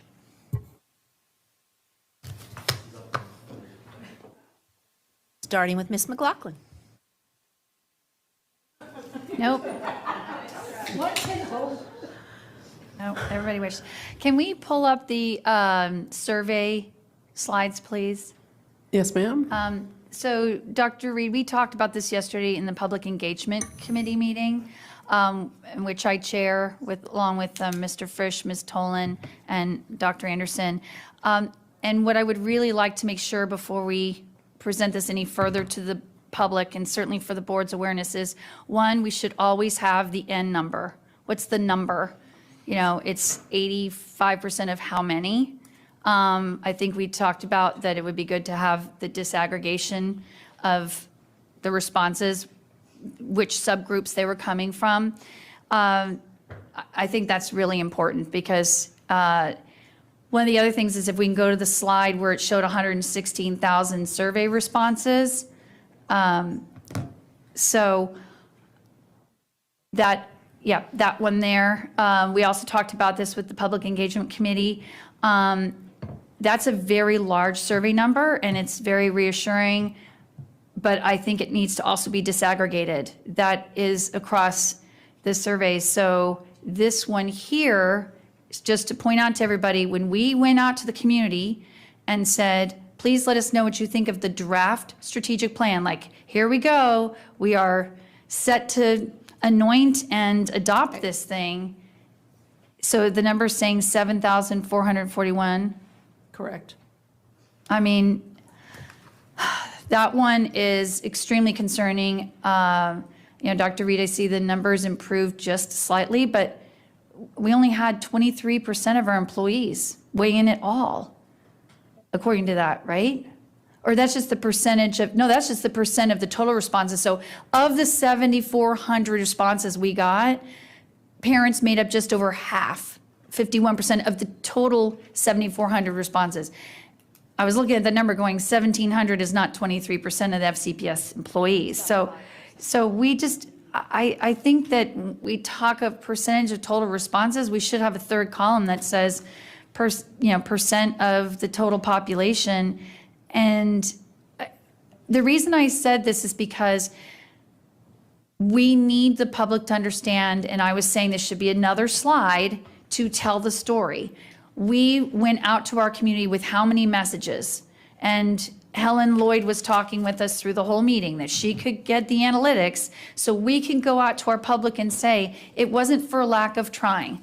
We did this much communication in advance of each of these efforts. But, you know, in the end, you know, I had reservations about how much this cost us to do. Right. And so I do just hope this is a little bit of a lessons learned for FCPS as a division, that people in this county work long hours, have long commutes, and even our employees.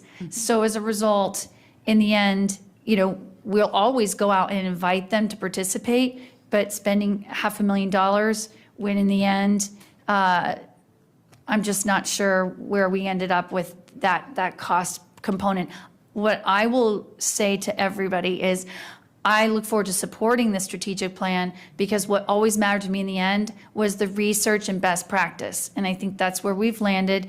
And for that, Dr. Reed, I really appreciate that you and your administration spent an exceptional amount of time on this, as did the board, and our total amount of time that we did for this calendar year. But I really think we have to be prepared to make sure the community understands we did our best, and the responses were what they were. Thank you. And I also want to share that when you see that staff number, that's the staff number that responded the second time to the second iteration of the draft of the plan, because we did hold staff meetings in every school and department. There were initial surveys that staff filled out that had a much higher N. So there were, I guess what I'm sharing is there were multiple, and probably what we should do, to your point, is put together all of those, like the numbers who attended the town halls and who attended, because that is this is, again, is one snapshot, though to your point, it'd be nice to have a higher response rate. I always say it's important to have the data collectively in one spot. Sure. So people aren't going to remember what we told them in prior presentations. So you're right. we should have a chart for every public engagement we did on this thing, and each one captures it. Yep. Fair point. Next is Dr. Anderson. Thank you. Couple of questions. One, I definitely want to echo what Ms. McLaughlin just shared. It would be really a good idea to have the the population, rather than the number of respondents, because it gives us a sense of how much did Fairfax County speak to us. Speaking of Fairfax County speaking to us, I'm always super interested in how much Mason District is speaking to us. So as I shared it last time, no surprise, I would love to have this data broken out by pyramids, because that's how I could more easily see what my community is saying. So I want to make sure that I have that. Secondarily, I would love for you to just frame a little bit more, because obviously we're having this work session because we want the public to understand. We have our goals, we have our measures, we have the equity commitments, and we have the pillars, which are largely the operational piece. How should the public treat that component? Because I think there's an accountability piece that's embedded in the equipment, in the equity commitments, in the measures and the goals. How should the public at large interact with the pillars?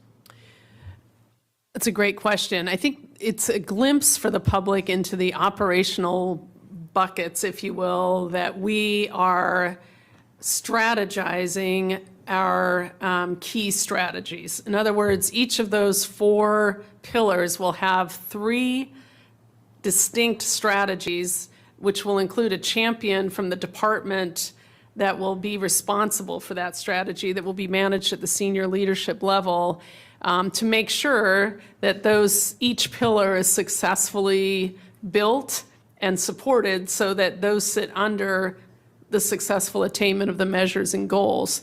The public likely is going to interact the least with pillars, because they're the most operational of the 4 categories that we're discussing. I think the public will be most interested in the goals and measures and equity commitments. The pillars will be those things that are really operational expectations, and we'll be reporting on those, I believe, on a regular cadence of some sort next year. And so the public will hear pillar 1, or actually probably pillar 4, financial planning, right, as we look at an operational expectation around finance. And they'll know that's part of pillar 4, but that's really going to be operational work for the division leadership. So the second piece of that question is, as you mentioned, that there will be some regular reporting of the work of the strategies that sit under the pillars. How do you expect for the board to interact with the pillars at this point, and then at those moments?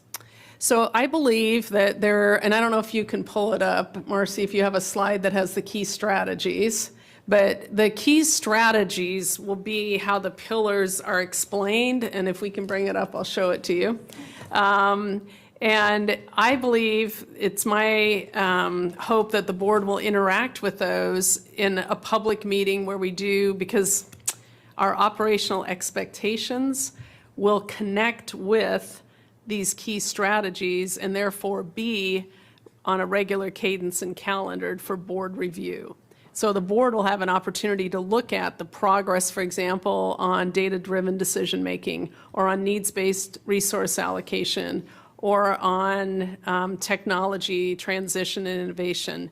So those will come to the board in a cadence that will be crosswalk to a pillar, but a key strategy action that senior leadership's responsible for leading. Okay, so that brings me back to, I think, what I believe is my final question.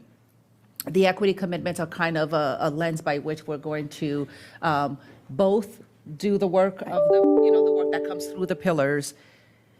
If we are looking for staff who are going to be champions of each of the pillars, which really speaks to their work, connect the dots for me in terms of how that is aligned to the measures.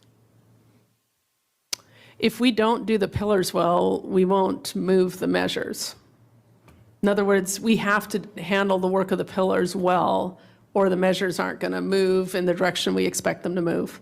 So when you provide this regular report for the board to engage with, will it be very clear in terms of the pillar is connected to this measure, which is attached to this goal? Yes. Which is keeping track of this equity commitment?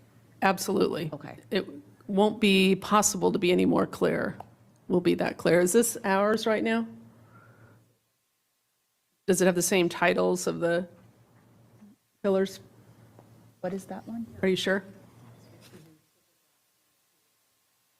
I knew I saw Okay. that somewhere. So this is an example. This is a draft of the key strategies. So if you look at, for example, Pillar B, bottom right, that's that vibrant homeschool and community partnerships. It's under the schools can't do it alone, best research.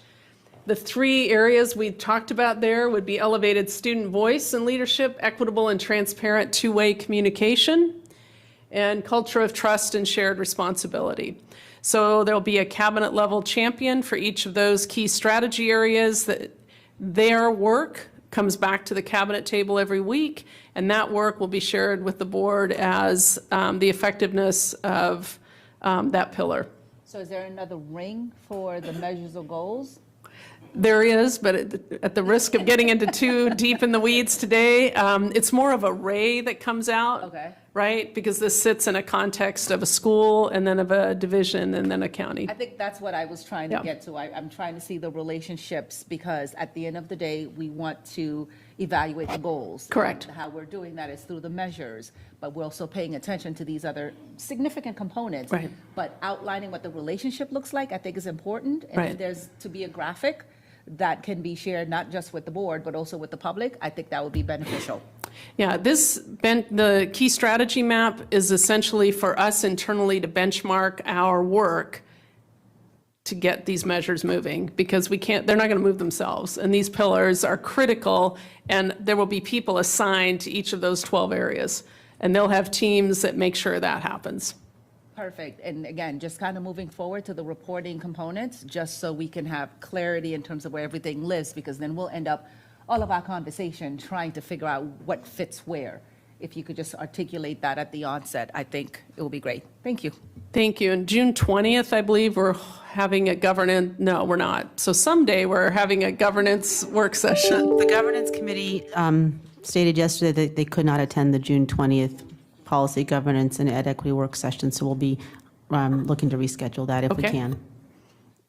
During that work session, I think will be an opportunity to really clarify those connections. Thank you. Thank you, Dr. Anderson. Ms. Corbett Sanders? Thank you, and I apologize, but I do have to leave early today, so I'm butting in line. I did want to kind of set some context, because I do very much appreciate the extensive amount of work that has gone into the strategic plan and the multiple times and efforts to engage not only community members, but our staff, our students, and I don't think that there's a real appreciation and understanding of how many different touch points there were. So I would suggest that what we're talking about is less than 1% of an annual salary, of an annual budget that we've spent on a strategic plan that is going to hopefully be set the system up for success over a 5-year period. It might be very helpful as we talk about our communications about how we got here is to be able to benchmark how much we spent versus what a major organization normally does on strategic planning. As somebody who has done a few of them, I don't think that level is significantly different than other organizations. But I really wanted to put this in context of the pillars and how why we're talking about pillars. And I think in some ways we've misnomered it, because what we're talking about is the pillars are the foundation of the work in which we are going to engage. And those foundational structures allow us to measure the overall effectiveness of the operations, therefore how we are going to measure your effectiveness, Dr. Reed. They also, each of those pillars allows a structure and the foundation for more effectively engaging between your organization and this board so that we are more effective and more focused. And I fully expect we will be replacing some of the placards up there. And then the third aspect is that those pillars really provide the structure or the foundation in which we will more effectively engage with our community. So if we take that as this is, the pillars really are the cornerstones of our strategic plan, is how I look at it. And you usually have to have 4 separate cornerstones to build a strong structure.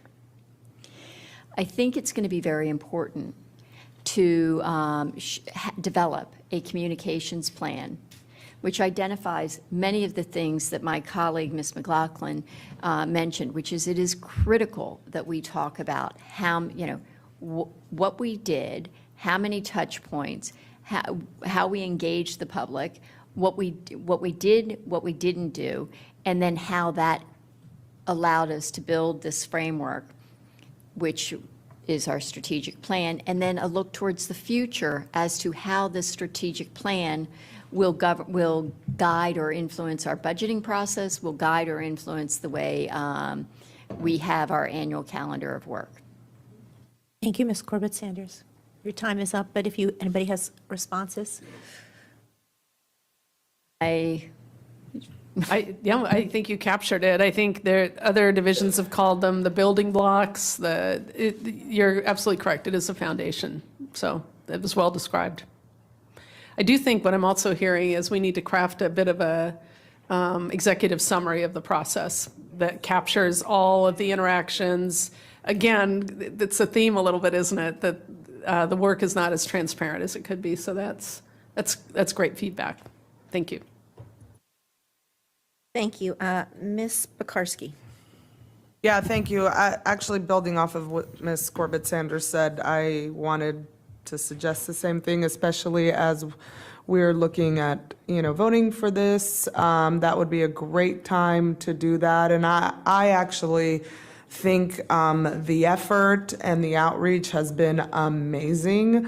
And, I know that takes a lot of work, a lot of coordination, and most of the things that people will never see. And at the end, we only have so much control. We can only give people the opportunity to come out and participate if they so wish. But just the work, I think, of the core teams and the time and the detailed, information that they got really is amazing. So I want to say thank you for that. We did it in a year. I know that was a big push. I mean, you're new. Still, trying to work through closing academic gaps, et cetera. But this is an exciting new beginning, I think, for FCPS at a perfect time. And I've heard a lot of positive feedback from the people that were involved in the process and from students, actually, that were involved in the process, which is very satisfying, I think, to hear and wanted to share with you. So thank you. Thank you. Thank you, Ms. Pekarsky. Ms. Cohen? Thank you. I think just in regard to the survey responses, concerns from the second piece, the 7,000 people, I think especially for this, there's been, and I mean this in a very loving way, like 800 touches about the strategic plan. And I asked my husband, like, did you respond to this second? Because we kept getting the notification. And he's like, no. And I said, well, why? It's really important. And he said, because I'm fine with it. And so I also want us to be careful, like, by the end of this, I almost think it's a little bit like Yelp. Like, you respond if you hate it, and you respond if you love it. If you think that it's something that you're fine with being the backbone of how we're going to build this, and you've had all of this input all the way along to be involved in any number of these planning committees, to do the survey any number of times, to, give your feedback at the different group open meetings that we've had. I mean, at some point, you feel like your input has been received, and if you see it reflected, I don't know how likely you are. I think the other piece, and I know we're working really, really hard as a division, and I'm really proud of this board from day one, has been the commitment to try to build back trust with the community that what they said in surveys was actually going to be listened to, and we were going to do something with it. And that's going to take a long time.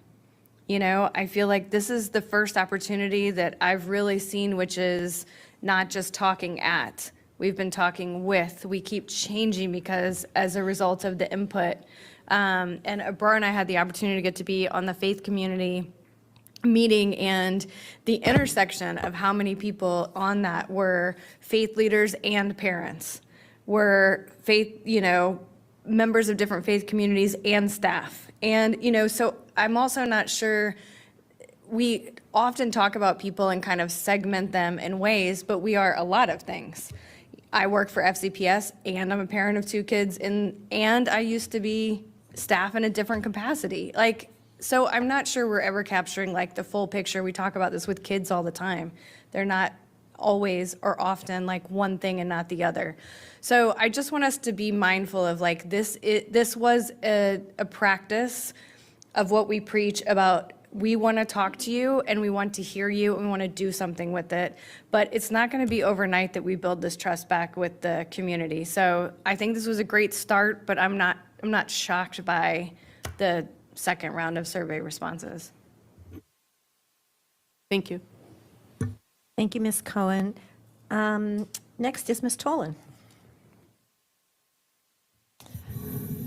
I can't believe we're here after all these meetings, but it's super exciting. I mean, yesterday in PEC, we were starting to look at what colors should be on the chart. So we're getting down to the nitty gritty.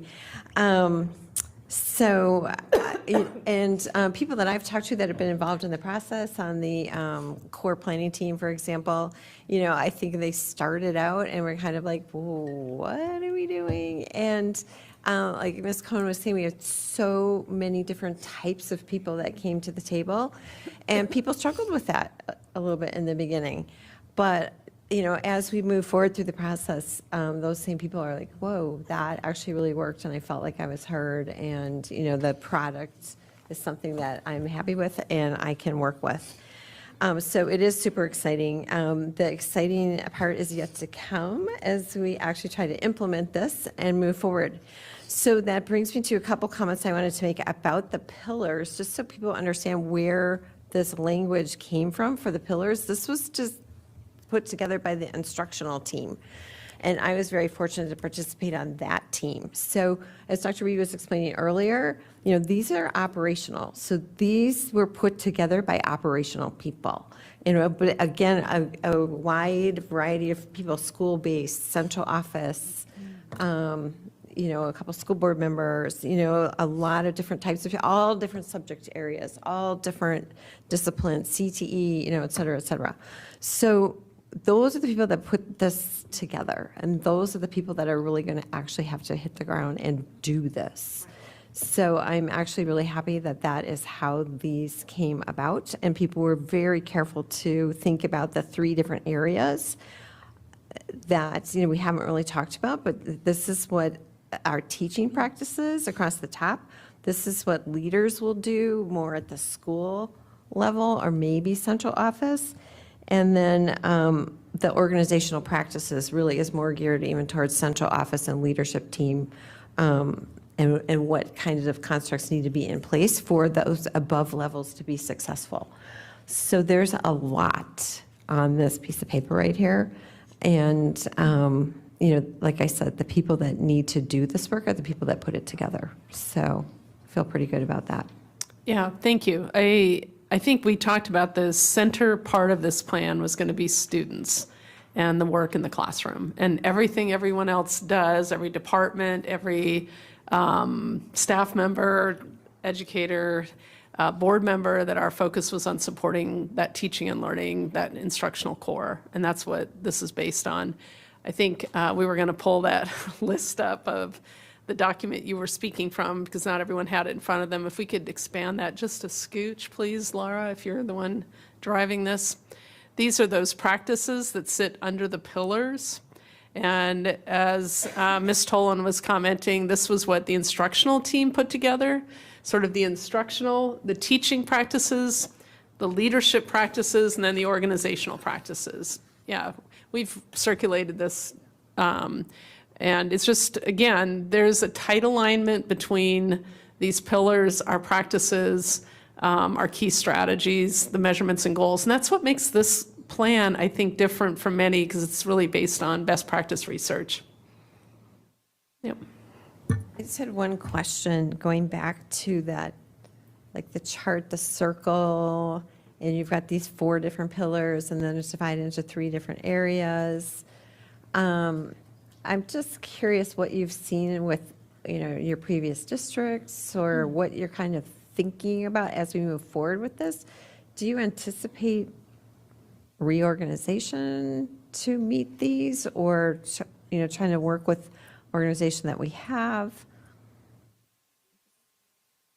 I think right now we're looking at, when we think about aligning department work, and where the overlaps and the gaps, because right now, I think I haven't really started that conversation with Cabinet yet about overlaps and gaps, but if we're going to truly be efficient, we can't have multiple departments doing the same thing and then no department doing some things, right? And it's that, I think Marcy's done a nice job of framing something called portfolio management, where if we have a task, how do we make sure that the work of that task is actually assigned, monitored, measured, and then acted on, right? So I think in a system this size, the opportunity for overlap and gap is even larger. So part of our challenge as a senior leadership team is going to be making sure we have the right structure so that we don't have overlaps which are not efficient, or gaps which we're going to miss important bodies of work. That makes sense. And just a comment too, I know that the cost of it has come up. I have been involved in other strategic planning efforts, and this one by far exceeds other efforts I've been involved in the numbers of meetings, the numbers of people that have been reached, and that's expensive. It's people's time going out and planning all of these and attending them and being there, and it costs money. So I think that if we implement this correctly, it's going to be money very well spent. Correct, and we will. It's also, there was a significant amount of data production that was done in real time, multiple times. And in fact, I think we learned a lot about the type of data that we've been using. And there were several times we realized the data didn't include all of our students in ways that it should. So we learned lessons through this, but there was a significant amount of data produced as well as a part of this process. No, exactly. Thank you very much. Thank you. Thank you. Ms. Sizemore-Heiser? Thank you, and I'm actually really happy to pick up on that piece, because that was one thing I think was a really great lesson. Ms. Derenak Kofax and I, as chair and vice chair, got to participate in the core planning team, and I believe it was 4, maybe 5 full-day meetings on the core planning. And I know other board members participated on other teams as well. Or I think all board members had the opportunity to participate. 6. Thank you. Wow, they all kind of blended together, 6 full-day meetings, but in addition to our 40 hours of board meetings. And I know all board members had the chance to participate on one of the teams throughout the process. So it was really great to not just have our own time to work on it, but to be able to participate with the community in different ways on different teams. So I think that was a really good lesson learned that's going to really help us in the implementation of our strategic plan, is looking at how we have been collecting data and maybe where there's opportunities, right? And I really like that our strategic plan was first grounded in the data of where are we now, right? That kind of started the conversations of where are we now, to use that along with the conversations that all of these, community members and staff and board members and leadership team brought to sort of the, as I think Ms. Marion often calls, the street data, right? The anecdotal street data where we are now, and the, data that you brought as to where we are now. So I think that was really, really helpful in this process. And I agree, this has been a very robust process, and I really appreciate all of your leadership in that. And I wanted to kind of sort of circle back to what Dr. Anderson said, is of how do these all interrelate together and what's the board's role? And I think that really is that policy governance work. I know we talked about it when we had that first retreat, or maybe the second retreat, when we talked about committing to the strategic plan, and we mentioned policy governance and how we could embed operational expectations that tied strongly to the pillars and strategy map with that regular cadence. So I'm looking forward to hopefully being able to do that work going forward, so that when you are implementing the strategic plan, the board and the public knows these are the key strategies, here's the operational expectation that's in our governance manual that ties to that, and here's when the board and the public are going to hear a report on where are we on this operational expectation and the strategic plan. So it's not just a plan that we have, it looks great, but we have a steady cadence of oversight of the implementation of the plan. So I'm excited about that next piece, and I'm just grateful for all my colleagues for all their hard time and thought. I'm grateful for the community and the opportunity to bring all of the voices in the community together to give input to the plan, as well as to our staff and especially our students. I have to say, in some of the team meetings, the students were so wise in what they said, and very passionate, but just very thoughtful as well. So that bodes to our instructional staff and our teachers, who are doing a great job. But thank you to all of you. I look forward to bringing this, and I agree with the executive summary of, I think Ms. McLaughlin had a really good point of, let's talk about all the work we've done and the engagement we've done and the process we've done in getting us here. So thank you. I see my time is up, but I want to thank you all. Thank you, Mr. Becerra, as well, for being part of that planning team. Thank you. We also have several other members of the planning team, and Leslie in the back, and Amanda here. Oh, Alicia, of course, who did all of our logistics. So thank you all. Thank you all. Yes. So let's do that again. Yeah.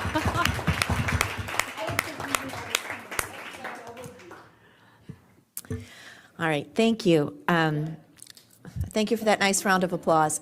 I just followed it. It was easy. So I do want to say, as someone whose previous career was in marketing and communications, developing strategic plans, the touches of this were outstanding. The amount of people, the outreach, and that does contribute to a cost of making this successful. Dr. Ivey, you and I were on the Portrait of a Graduate, and that was a stellar piece of outreach that we had done. But I will say, even though that is something we completely believe in and completely adopted, the outreach was not quite as great. It was not quite as robust. You may speak to that, yes.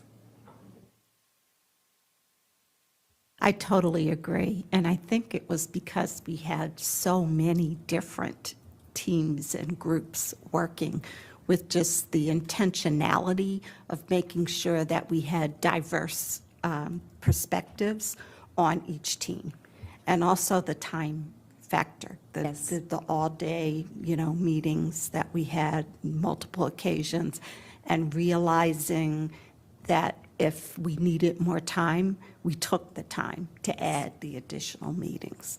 And I'm really proud, too, of this work, and I think it's really an example of our engagement to come. And I can hear it when people are planning meetings. They're asking, what other voices do we need and how do we engage in a deeper manner? And definitely are all of the languages covered and what, and methods of reaching out. It's not perfect, it's a work in progress, but we've definitely learned from this experience. Absolutely. I think the key was bringing the different and diverse voices together. And as we sat on the planning team, at the core planning team, we saw that a lot, particularly, in the beginning where there was a lot of passion. And, the other notable piece sitting on the core planning team was there was no afternoon slump. You came back and that room was just as full as it was in the morning, and people were ready to go. And, we had plenty of Oreos and Coke and Coca-Cola. And, but I am thankful for the dedication. Even at my particular table, it was outstanding, the engagement, the involvement. So, really, it was a collective body, so thank again all of you who have done that. I did a little bit of notes before we do go-backs, but because I won't have one, but I think agreeing with the executive summary, making certain that's there. Even in the one today, the appendix has a lot of good data, further analysis, and you just said you stopped that today at noon, right? So there may be further breakdowns on that. I think I think you heard loud and clear, Dr. Reed, the totality of the engagement, the totality of the meetings needs to be included in there.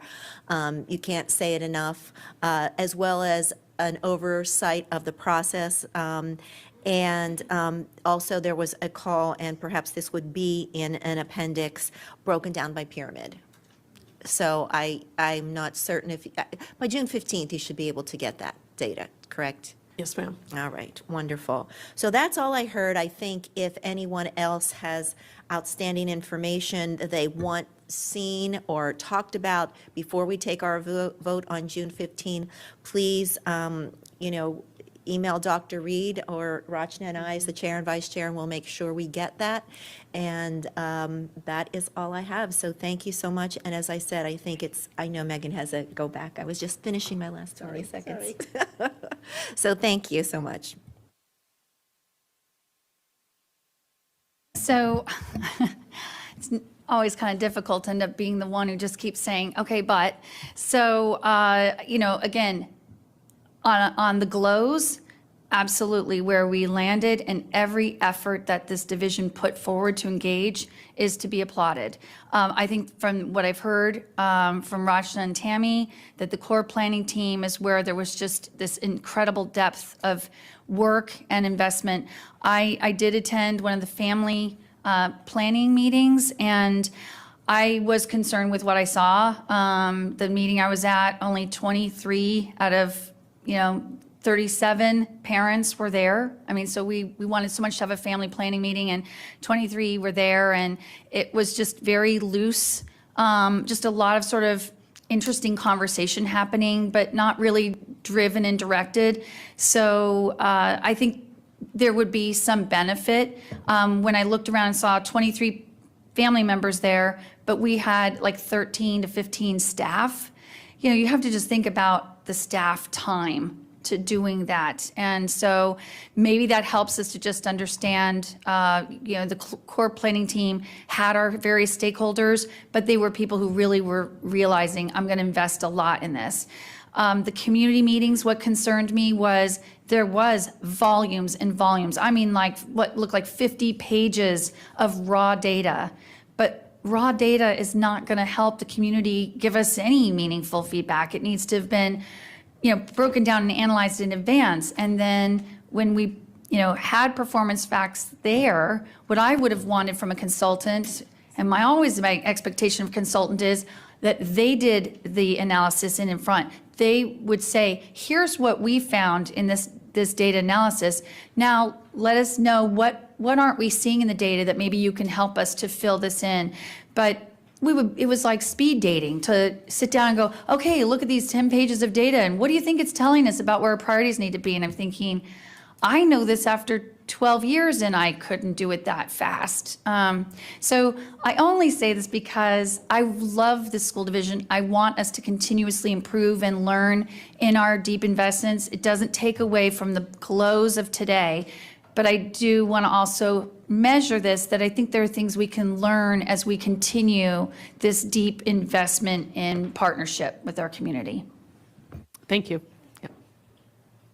See no other hands. I thank you all for your time. Remember, the vote on this is June 15th, but please reach out to Dr. Reed or Rachna, myself, if you need further questions or clarity on what you would like to see on that day, so you are ready to vote and move this project forward. Thank you all. This session is adjourned. Thank you, everybody.